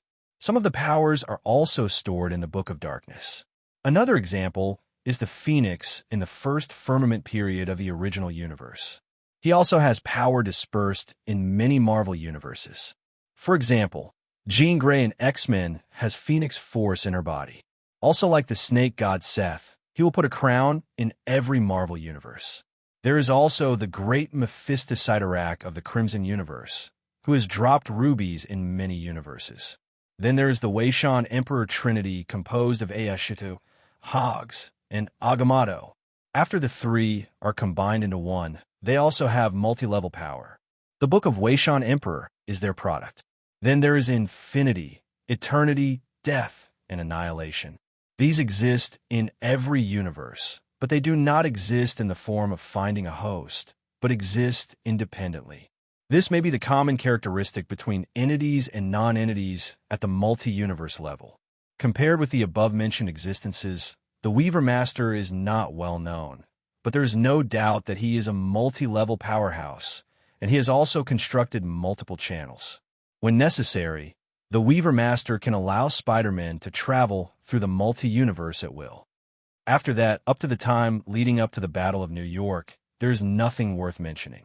Time gradually comes to autumn. This evening, in a certain base of Hydra, Hydra scientists are working on the Tesseract here. At this moment, the Tesseract suddenly burst out with high-energy gamma rays, escaped Hydra's control, and opened a portal out of thin air. Loki stepped out.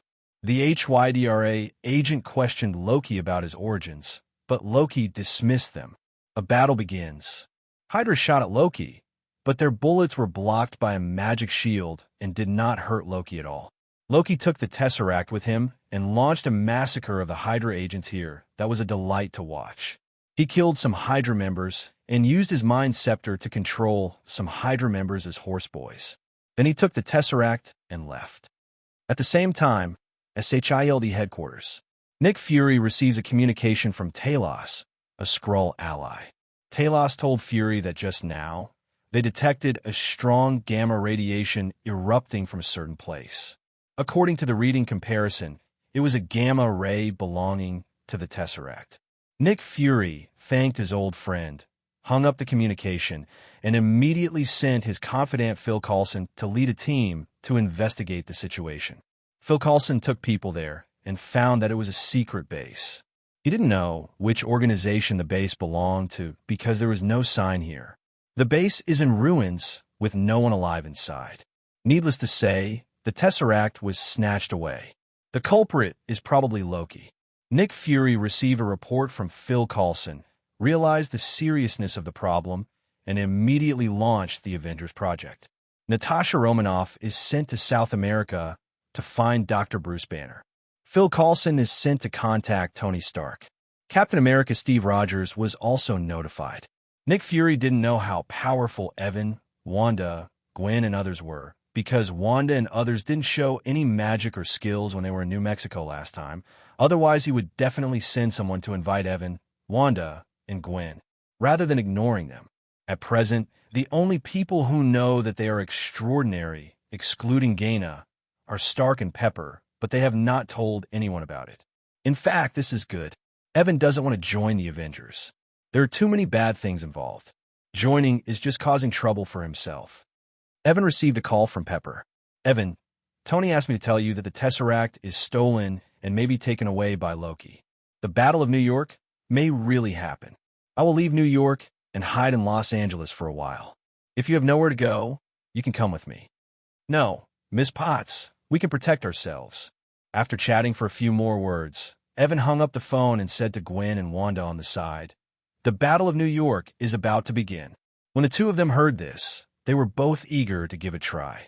Having mastered a powerful body, the two of them were worried that they had no place to show it. The Battle of New York was about to happen, and both of them wanted to participate in it and show off their talents. "Let this war be my first battle as a superhero," Gwen said excitedly. "When did you become a fighting maniac and subvert your personality?" Evan was speechless. "I just feel uncomfortable holding it in. I don't object if you want to be a superhero, but you have to hide your identity." "I know. You have to cover your face, don't worry." "What about you, Wanda?" "I want to participate too." "Okay, let's design the uniform first, and be sure to hide your identity." "What about you?" Gwen asked Evan. Originally, Evan didn't intend to be a hero and save people in trouble. In particular, he was even less interested in the Ingjiang people rescuing people from distress. But who makes his female supporters have such a strong sense of justice? If he chooses to stay out of the matter, he might disappoint them and lose their favorability. In the end, Evan chose to participate. At worst, he would have to do nothing but paddle the whole process. The plot changed, but not completely. Loki still went to the romantic country of Stuttgart and was captured by the Avengers Alliance. During this period, Thor appeared, and finally everyone went to the S.H.I.E.L.D. space carrier. Those hibernation agents controlled by Loki's mind continued to perform tasks according to Loki's plan. On the S.H.I.E.L.D. side, Nick Fury, who knew the plot in advance, was not a freeloader. Although the plot has changed, as long as you know what Loki's purpose is, you can easily lay it out. Over at Stark Industrial Headquarters, a large number of S.H.I.E.L.D. agents have been ambushed.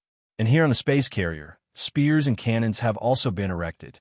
But Loki's plan is subtly different from the original time and space. Loki learned that S.H.I.E.L.D. had been infiltrated by Hydra through the Hydra agents who were mind-controlled by him, and also obtained a list of Hydra members. Loki's plan is different from the original time and space. He has no one to save him. He is confident that he can cripple S.H.I.E.L.D. space carrier alone, as long as he makes good use of hibernation. There are indeed many Hydra agents on the space carrier. Rather, at least half of the people here are Hydra agents. Loki, who was imprisoned here, used magic to contact the Hydra agents here and threatened them to expose them if they did not help him. Hydra agent had no choice but to be dragged into the water and became Loki's pawn. Definitely, if given the chance, these Hydra agents would kill Loki without any hesitation. But who is Loki? He is the god of mischief and lies. With Loki's methods, it is not easy to master hibernation. To sum up, through a series of coincidences, the plot of Avengers Alliance 1 is surprisingly similar to the original time and space. This has to make people wonder whether there is something called the power of destiny correction in the world. In short, in the end, Thor was ejected from a high altitude, Banner turned into the Hulk and smashed all kinds of things on the space carrier, and the space carrier made an emergency landing in the sea. With the forced help of Hydra members, Loki successfully left the space carrier with the psychic scepter. In New York, the protective forces Fury deployed around Stark Industries were all destroyed by Hydra members. When Loki came over, he successfully opened a wormhole over New York. The Battle of New York has officially begun.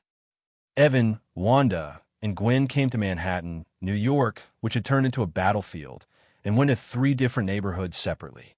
Gwen, dressed as a ghost spider, fell from the sky. Between the kicks and kicks of her legs, a series of slashes formed by Lan's feet killed all the enemies around her from the air. Then she flashed and appeared 100 meters away, continuing to rescue people in distress. Unlike Gwen, Wanda's fighting is an art, and the experienced one is just playing with Chitauri like child. Although there were many enemies, Wanda single-handedly killed them in pieces. You can tell at a glance that Scarlet Witch Wanda has been through a lot of battles. This is normal. You must know that Wanda had conducted in-actual combat exercises at the simulated training ground, and her rich combat experience was incredible. This created a situation where Big Boss Wanda tortured the Chitauri children. Compared with Scarlet Wanda, although Gwen has combat experience, it is not that exaggerated and can only be said to be quite satisfactory. Evan sighed. At the moment, Evan, although not wearing a superhero uniform, was masked. He was on another block, acting more or less skittish. Evan's fighting style is different from Wanda's. If Wanda fights like she's beating a child, Evan fights like she's showing off her skills. He used 8 magical skills, combined with magical means, to make the street look like a supernatural scene. While Evan was walking, the Feng Ho Chi Minh was activated and formations were deployed throughout the neighborhood. Enemies who step into the range of the formation will always die inexplicably.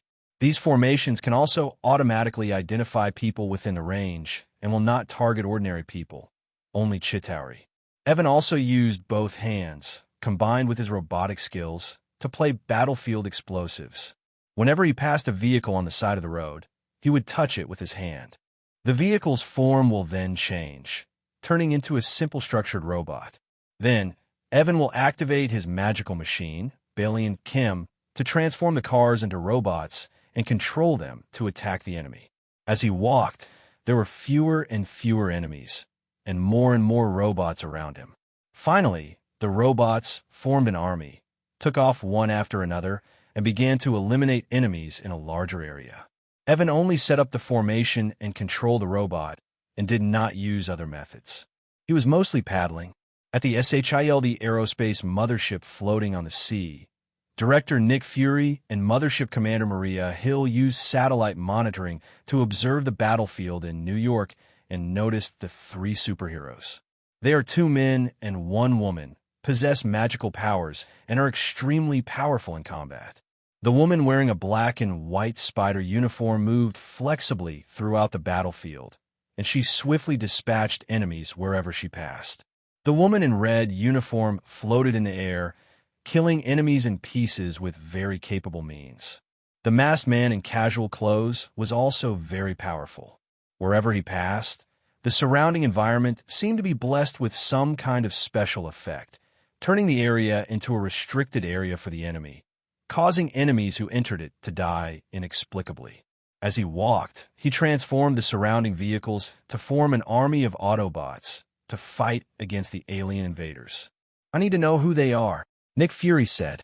"I have some guesses about their identities." Maria Hill whispered in a voice that only Nick Fury could hear. "You mean?" Nick Fury was stunned for a moment and guessed something. "Yes, in the Marvel superhero game, these 3 people do not appear in the copy of Avengers 1, but there are players with similar body types in the game." Maria Hill analyzed. In Nick Fury's mind, the images of Evan, Wanda, and Gwen could not help but appear. Rooftop 177A, Brick Street, New York. Sorcerer Supreme Ancient One, while destroying the approaching invaders, looked into the distance. Her eyes penetrated the barrier and saw Evan, as well as Wanda and Gwen. In fact, Ancient One has discovered some anomalies in the past few years, and found that the fate of many people has changed to varying degrees, including Stephen Strange, who she has designated as her apprentice. It was just because the fate of these people was changing for the better that she didn't interfere. At that time, the Ancient One was still curious about this matter, and used the words of Agamotto to trace the timelines of those whose fate had been deflected, trying to trace the source of their changes. By tracing back, the Ancient One discovered part of the truth. Those whose fate has changed have all mentioned a game called Marvel Superhero in past private exchanges. Continuing to trace back, the Ancient One traced back to Evan. But because the other party was not a villain and was basically harmless, she did not intervene. According to the trace content, let Ancient One know that Evan created that game. The other party used that game to interfere with the destiny of many people and guide their destiny in a better direction. Ancient One was thinking at the moment, should we find an opportunity to get in touch with Evan? After thinking about it, she shook her head and thought it was unnecessary. Anyway, everything is changing for the better, right? At this time, the Avengers began to feel the battlefield. With the addition of the Avengers, the situation on the battlefield has been further controlled. Stark and Thor, two guys with air supremacy, began to clear the sky of enemies. Captain America, Widow's sister, Hawkeye, and the Hulk were responsible for cleaning up the ground and approaching Stark Industries, preparing to close the wormhole there. Loki meets Hulk. Loki is arrogant. Hulk hoisted Loki up and hit him, then gave him a final blow. What a weak god. Loki was hit hard and fell into a state of doubt about life. His spiritual scepter was picked up by a passing widow. The widowed sister went to the roof of Stark Industries and prepared to close the wormhole. At this time, Stark said that a nuclear bomb was coming, asking Natasha Romanoff to close the wormhole later. The Chitauri army, realizing that the Avengers were trying to close the wormhole, came towards them one after another. The Avengers all gathered around here and defended with all their strength. Evan, Gwen, and Wanda also came to the rooftop of Stark Industries to defend together with the Avengers. Among the Avengers, except for Hawkeye, Hulk, Captain America, and Thor, everyone else recognized Evan's identity under the three-faced mask. I never knew you were so powerful. The widow's sister held the psychic scepter, pointed it at the Tesseract, and said to Evan, who was standing not far from her. Evan waved his hand and cast a shadow spell, constantly simulating wind blades, fireballs, and lightning to attack the incoming invaders, and then said without looking back, "We are just children under the age of 20. Isn't it right to protect our privacy?" A child whose mental age is already 100 years old? Natasha Romanoff rolled her eyes. I'm talking about biological age. Your powers look like magic. There is no comment on this. While talking, everyone saw Iron Man in the sky, carrying a missile, carrying a nuclear warhead, and flying into a wormhole in the sky. A few seconds later, a nuclear explosion occurred at the other end of the wormhole. The Chitauri who invaded the Earth side rushed to the streets at the same time. The Battle of New York is over. At Tony Stark's suggestion, the Avengers went to a fast food restaurant to eat donuts. According to Stark, the donuts here were delicious.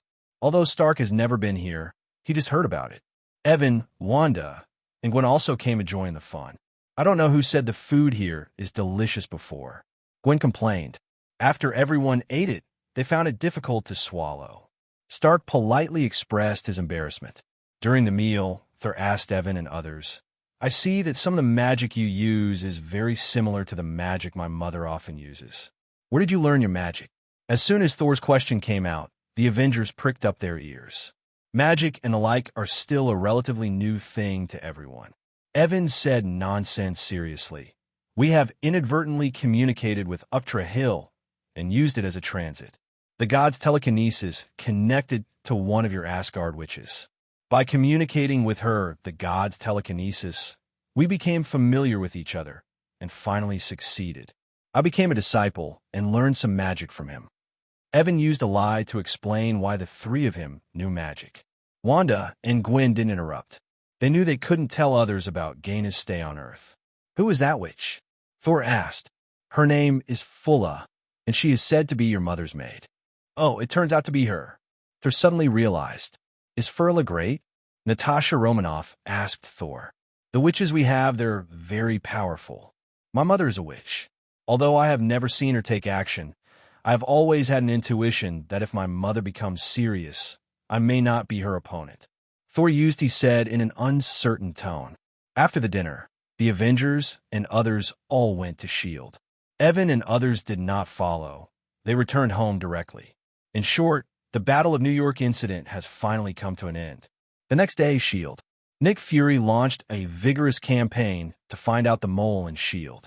After the previous incident, Fury knew that there was a traitor in his S.H.I.E.L.D. If it weren't for the traitor, the events of the Battle of New York wouldn't even have happened. Therefore, we must investigate severely, and investigate to death. But with most of SHIELD being infiltrated by HYDRA, it's hard to find anything. News about the Battle of New York has spread around the world, and major newspapers and news programs are vying to report on it. Avengers are widely known to the world. 3 masked men were also in the news. Many people are guessing the identities of the 3 masked men. When they were protecting New York, they happened to be photographed by passers-by, and these videos were uploaded to the internet. 1 man, 2 women, 3 masked men, their abilities are very strong and magical. Especially the guy who can transform a car into a robot is very interesting to some people. Afterwards, someone went to the battlefield to collect those robots, but found that those robots had become wreckage and nothing could be researched at all. Some people from relevant departments and some shady private organizations are secretly investigating the true identities of the 3 masked men, trying to figure out the source of their abilities. So far, the only people who know the identities of the 3 masked men are the Avengers, Fury, Hill, Sharon, Pepper Potts, and Phil Coulson. These insiders all concealed this information. Nick Fury did not record the 3 people's information in the SHIELD file, because Fury felt that the guy who was undercover in SHIELD might have gotten to the top. If he recorded such information, he would be leaking the information to the outside world, thus causing trouble for the 3 children. It is worth mentioning that Phil Coulson did not die at the hands of Loki this time in the Battle of New York. He survived completely. After all, he knew the plot in advance. It would be unreasonable for him to die. While Fury was investigating the traitor, he sent Natasha Romanoff to contact Evan and others. Fury wants to recruit those 3 people to join the Avengers. With such strong strength, it would be a shame not to allow them to join the Avengers. So the widowed sister came to Evan's house. At the moment, Evan is the only one in Evan's family. Wanda and Gwen went to school at Empire State University.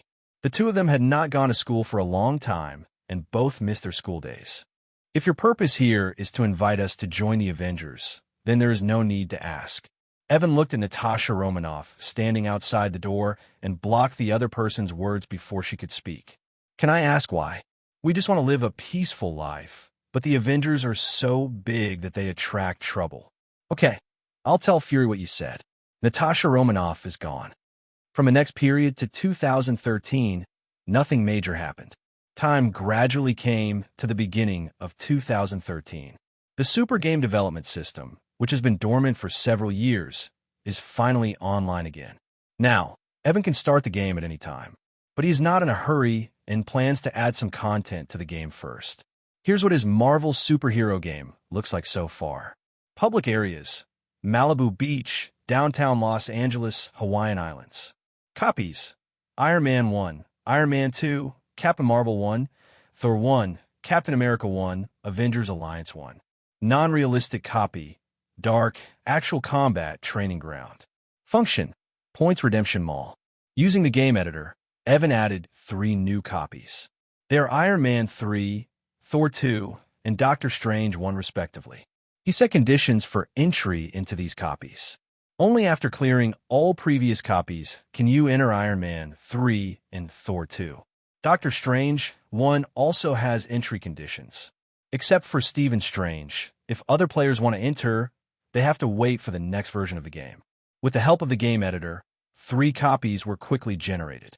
After that, Evan made major changes to the basic rules of the game world.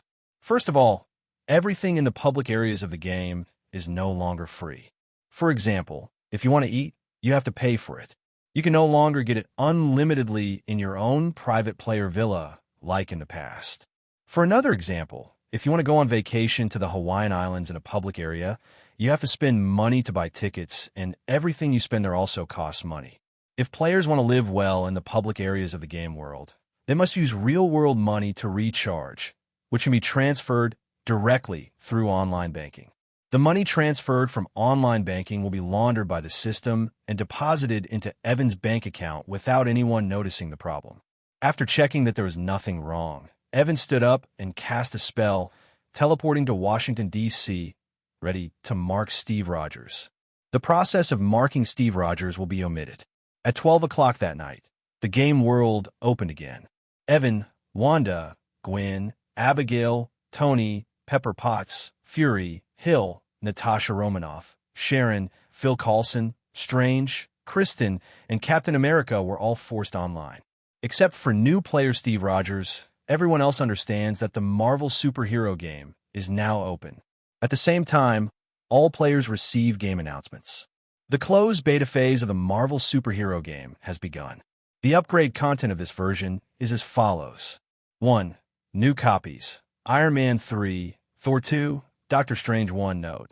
Doctor Strange 1 is a special copy, currently only open to Stephen Strange. If other players want to enter, they need to wait for the next version of the game. 2. Modification of points setting from now on. Points can only be used for shopping in the points mall. 3. Everything in the game will no longer be free, and players will need to spend money to purchase everything. 4. Activate the game recharge function. Stephen Strange looked at the content in the game announcement with a stunned expression. Doctor Strange 1. Only I can enter? I'm just an ordinary person. Why am I called special by this game? Do I have a mysterious ability that I don't even know about? Stephen, are you hiding something from me? Kristen Palmer saw that this game gave Stephen Strange special treatment and felt that the other party might be hiding something from her. Strange shook his head. I don't know what's going on, but I guess this dungeon may have something to do with me. I'm very curious about this dungeon now, but unfortunately, I can only enter it after clearing Iron Man 3 and Thor 2. Then let's go through the dungeon first. I'm very interested in what's in the dungeon that only you can enter. Christine, a woman who usually looks quite serious, is also very gossipy in her daily life. The 5 members of SHIELD got together again to discuss the fact that Stephen Strange was treated specially by the game. We investigated Stephen Strange, who was a surgeon at New York Presbyterian Hospital, who would become a doctor, and who might be related to his sister, Donna, who died early in life, but other than that, there was nothing special about him. Place. Maria Hill said. Stark was just a regular guy before he became Iron Man. Natasha Romanoff shrugged. You want to say that Stephen Strange is going to be extraordinary in the future? Phil Coulson asked. Yes, the title Doctor Strange is quite self-explanatory. Natasha Romanoff is sure of this. Doctor Strange, translated into English, is Doctor_Strange. Doctor can be translated as doctor or doctor. Stephen Strange is the doctor. The pronunciation of Strange is similar to Strange. Doctor Strange is obviously a reference to Stephen Strange. After being reminded by Natasha Romanoff, everyone reacted. Let's be honest, the protagonist of the Doctor Strange copy is Stephen Strange. As for why the game world gives special treatment to Stephen, no one can guess. Anyway, let's conquer the dungeons of Iron Man 3 and Thor 2 first. Both dungeons can be teamed up with 5 people, and we have exactly 5 people. Fury decided on the next course of action. Tony Stark and Pepper Potts are also discussing this matter, and have also come to the conclusion that the protagonist of the copy of Doctor Strange is Stephen Strange. After the discussion, the two teamed up to enter the copy of Iron Man 3. After all, this is a copy of Tony's own story, and he wants to know what kind of future this copy will play out. Only by knowing the future can threats be nipped in the bud. Steve Rogers woke up in a strange villa. He didn't know where he was. The game system panel in his field of vision also made him at a loss. As a relic of a bygone era, Steve Rogers has always had a hard time with things like technology. He wanted to get out of the villa, but was prompted to complete the first copy. Iron Man 1. Is this done by Tony Stark? Steve Rogers guessed. He wanted to see what Stark was up to, so he clicked to enter the copy of Iron Man 1. Evan used the game editor to expand a larger space underneath the villa in the game world as a spaceship construction factory. He also generated a large number of NPC technical workers here, and asked the robot lady to act as the chief engineer here and preside over the construction of the spacecraft. To build a spaceship, you cannot use the materials in the game. Otherwise, the built spaceship can only exist in the game world and cannot be taken out. Therefore, materials must be transported from the outside world to the game world and made into spaceships here, so that such spaceships can be used by the outside world. Regarding the delivery of materials, Evan gave Abigail full responsibility. Although Abigail is an artificial intelligence robot, she has also been given the identity of a gamer by Evan and can freely enter and exit the game. In order to help Evan build the spaceship, Abigail left the game world and bought a warehouse in the suburbs of the outside world. She placed orders online and purchased various materials. The harvest address is filled in at this warehouse. As long as the materials are delivered, Abigail can bring the materials into the game world and build the spaceship.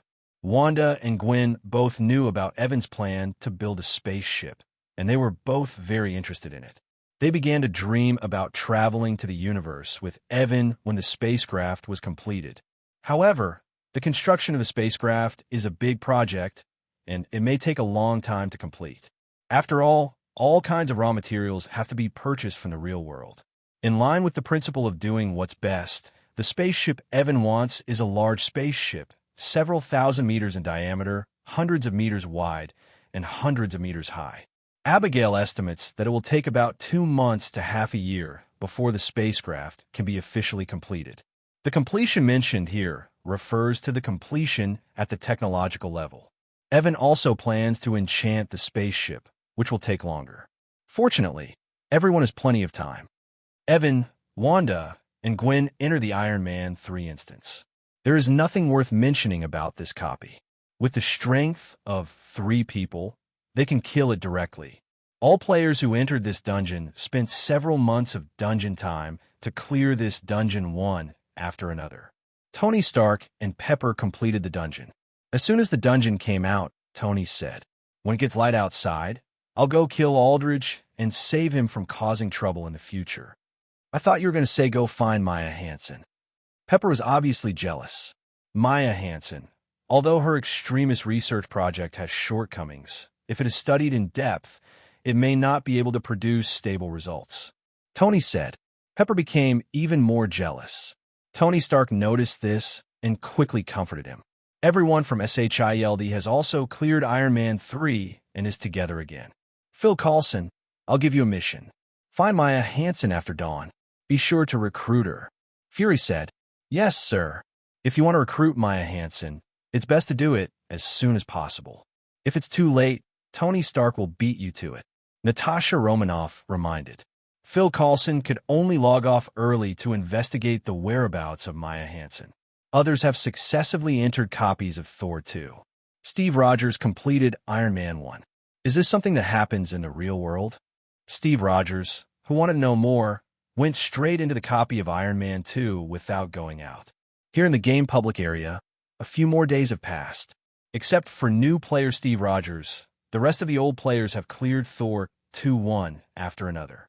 Through this story, everyone knows what dark elves, TIE particles, and Asgard look like. At this point in time, the story of Thor 2 is still not far away. Nick Fury began to prepare for this. He wanted to plan TIE particles.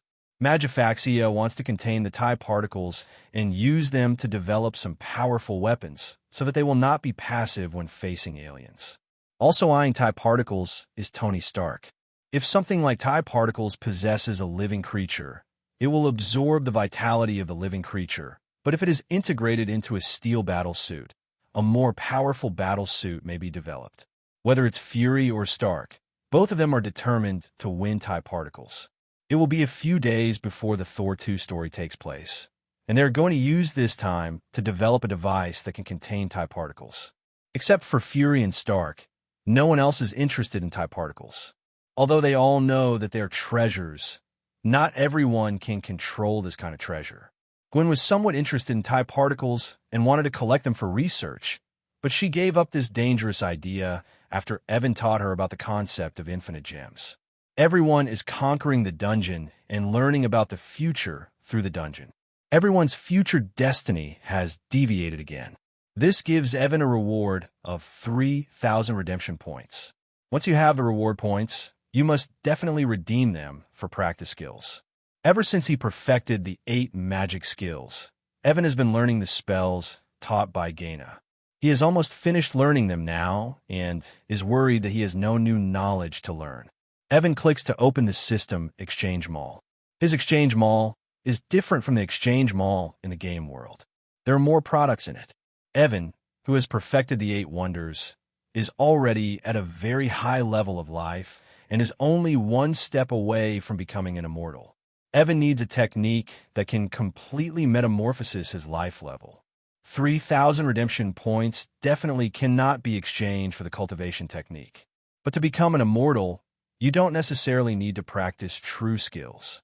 He searched in the system Exchange Mall and found the right one. He redeemed the 10,000 magic immortal secrets from the system's Exchange Mall. This practice method is not like practicing chi to build the foundation pill yuaning.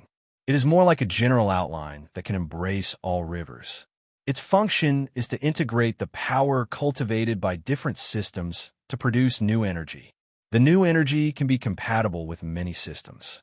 For example, it is compatible with magic to release magic, compatible with chakra to release ninjutsu, compatible with natural power to release witchcraft, and compatible with chi amplification physique. In short, it is a special method that can be compatible with most systems. Evan believes that when he uses the 10,000 methods Immortal Jew to unify his many cultivation systems, his life will enter the metamorphosis stage, and he will naturally metamorphose into an immortal. Game World Day. Time, 4 p.m. Location, Evan's Villa. Evan and others who have completed 2 dungeons in a row as a team are sitting together at the moment. Evan talked about the new exercises and discussed with the 2 women whether to do another long retreat. Now, the 3 of them have perfected the 8 wonders of skills and are only one step away from ascending to immortality. In fact, if you take the Lyoku Immortal Thief alone, as long as you practice to perfection, you will have reached the standard of ascension. Although the Immortal Thief of Lyoku does not provide practitioners with very strong combat power, its metamorphosis of the essence of life is the most prominent among the 8 magical skills. It's a pity that this place is not under one person, but at Marvel. There is no ascension rule here, and you cannot use the ascension rule to change your life level from mortal to immortal. Even the game world cannot simulate the ascension rule, so I can only find a way to metamorphose myself. Not only do you need to practice new techniques, you may also need to sleep for a period of time to metamorphose yourself, which may take a long time. To put it bluntly, it means spending a lot of time to endure it, and there's nothing we can do about it. Fortunately, they have a game world. As long as metamorphosis occurs in a copy of the game world, time in the real world will not pass very long. Knowing that they were going on vacation in the dungeon again, the 2 women were quite looking forward to it. Not looking forward to the long period of hard training, but looking forward to the undisturbed, quiet life together. The 2 girls don't have to worry about going to school. Anyway, they all have their own stand-in robots. Those 2 stand-in robots can perfectly simulate their daily habits and can be used as their stand-ins to take their place outside. Gwen and Wanda summoned their respective stand-in robots and told them to play themselves well during this period. Evan didn't want to disappear, so he asked Abigail to take time out of her day to pretend to be herself using holographic technology. After that, a group of 3 people formed a team and entered the dark copy.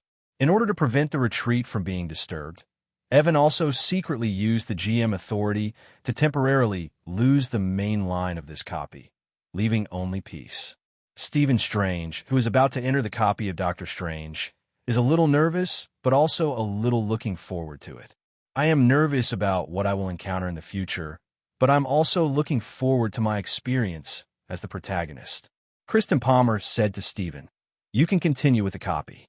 I will go to the public area and the Hawaiian Islands for vacation first. Stephen Strange nodded. Have a good time.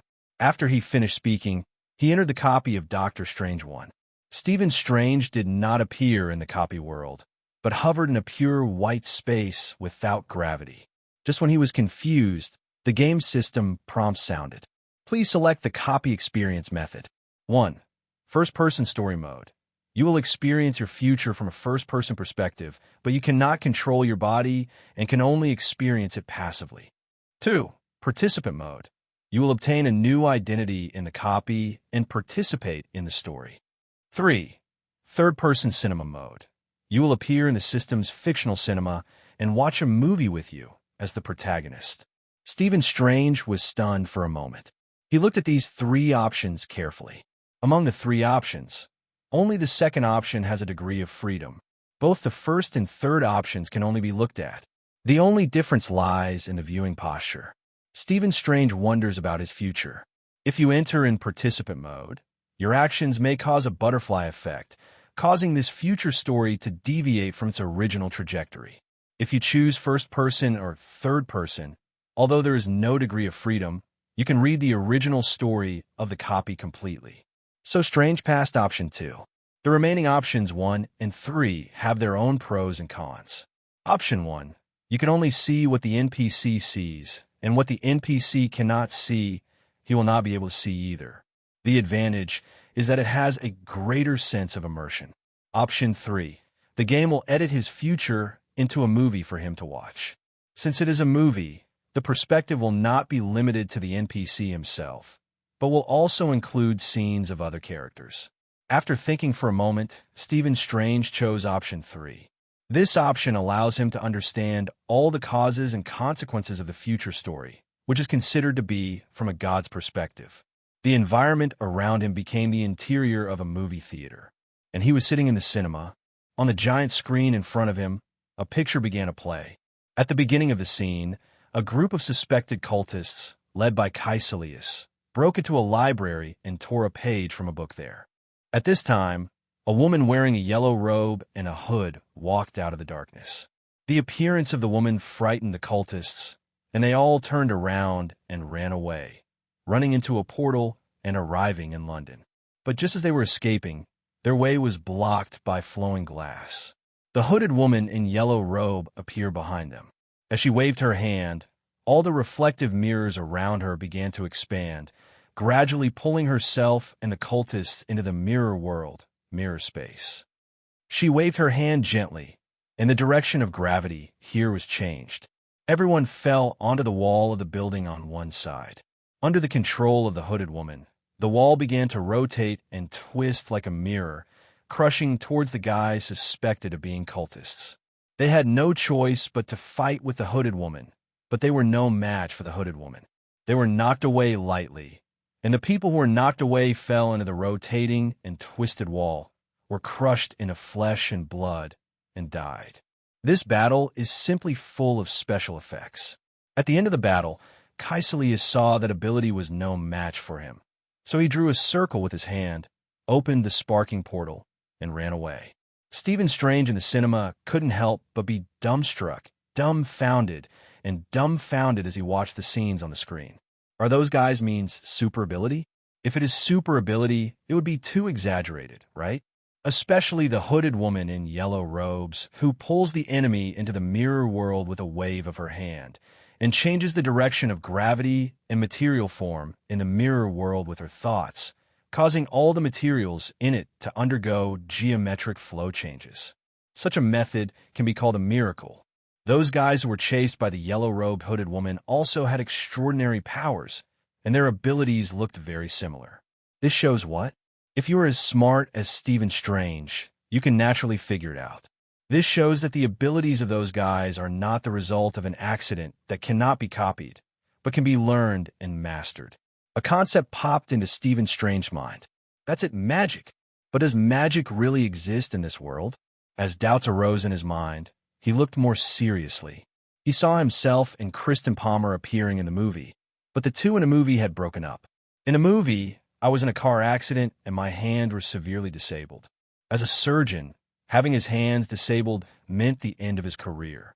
In the movie, he did not give up hope and kept visiting famous doctors to try to treat his hands. In the process, he gradually spent all his savings and began to borrow money from friends and his ex-girlfriend to continue his medical journey. He found no hope of healing himself and became more and more decadent. Kristen Palmer was trying to persuade him not to go on like this, but he still refused to accept the reality, and the two even quarreled over this. Christine left disappointed. Steven in the cinema looked at himself in the movie and felt very heavy. "Is this my future destiny?" he murmured to himself. "No, since it is a story with me as the protagonist, there must be a turning point next. Besides, I already know the future in advance, so this bad future will definitely not happen, and I won't let it happen." The scene continues. Through someone, Stephen Strange learned about Camartage, which seemed to have medical technology far ahead of its time. Through his investigation, he learned that Camartage might be in Kathmandu. He spent the last of his savings on a one-way ticket to Kathmandu. After many twists and turns, we finally arrived at Camartage. Here he met the hooded woman in yellow robe. Stephen in the cinema saw himself in the movie finding the woman in the yellow robe and hood, and knew that he was in the right place. But he didn't have a god's perspective and didn't know how powerful the hooded woman was. The hooded woman told him about magic, but he refused to believe it and even taunted him. As a result, the hooded woman named Ancient One slapped her soul out, and then the Ancient One took her soul and traveled around the dimension. Both Stephen outside the movie and Stephen in the movie were stunned by this scene. Game World, temporary cinema. Stephen Strange, the only audience member, looked at the future shown in the movie screen. His eyes widened and his breathing became rapid.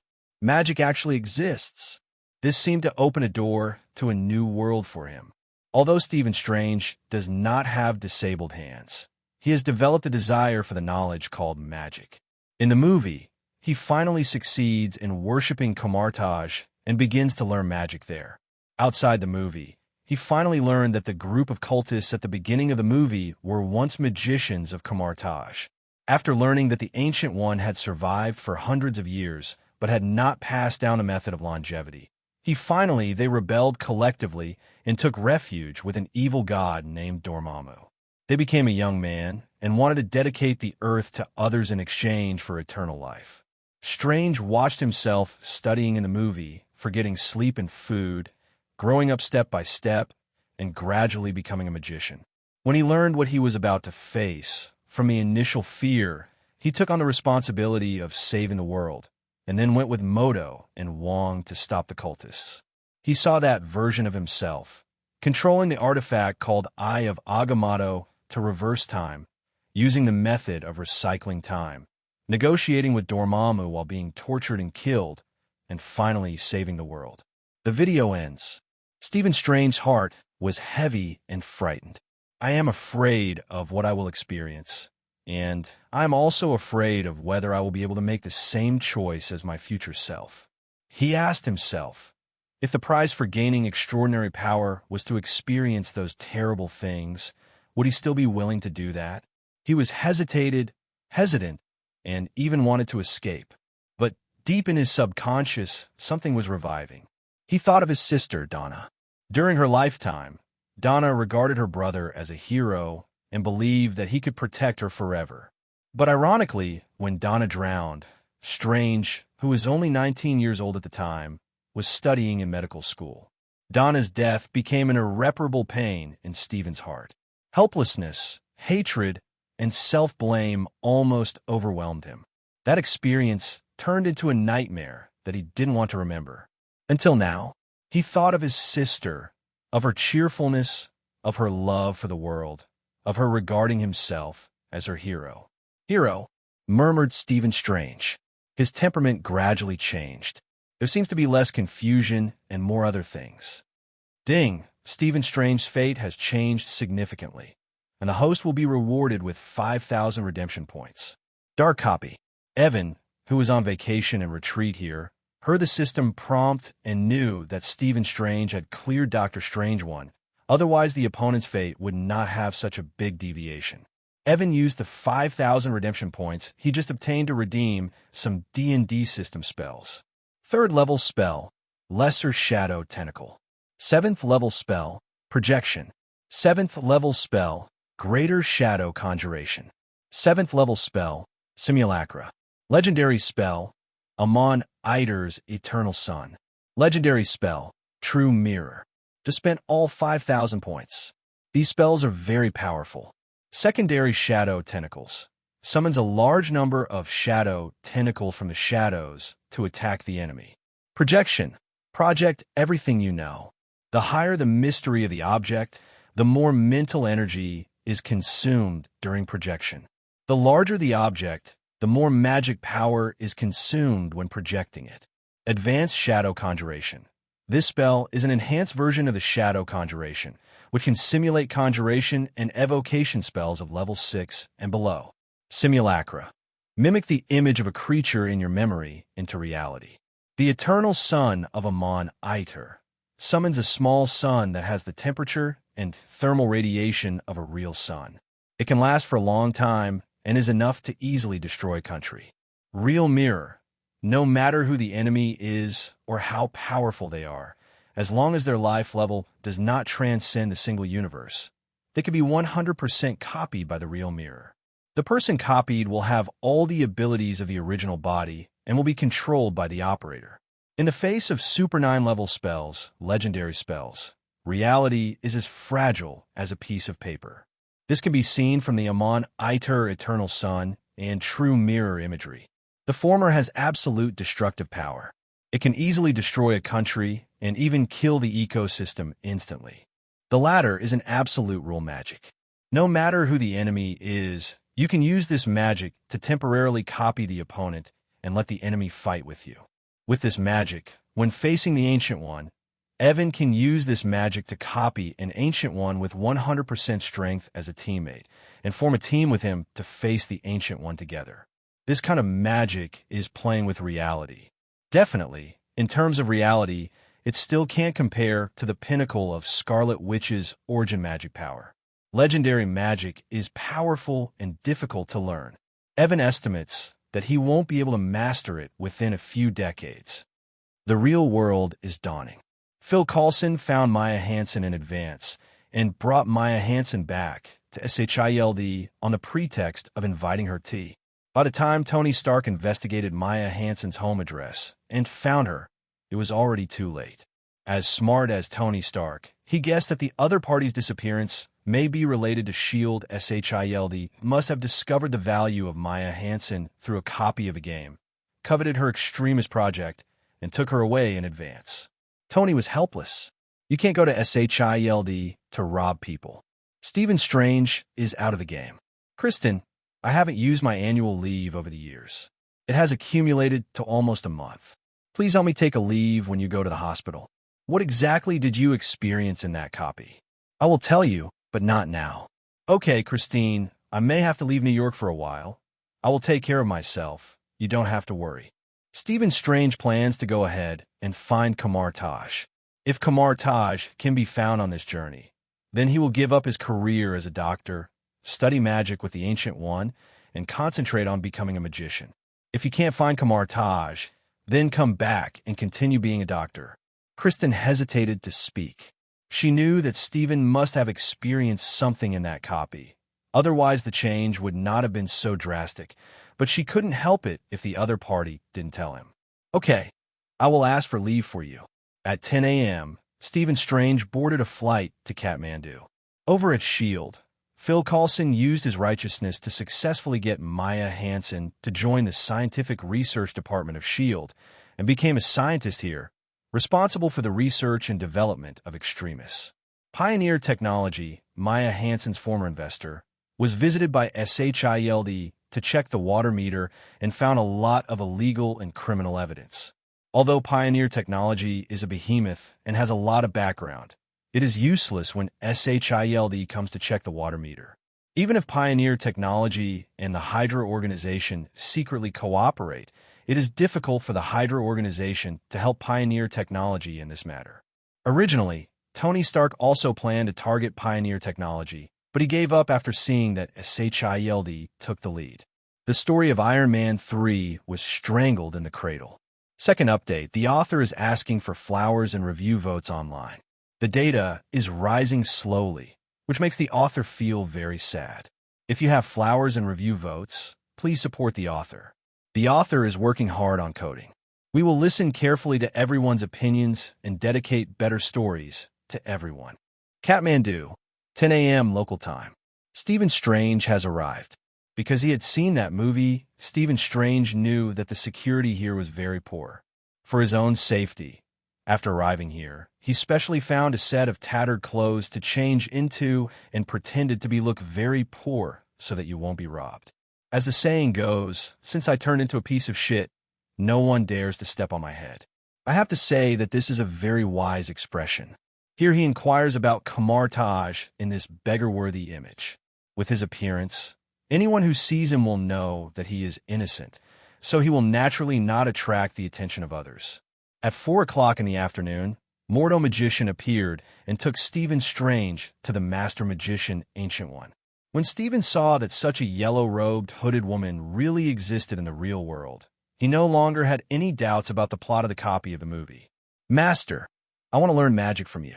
Stephen said in a tone of, Coach, I want to play basketball, and sincerely asked the Ancient One to become a disciple. Ancient One can see through people's hearts. She can see that at the moment, Stephen Strange has no pride and hesitation in his heart. Instead, he has the belief to protect, so he did not engage in those vain tests. Just let him in immediately. She took Stephen to a lobby. She asked Stephen, Are you ready to face your future? Honestly, not yet, but I will try my best. Stephen said honestly, the future will always catch people off guard. I know you already know some things, but there will always be changes in the future. Don't be too superstitious. I will teach you personally from now on. For the rest of the time, Stephen Strange stayed in Kamartaj, concentrating on learning magic. After he learned the secret door, he also opened the portal and took time to return to New York and resign from New York Presbyterian Hospital. In order not to worry his girlfriend Christine Palmer, Stephen Strange did not hide it and told her that he was learning magic somewhere. In order to convince Christine, he also showed his magic to her face to face. Only then did Christine believe that Stephen was not fooling around, but that he really had a different life. As for SHIELD, something went wrong again. The cause has to do with Maya Hansen.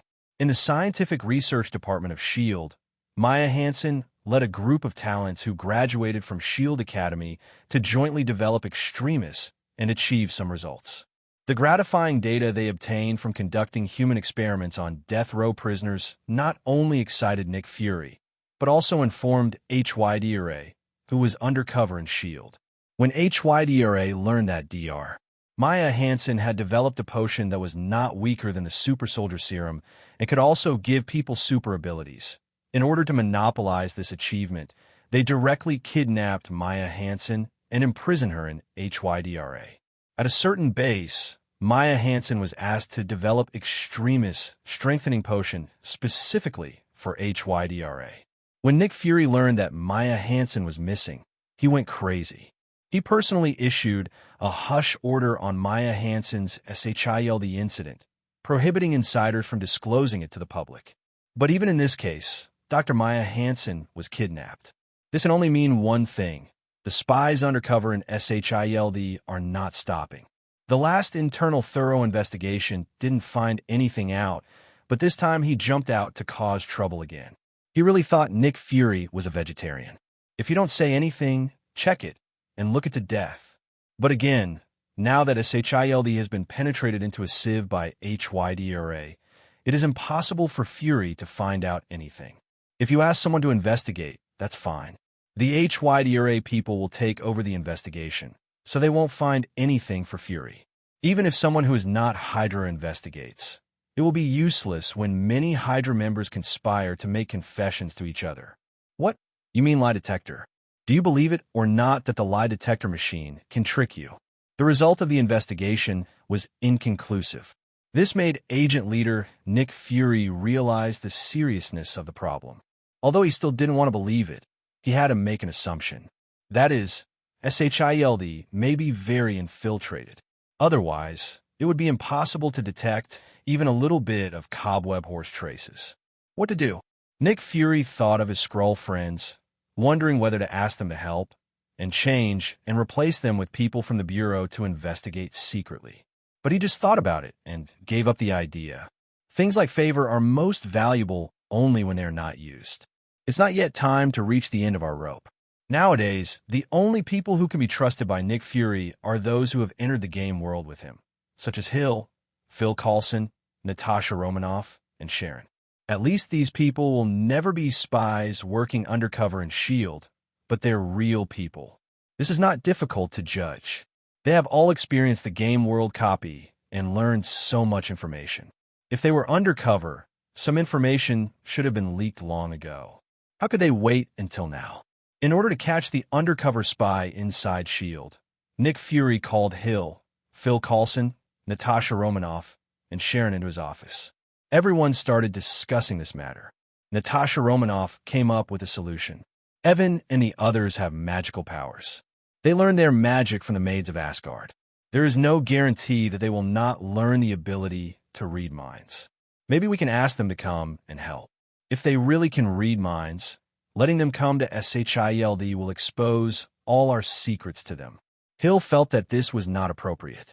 I know those 3 children relatively well. They're all calm and have no ambitions. Moreover, their mental age is far beyond their appearance, and they have mature minds. Even if they really know something that should not be said, it is I definitely won't tell anyone, Natasha Romanoff said. After everyone discussed it, Nick Fury finally made the decision. Natasha Romanoff, go find Evan and the others and ask them if they can read minds. Natasha Romanoff takes the lead. At 3 o'clock that afternoon, Natasha Romanoff came to Evan's house and rang the doorbell. But at the moment, Evan, Wanda, and Gwen are not in the real world. They're still in the game world. However, they all left robots to play themselves, not to mention Wanda and Gwen both had stand-in robots. And even Evan asked Abigail to take the time to play himself so as not to make people think that he was missing. At the moment, Abigail is at home, playing the role of Evan. She will only go to the warehouse in the suburbs every once in a while to get materials. She returns to the game world at night to preside over the construction of a spaceship and is at home during the day.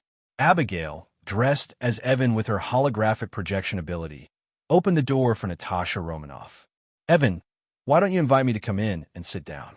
Natasha Romanoff looked at the other person, not realizing that the Evan in front of her was not Evan. Oh, come in. At this moment, there is no one else in Evan's house except Abigail, who has become Evan. Wanda and Gwen's stand-in robots are still in school.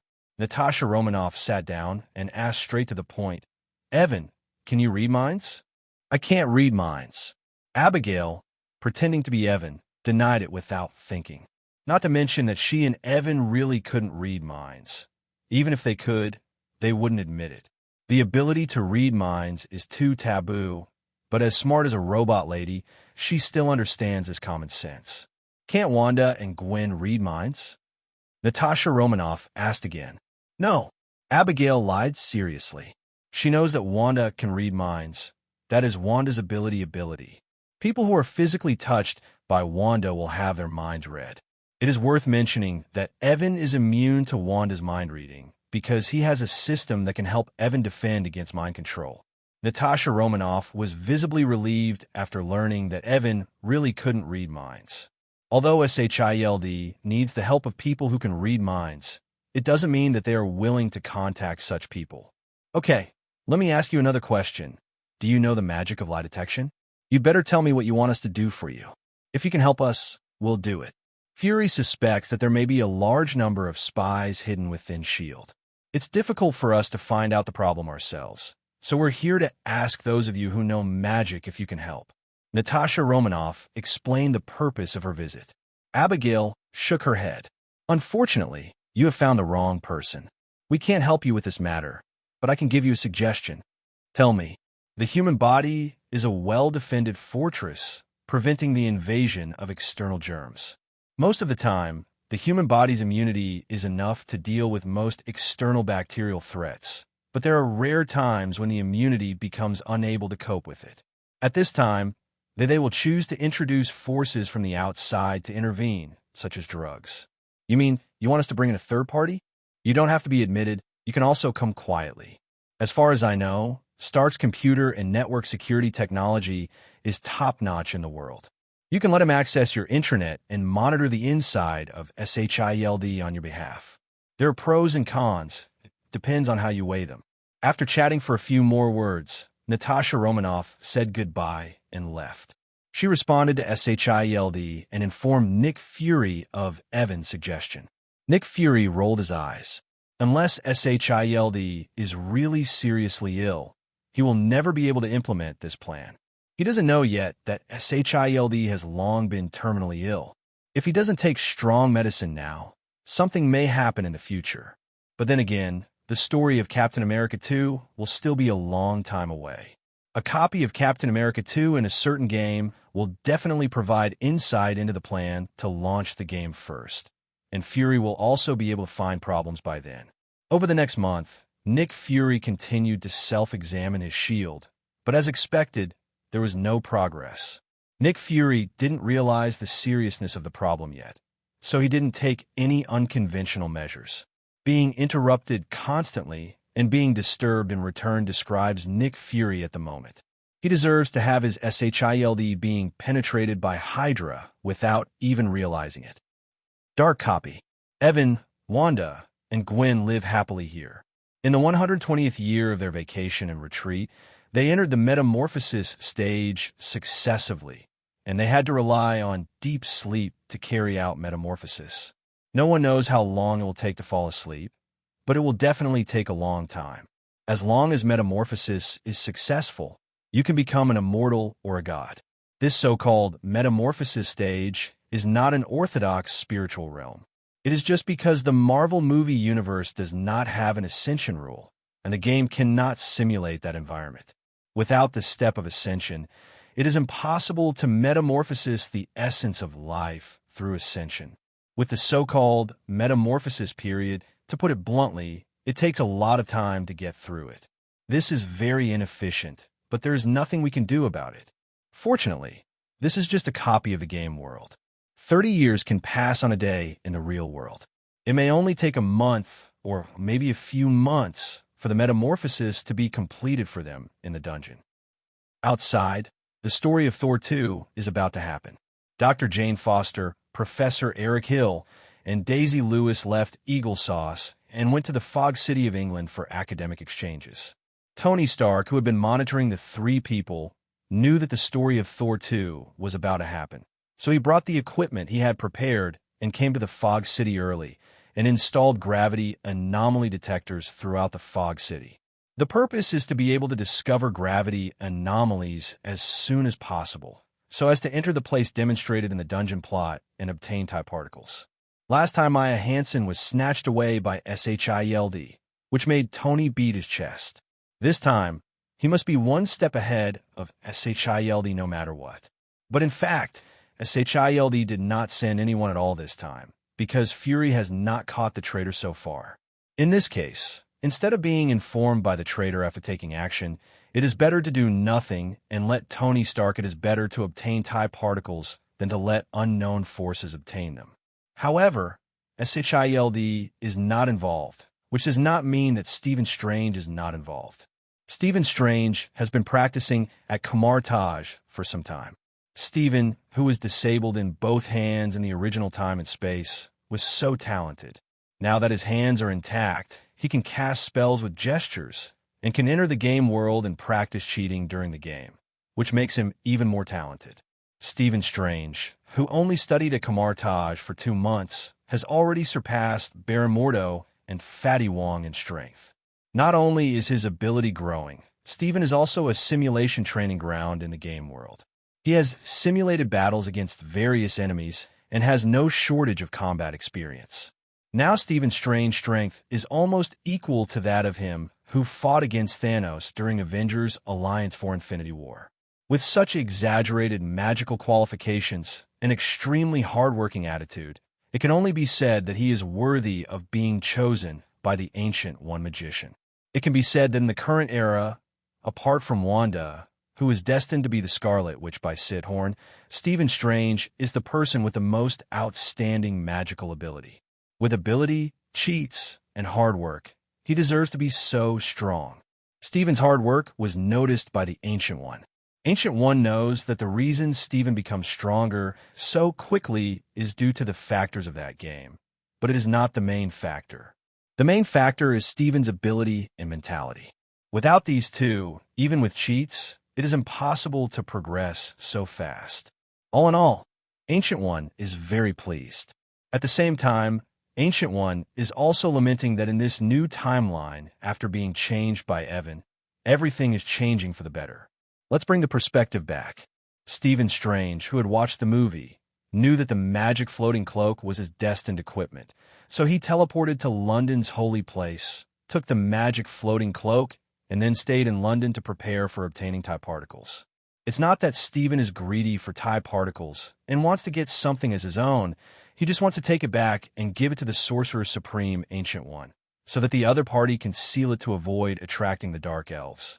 Stephen Strange now has a heroic mentality. If you are a hero, you cannot be selfish. Over in London, Tony Stark and Stephen Strange meet. Strange, are you here to join the fun? If I remember correctly, you are just an ordinary person. In other words, the dungeon that only you can enter has given you some revelations about your future destiny. Be different in advance. Tony himself became different in advance because of the copy of the Marvel superhero game, so Tony Stark did not underestimate Stephen Strange, who was supposed to be an ordinary person, because the other party is likely to be the same as yourself and is different from before.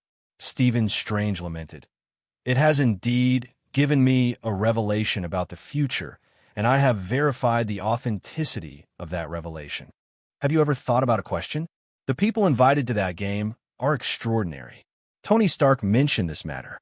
Stephen Strange is definitely aware of this problem. So far, most of the game players have shown extraordinary performance. Only Pepper Potts and Kristen Palmer are more ordinary. The former was pulled into the game together with Tony Stark, and the latter was invited to join the game by Stephen with an invitation letter. The two chatted about this matter for a while. After that, they talked about TIE particles. In a way, Tony and Stephen are very compatible. Although they have different methods of handling TIE particles, they're ready to cooperate until they find that thing. Steve Rogers had cleared all copies except Doctor Strange a month ago. When he was playing the Captain America 1 dungeon, he looked at his past self in the dungeon and felt very subtle. When he passed other dungeons, he was told that this new era in the future has not become better, but has become more dangerous. Knowing the future made his originally confused heart become firm again. He wanted to do something for the children of this era. Captain America knew that the story of Thor 2 was about to happen in the Fog City of England, and was about to go there, but was stopped by Sharon Carter. The matters in the Twist City have been taken over by Stark, and we, S.H.I.E.L.D., will not interfere, Sharon said. I'm not from S.H.I.E.L.D. As early as a few months ago, Steve had known that Sharon was not just a nurse, but an agent of S.H.I.E.L.D. Before that, the two were about to become a couple, but because of this incident, Steve began to reject Sharon. Yes, you're not from S.H.I.E.L.D., but your every move is watched by many people. Once you go to the Fog City, it will cause the eyes of many forces to turn there, making things that should be simple become complicated. Captain, you don't want TIE particles to be obtained by criminals. Eventually, Steve Rogers was convinced. The day when the 9 realms will be connected is coming. Tony Stark and Stephen Strange located the gravitational anomaly and came here early. Stephen Strange used the secret gate to open a portal to the dark elf kingdom of Wat Alhiam by taking advantage of the weak point in space here. His ability made Tony Stark quite concerned, but he did not ask immediately because his attention was already attracted by the environment on the other side of the portal. The two people traveled through the past, and the place they came to was the underground of the planet. This is a very spacious cave with lava flowing below. Somewhere here, there is an altar. Above the altar, there are 2 square boulders. Between the boulders, dark red, liquid energy flows. That liquid energy is the TIE particles sealed here. It seems we have found the target. Tony Stark narrowed his eyes and looked at Stephen Strange. Stephen Strange also narrowed his eyes and looked at Stark. I think you won't give up on getting it, right? Strange said, Yes, I must get this thing. Tony Stark said, Then let's all rely on our abilities. Strange raised his hand to cast a spell. Tony Stark pulled the drawstring on his chest, and the nano armor automatically covered his whole body. Yes, Tony Stark during this period had already developed a nano battle suit. The reason why the progress is so fast is all because of someone's game world, where he has enough time to do research and development. This is how Tony Stark upgraded his steel battle suit to its current level, which is now comparable to the suit he wore during Infinity War. The two began to spar. The outcome of this competition will determine the ownership of TIE particles. Jane Foster, Daisy Lewis, and a certain Trap Man, they took the detection equipment all the way to the gravitational anomaly point. At this place, Jane Foster accidentally fell into the gravitational field, was sucked into the underground of what Alheim, and landed at the two square boulders that sealed the TIE particles. TIE particles penetrated Jane Foster's body. When Tony Stark and Stephen Strange found out during the sparring session, it was already too late. The two hurriedly flew here and looked at Jane Foster, who was unconscious on the ground. The two of them looked at each other in silence. After a while, Tony asked Stephen, Can your magic remove the TIE particles that entered her body? I can't do it, but my teacher can definitely do it. Stephen Strange said with certainty. Then as soon as possible, if TIE particles appear in the world, it will be bad if they are located on the Earth by the Dark Elves. Good. Tony Stark picks up Jane Foster. Stephen Strange opens the portal to Kamartaj. A quarter of an hour later, they meet the Sorcerer Supreme, Ancient One. Tony Stark came here and looked at the yellow-robed woman in front of him curiously. She looked very kind, like an old man who was good at keeping good health. Is this the person who taught Stephen Strange magic? Ancient One magician. TIE particles entered this girl's body, and that thing may attract the prying eyes of aliens. Stephen Strange got straight to the point. The TIE particles in her body are actually reality gem, which is the same treasure as the Eye of Agamotto. Ancient One spoke slowly. Tony Stark was confused. He didn't know what the Eye of Agamotto was, so he didn't understand what a treasure equal to the Eye of Agamotto meant. Stephen Strange does. The one in Eye of Agamotto is time gem. Treasures equivalent to that thing can only be infinite gems. You mean TIE particles are infinite gems? Stephen Strange's pupils wrinkled. The Ancient One looked at the unconscious Jane Foster and said to the two of them, Yes, it is dangerous. Both the person who uses it and the person affected by it are equally dangerous. After Ancient One finished speaking, he raised his hand and cast a spell, taking in the TIE particles from Jane Foster's body. The dark red liquid energy gathered in the hands of Ancient One and gradually turned into a dark red gem. The Ancient One also used unknown means to cut off Malekith, the king of the Dark Elves, from its induction. The reality gem is a magical treasure. The Ancient One plans to keep it and make a magic weapon that can drive it as the foundation of Kamartaj. Although Ancient One has begun planning for retirement, it would be good to leave something more for Kamartaj before retiring. Even if she knew that leaving this thing behind might cause a lot of trouble, trouble would always come one after another, and she didn't care about one or two more. Ancient One believes that strange progress is enough to cope with everything in the future. Evan and others woke up one after another from their slumber in the metamorphosis stage. The essence of life of the three people has undergone some kind of qualitative change. In this state, they could be regarded as immortals or gods. Gods like them are different from the gods in the Marvel world. If we only compare their strength, they're still far behind the gods of the universe, but close to the mythical Heavenly Father. Strength, agility, mental power, soul power, and five senses have all been greatly improved, and it is an all-round improvement with no shortcomings. The energy in the body is no longer pure magic power and chi. This new energy did not have an accurate name. Evan was too lazy to give a new name, so he simply and crudely named it high magic, or magic for short. The power of the skills performed with this kind of magic power will change qualitatively. For example, the original blazing fireball is a 3-meter diameter fireball rolling on the ground. If you cast it now, although the size of the fireball will not become larger, the temperature will be higher, and it will last longer, almost an hour. Within an hour, Evan can control the flaming fireball to roll around and cause great damage. Another example is Advanced Phantom. The effect of the original version is to create a phantom that will not disappear unless it is removed. Now, the created phantom is no longer a phantom, but a phantom with quality referred to as mass phantom. This kind of phantom can be seen and touched, but can only exert 1/10 of the strength of the original body. The conjuration and evocation spells that the advanced shadow conjuration can simulate are no longer limited to spells of the 6th and lower rings, but can already be simulated up to the 9th level. From this aspect alone, Evan's strength has already undergone an absolute qualitative change. Wanda and Gwen have also improved a lot, especially Wanda. Wanda's soul and heart have become stronger, and the upper limit of her sanity has been greatly raised. The origin magic power given to her by Sid Horn can no longer penetrate her heart, but can be used by her to a greater extent at the minimum cost. Yes, now Wanda has officially changed her job to Scarlet Witch and can transform into Scarlet Witch form at any time. Her qualitatively changed skills have made her as powerful as Doctor Strange 2, even without the blessing of knowledge from the Dark Book. She in the pluralistic era. If Wanda is Blackened in this state, her strength can be doubled.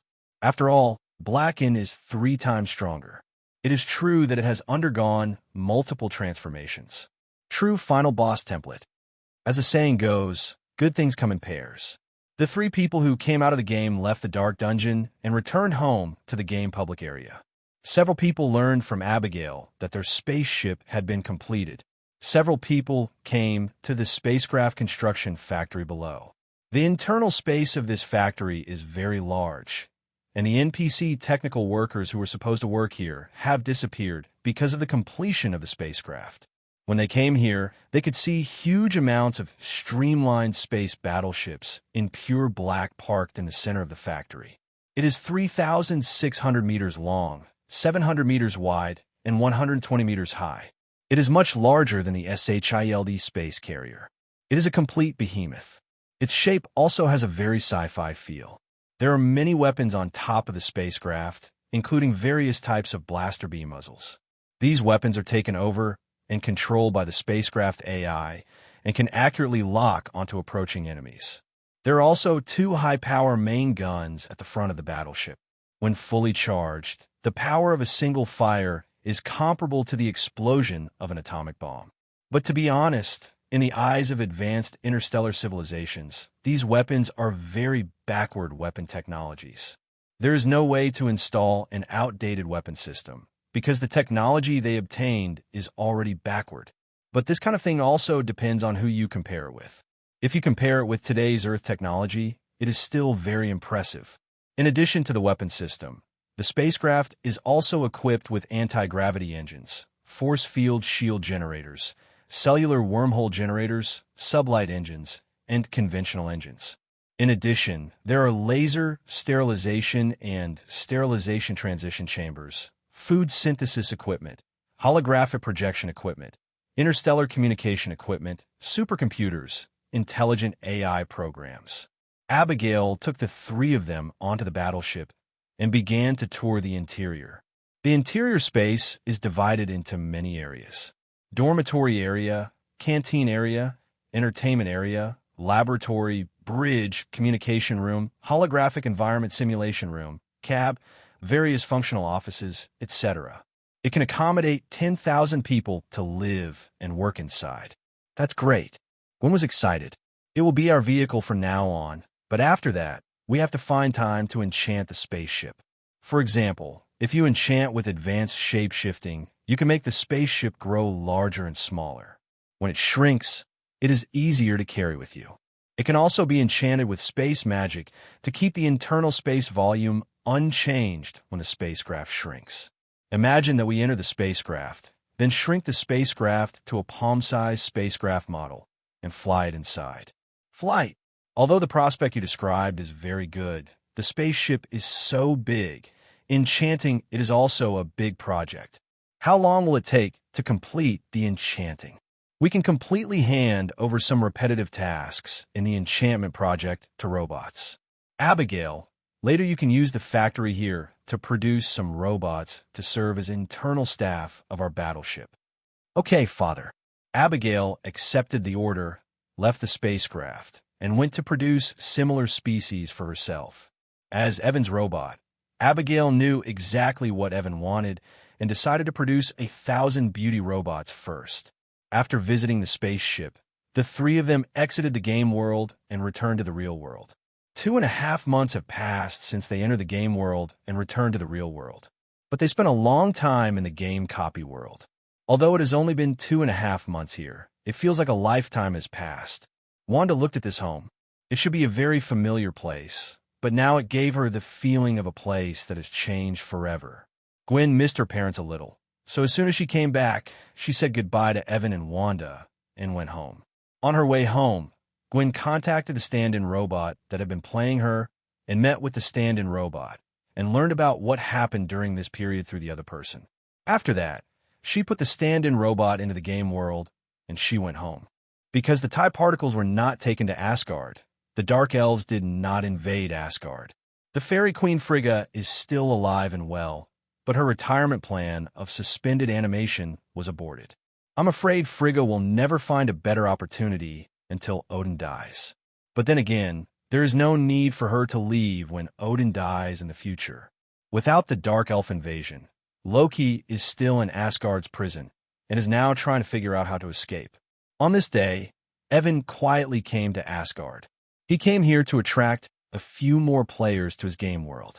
Using invisibility and teleportation along the way, he avoided all monitoring and alarm trigger points, easily sneaked into the Asgard prison, and appeared in front of Loki's cell door. At the moment, Loki looked a little decadent. "Who are you?" Loki looked at the young man outside the cell. The other party was very young, probably around 18 or 19 years old by visual inspection. Loki didn't know the other person, but judging from the other person's clothing style, he shouldn't be from Asgard. Not being from Asgard, but being able to appear in Asgard's prison at least proves that the other party has great abilities. "I'm the one who's here to change your destiny." As Evan spoke, he used space magic combined with conjuration spells to cast a coma spell on Loki through the energy shield of the cell. Loki didn't expect that the other party would attack suddenly, and without any precautions, he was hit and passed out. Evan reached out his hand, and a space cave opened in front of him that connected to the inside of the cell. His hand reached in and touched Loki's shoulder, successfully marking him as a player. After doing this, Evan left Asgard's prison. He used shape-shifting to transform himself into the style of an Asgardian, that is, the style of a strong Nordic man. Then he searched around Asgard and found Thor. Thor was bragging with the three warriors and Sif at the moment. "Hey, Prince Thor, I got some good wine. Would you like to try it?" Evan walked over. Several people looked around and found that it was someone they didn't recognize. But Asgard is not young either. They can't know everyone, so they don't find it strange. Hearing that there was good wine, several people came over. Evan took out a lot of Earth's specialty wine from the dark pocket. "Can you do magic? Why haven't I seen you before?" Sif took a bottle of wine from Evan's hand. "Maybe it's because I usually focus on studying magic and keep a low profile." Evan's lie was not clever, but the people in front of him were not as intelligent as Loki, and they had no intention of getting to the bottom of it. Their attention already attracted by the wine Evan brought out. Several people sat on the ground and started drinking. Evan, who is well versed in the art of talking to people and talking to ghosts, soon became mingled with a few people, arm in arms, drinking and smashing bottles. He sounded so bold when drinking. The wine that he actually drank into his stomach was all digested by him using the immortal thief of Lyoku, and he didn't feel drunk at all. Taking this opportunity, Evan marked Thor as a player. The Fairy Queen Frigga in Fenceril, the Palace of Sea of Fog, felt something in her heart. Her eyes bloomed with the brilliance of magic. From a distance, she saw Evan drinking with Thor and others arm in arm. Although Evan used a shape-shifting technique and looked like another person, the shape-shifting technique used by the other party was taught by her, so she could tell at a glance that the guy was not an Asgardian, but her student Evan. Why did he run away to Asgard again? He must be too brave. Frigga was helpless. What made Frigga even more helpless was that half a day later, Evan, who was separated from Thor and the others, slipped into the palace of Sea of Mist and came to her. "Teacher, long time no see." Evan greeted Frigga. Judging from her appearance, Frigga is a middle-aged woman who still retains her charm. But considering that the other party is a witch, the other party's appearance can change at any time, and the middle-aged appearance may be just intentional. If necessary, the other party can use magic to restore the youthful appearance at any time. "When did you discover my identity?" Frigga was slightly surprised. When she taught Evan magic, she used the personification instead of the body. But now, Evan can reveal her identity. "My perception has always been very good. When I first met your maids, I already discovered that they were not real. I didn't realize what this meant at the time. It was not until later that Thor told me that some of my magic, it's very similar to the magic her mother often uses." Evan's words were half-truths. "You came here to find me. Shouldn't it just be to tell me that you have found out that I am your teacher? I think you will be bored here in Asgard, and I have created a game world where time flows relatively fast. Calculated in Midgard time, 1 year in the game world will only pass 1 day in Midgard time. Before, I have invited Loki and Thor to join, and I would also like to invite you to join in, so that it can also add some fun to your boring life." Evan explained his purpose. Today, Evan's strength is almost that of the mythical level godfather. Although he is still not as good as Odin and Ancient One, the gap between them is not as big as imagined, so there is no need to hide some things, as long as they don't let others know. Just have your own super game development system. Frigga knew about the game that Evan was talking about. When her incarnation of Gaina was teaching Evan and others, she heard Wanda and Gwen talk about that game from their chat, but she didn't pay too much attention to it. But now Frigga became a little more interested. "Take me in and have a look." "Good." Evan stepped forward and extended his hand to Frigga. Frigga put her hand on Evan's. In the next moment, the two people disappeared from the place and arrived in the game world. The place the two arrived was not Evan's home in the game world, but the villa assigned by the game to new players. Under Evan's introduction, Frigga quickly understood all the settings of this game world. Are these dungeons based on real-life stories? Frigga looked at Thor 1 and Thor 2 in the dungeon list and suddenly wanted to know the stories in these two dungeons. But in order to enter these two dungeons, you must first clear the previous dungeon. If you want to enter the dungeon, it's best to change into Midgard-style clothing so that the NPCs inside won't feel strange when they see you. Evan reminded. Asgard time that night. Loki and Thor are drawn into the game world. Someone used the GM authority to assign the two brothers to the same newborn villa. They woke up in the same bed and saw each other next to them, both looking like they had eaten a fly. "Loki, why are you sleeping next to me?" Rather than dwell on this problem, let's figure out where this place is first. Loki was speechless. Only then did Thor realize that he was not where he was, but in a strange place. The style here looks like somewhere in Midgard. Loki's attention was attracted by the game panel in his field of vision. Through this game panel, he quickly figured out the situation. Loki couldn't help but think of the guy he met in prison before. This may have been done by the other party. Loki used magic to check his body and confirmed that he entered here with his body, not his consciousness. Interesting. The corners of Loki's mouth turned up in an evil arc.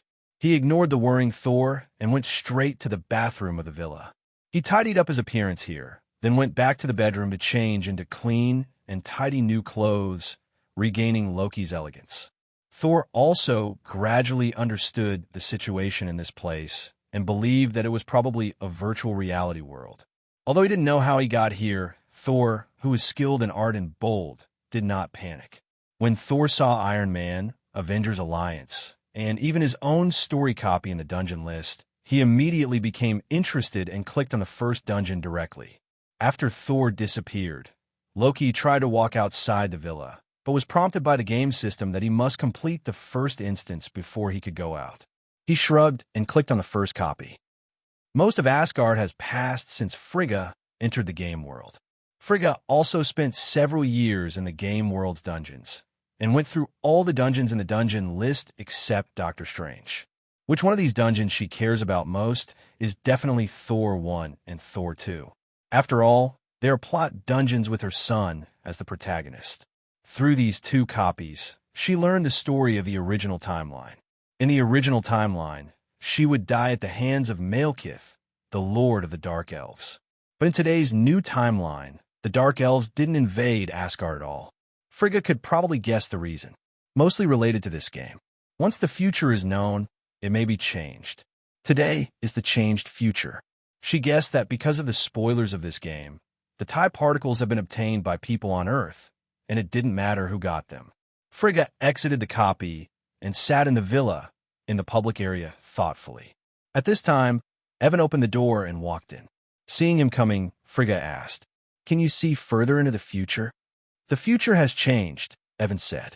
"I'm talking about the future of the original timeline." "Abel, I wonder what will happen to Asgard in the future." "All I can say is, it didn't end well." Evan didn't want to spoil the story verbally. Spoilers or something, it's more interesting to use the game as a spoiler. "Is that so?" Frigga didn't ask again. In fact, Frigga's feelings for Asgard are not deep. After all, she was snatched away by Odin to be the lady of the stronghold. Under this premise, she still has a lot of feelings. The only sons she cares about are Thor and Loki. Even though the latter was adopted, she treats them as her own sons. As for Asgard's final fate, she really didn't care much. "Are you going to meet Wanda and Gwen?"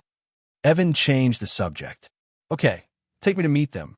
Evan took Frigga to his house next door. At the moment, Wanda and Gwen are also online and are training the robots produced by Abigail Dorothy below their home in the game world to make them qualified enchantment workers. Evan and Frigga came here. Frigga was surprised that there was actually a battleship here. From her perspective, she could tell that this was a real warship, not something made up in a game. It was created by Wanda, Gwen, and I. Now it just needs the enchanting project to be officially completed. While talking, the two walked over to Wanda and Gwen.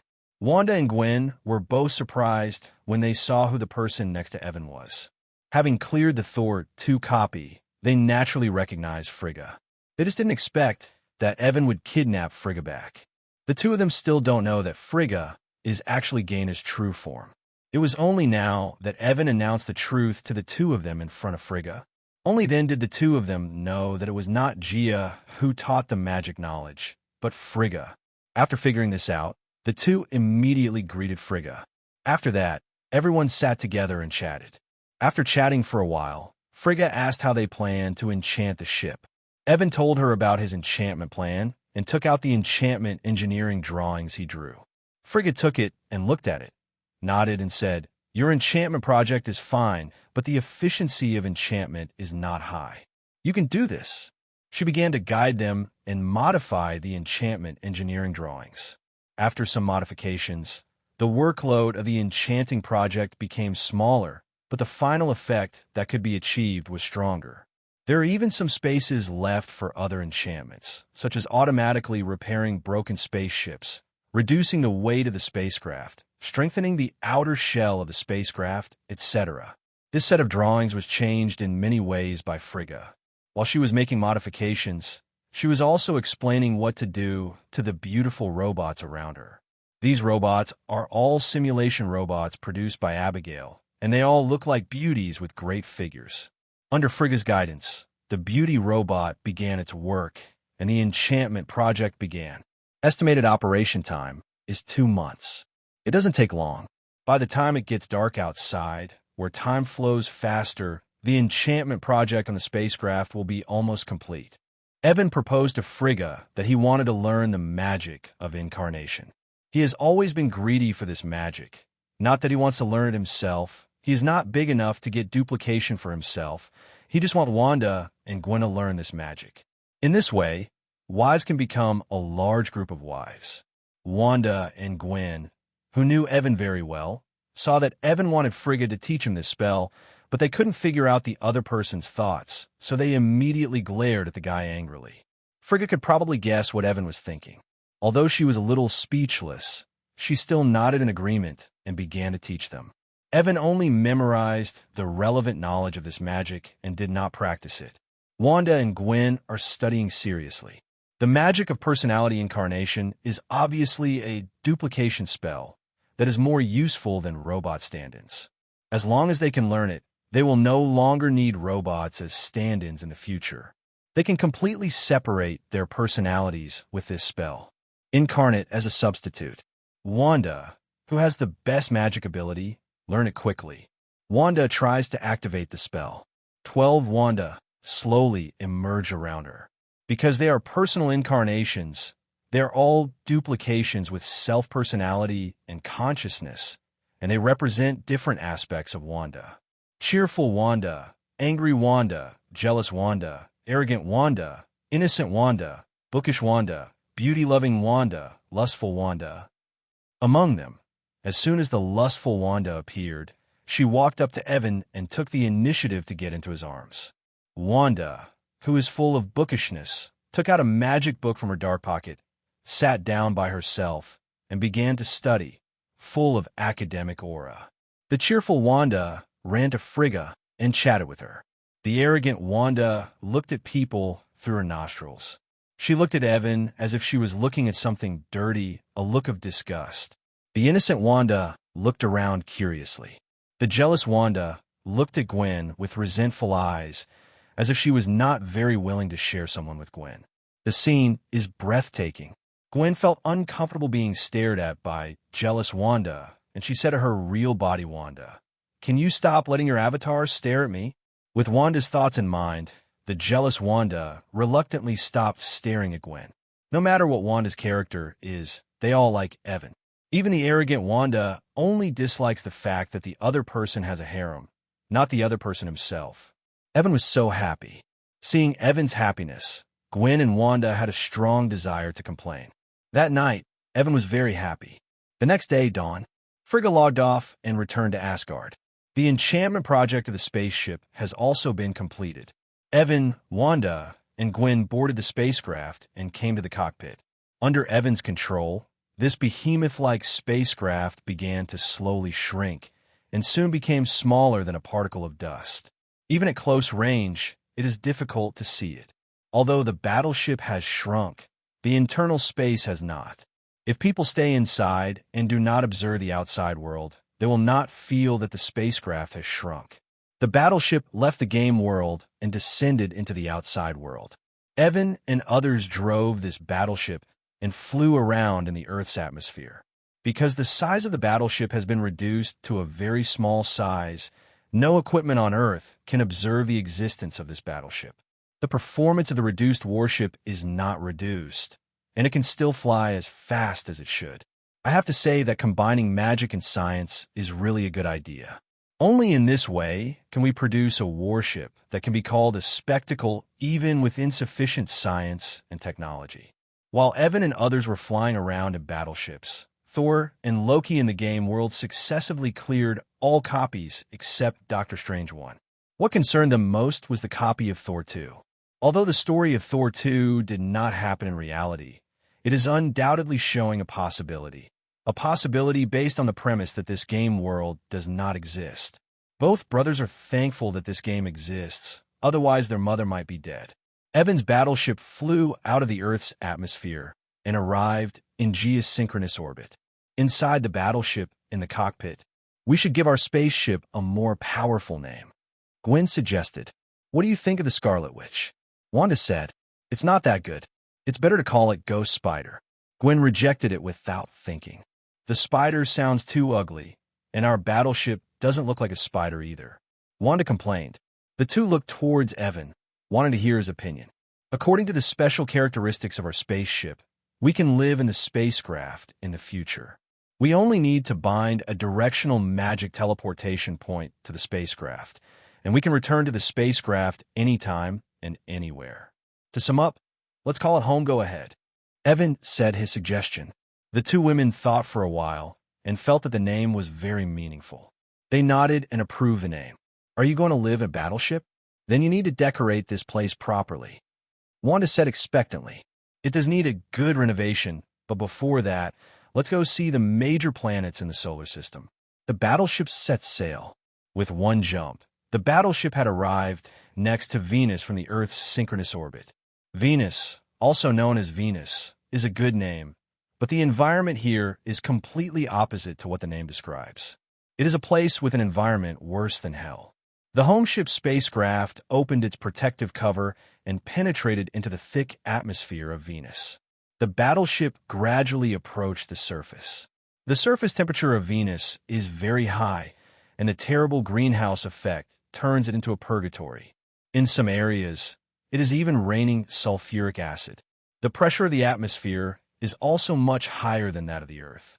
Ordinary people can't survive in such a place. Once exposed to such an environment, they may not be able to survive for 10 seconds before rushing to the street. After that, the three of them drove the battleship home and visited several major planets in the solar system, which was a great eye-opener. The USS Home battleship shrank to the size of a mote file, hovering and floating in Evan's home with a volume that was invisible to the naked eye. Wanda is in the leisure and entertainment area inside the battleship, using the computer here to surf the internet and socialize on the internet. She also has many netizens. Evan and Gwen came to the laboratory inside the battleship. This laboratory is very spacious and contains many high-tech equipment that can be used to assist scientific research. As a top student, Gwen liked it very much and decided to do scientific research here in the future, not just scientific experiments, but also magic experiments. Now Gwen is a talent with a combination of magic and science. It is a great experience to have a laboratory of your own in reality. Especially if the laboratory is on your own battleship, the experience is even better. I'm going to do an experiment here. Evan said, "What experiment?" Use advanced shadow conjuration to simulate the 9-level spell of the conjuration system, the alien portal. After hearing what Evan said, Gwen also became interested. She is also curious about other worlds. I just don't know what kind of alien world the alien portal can connect to. Is it other planets or parallel time and space?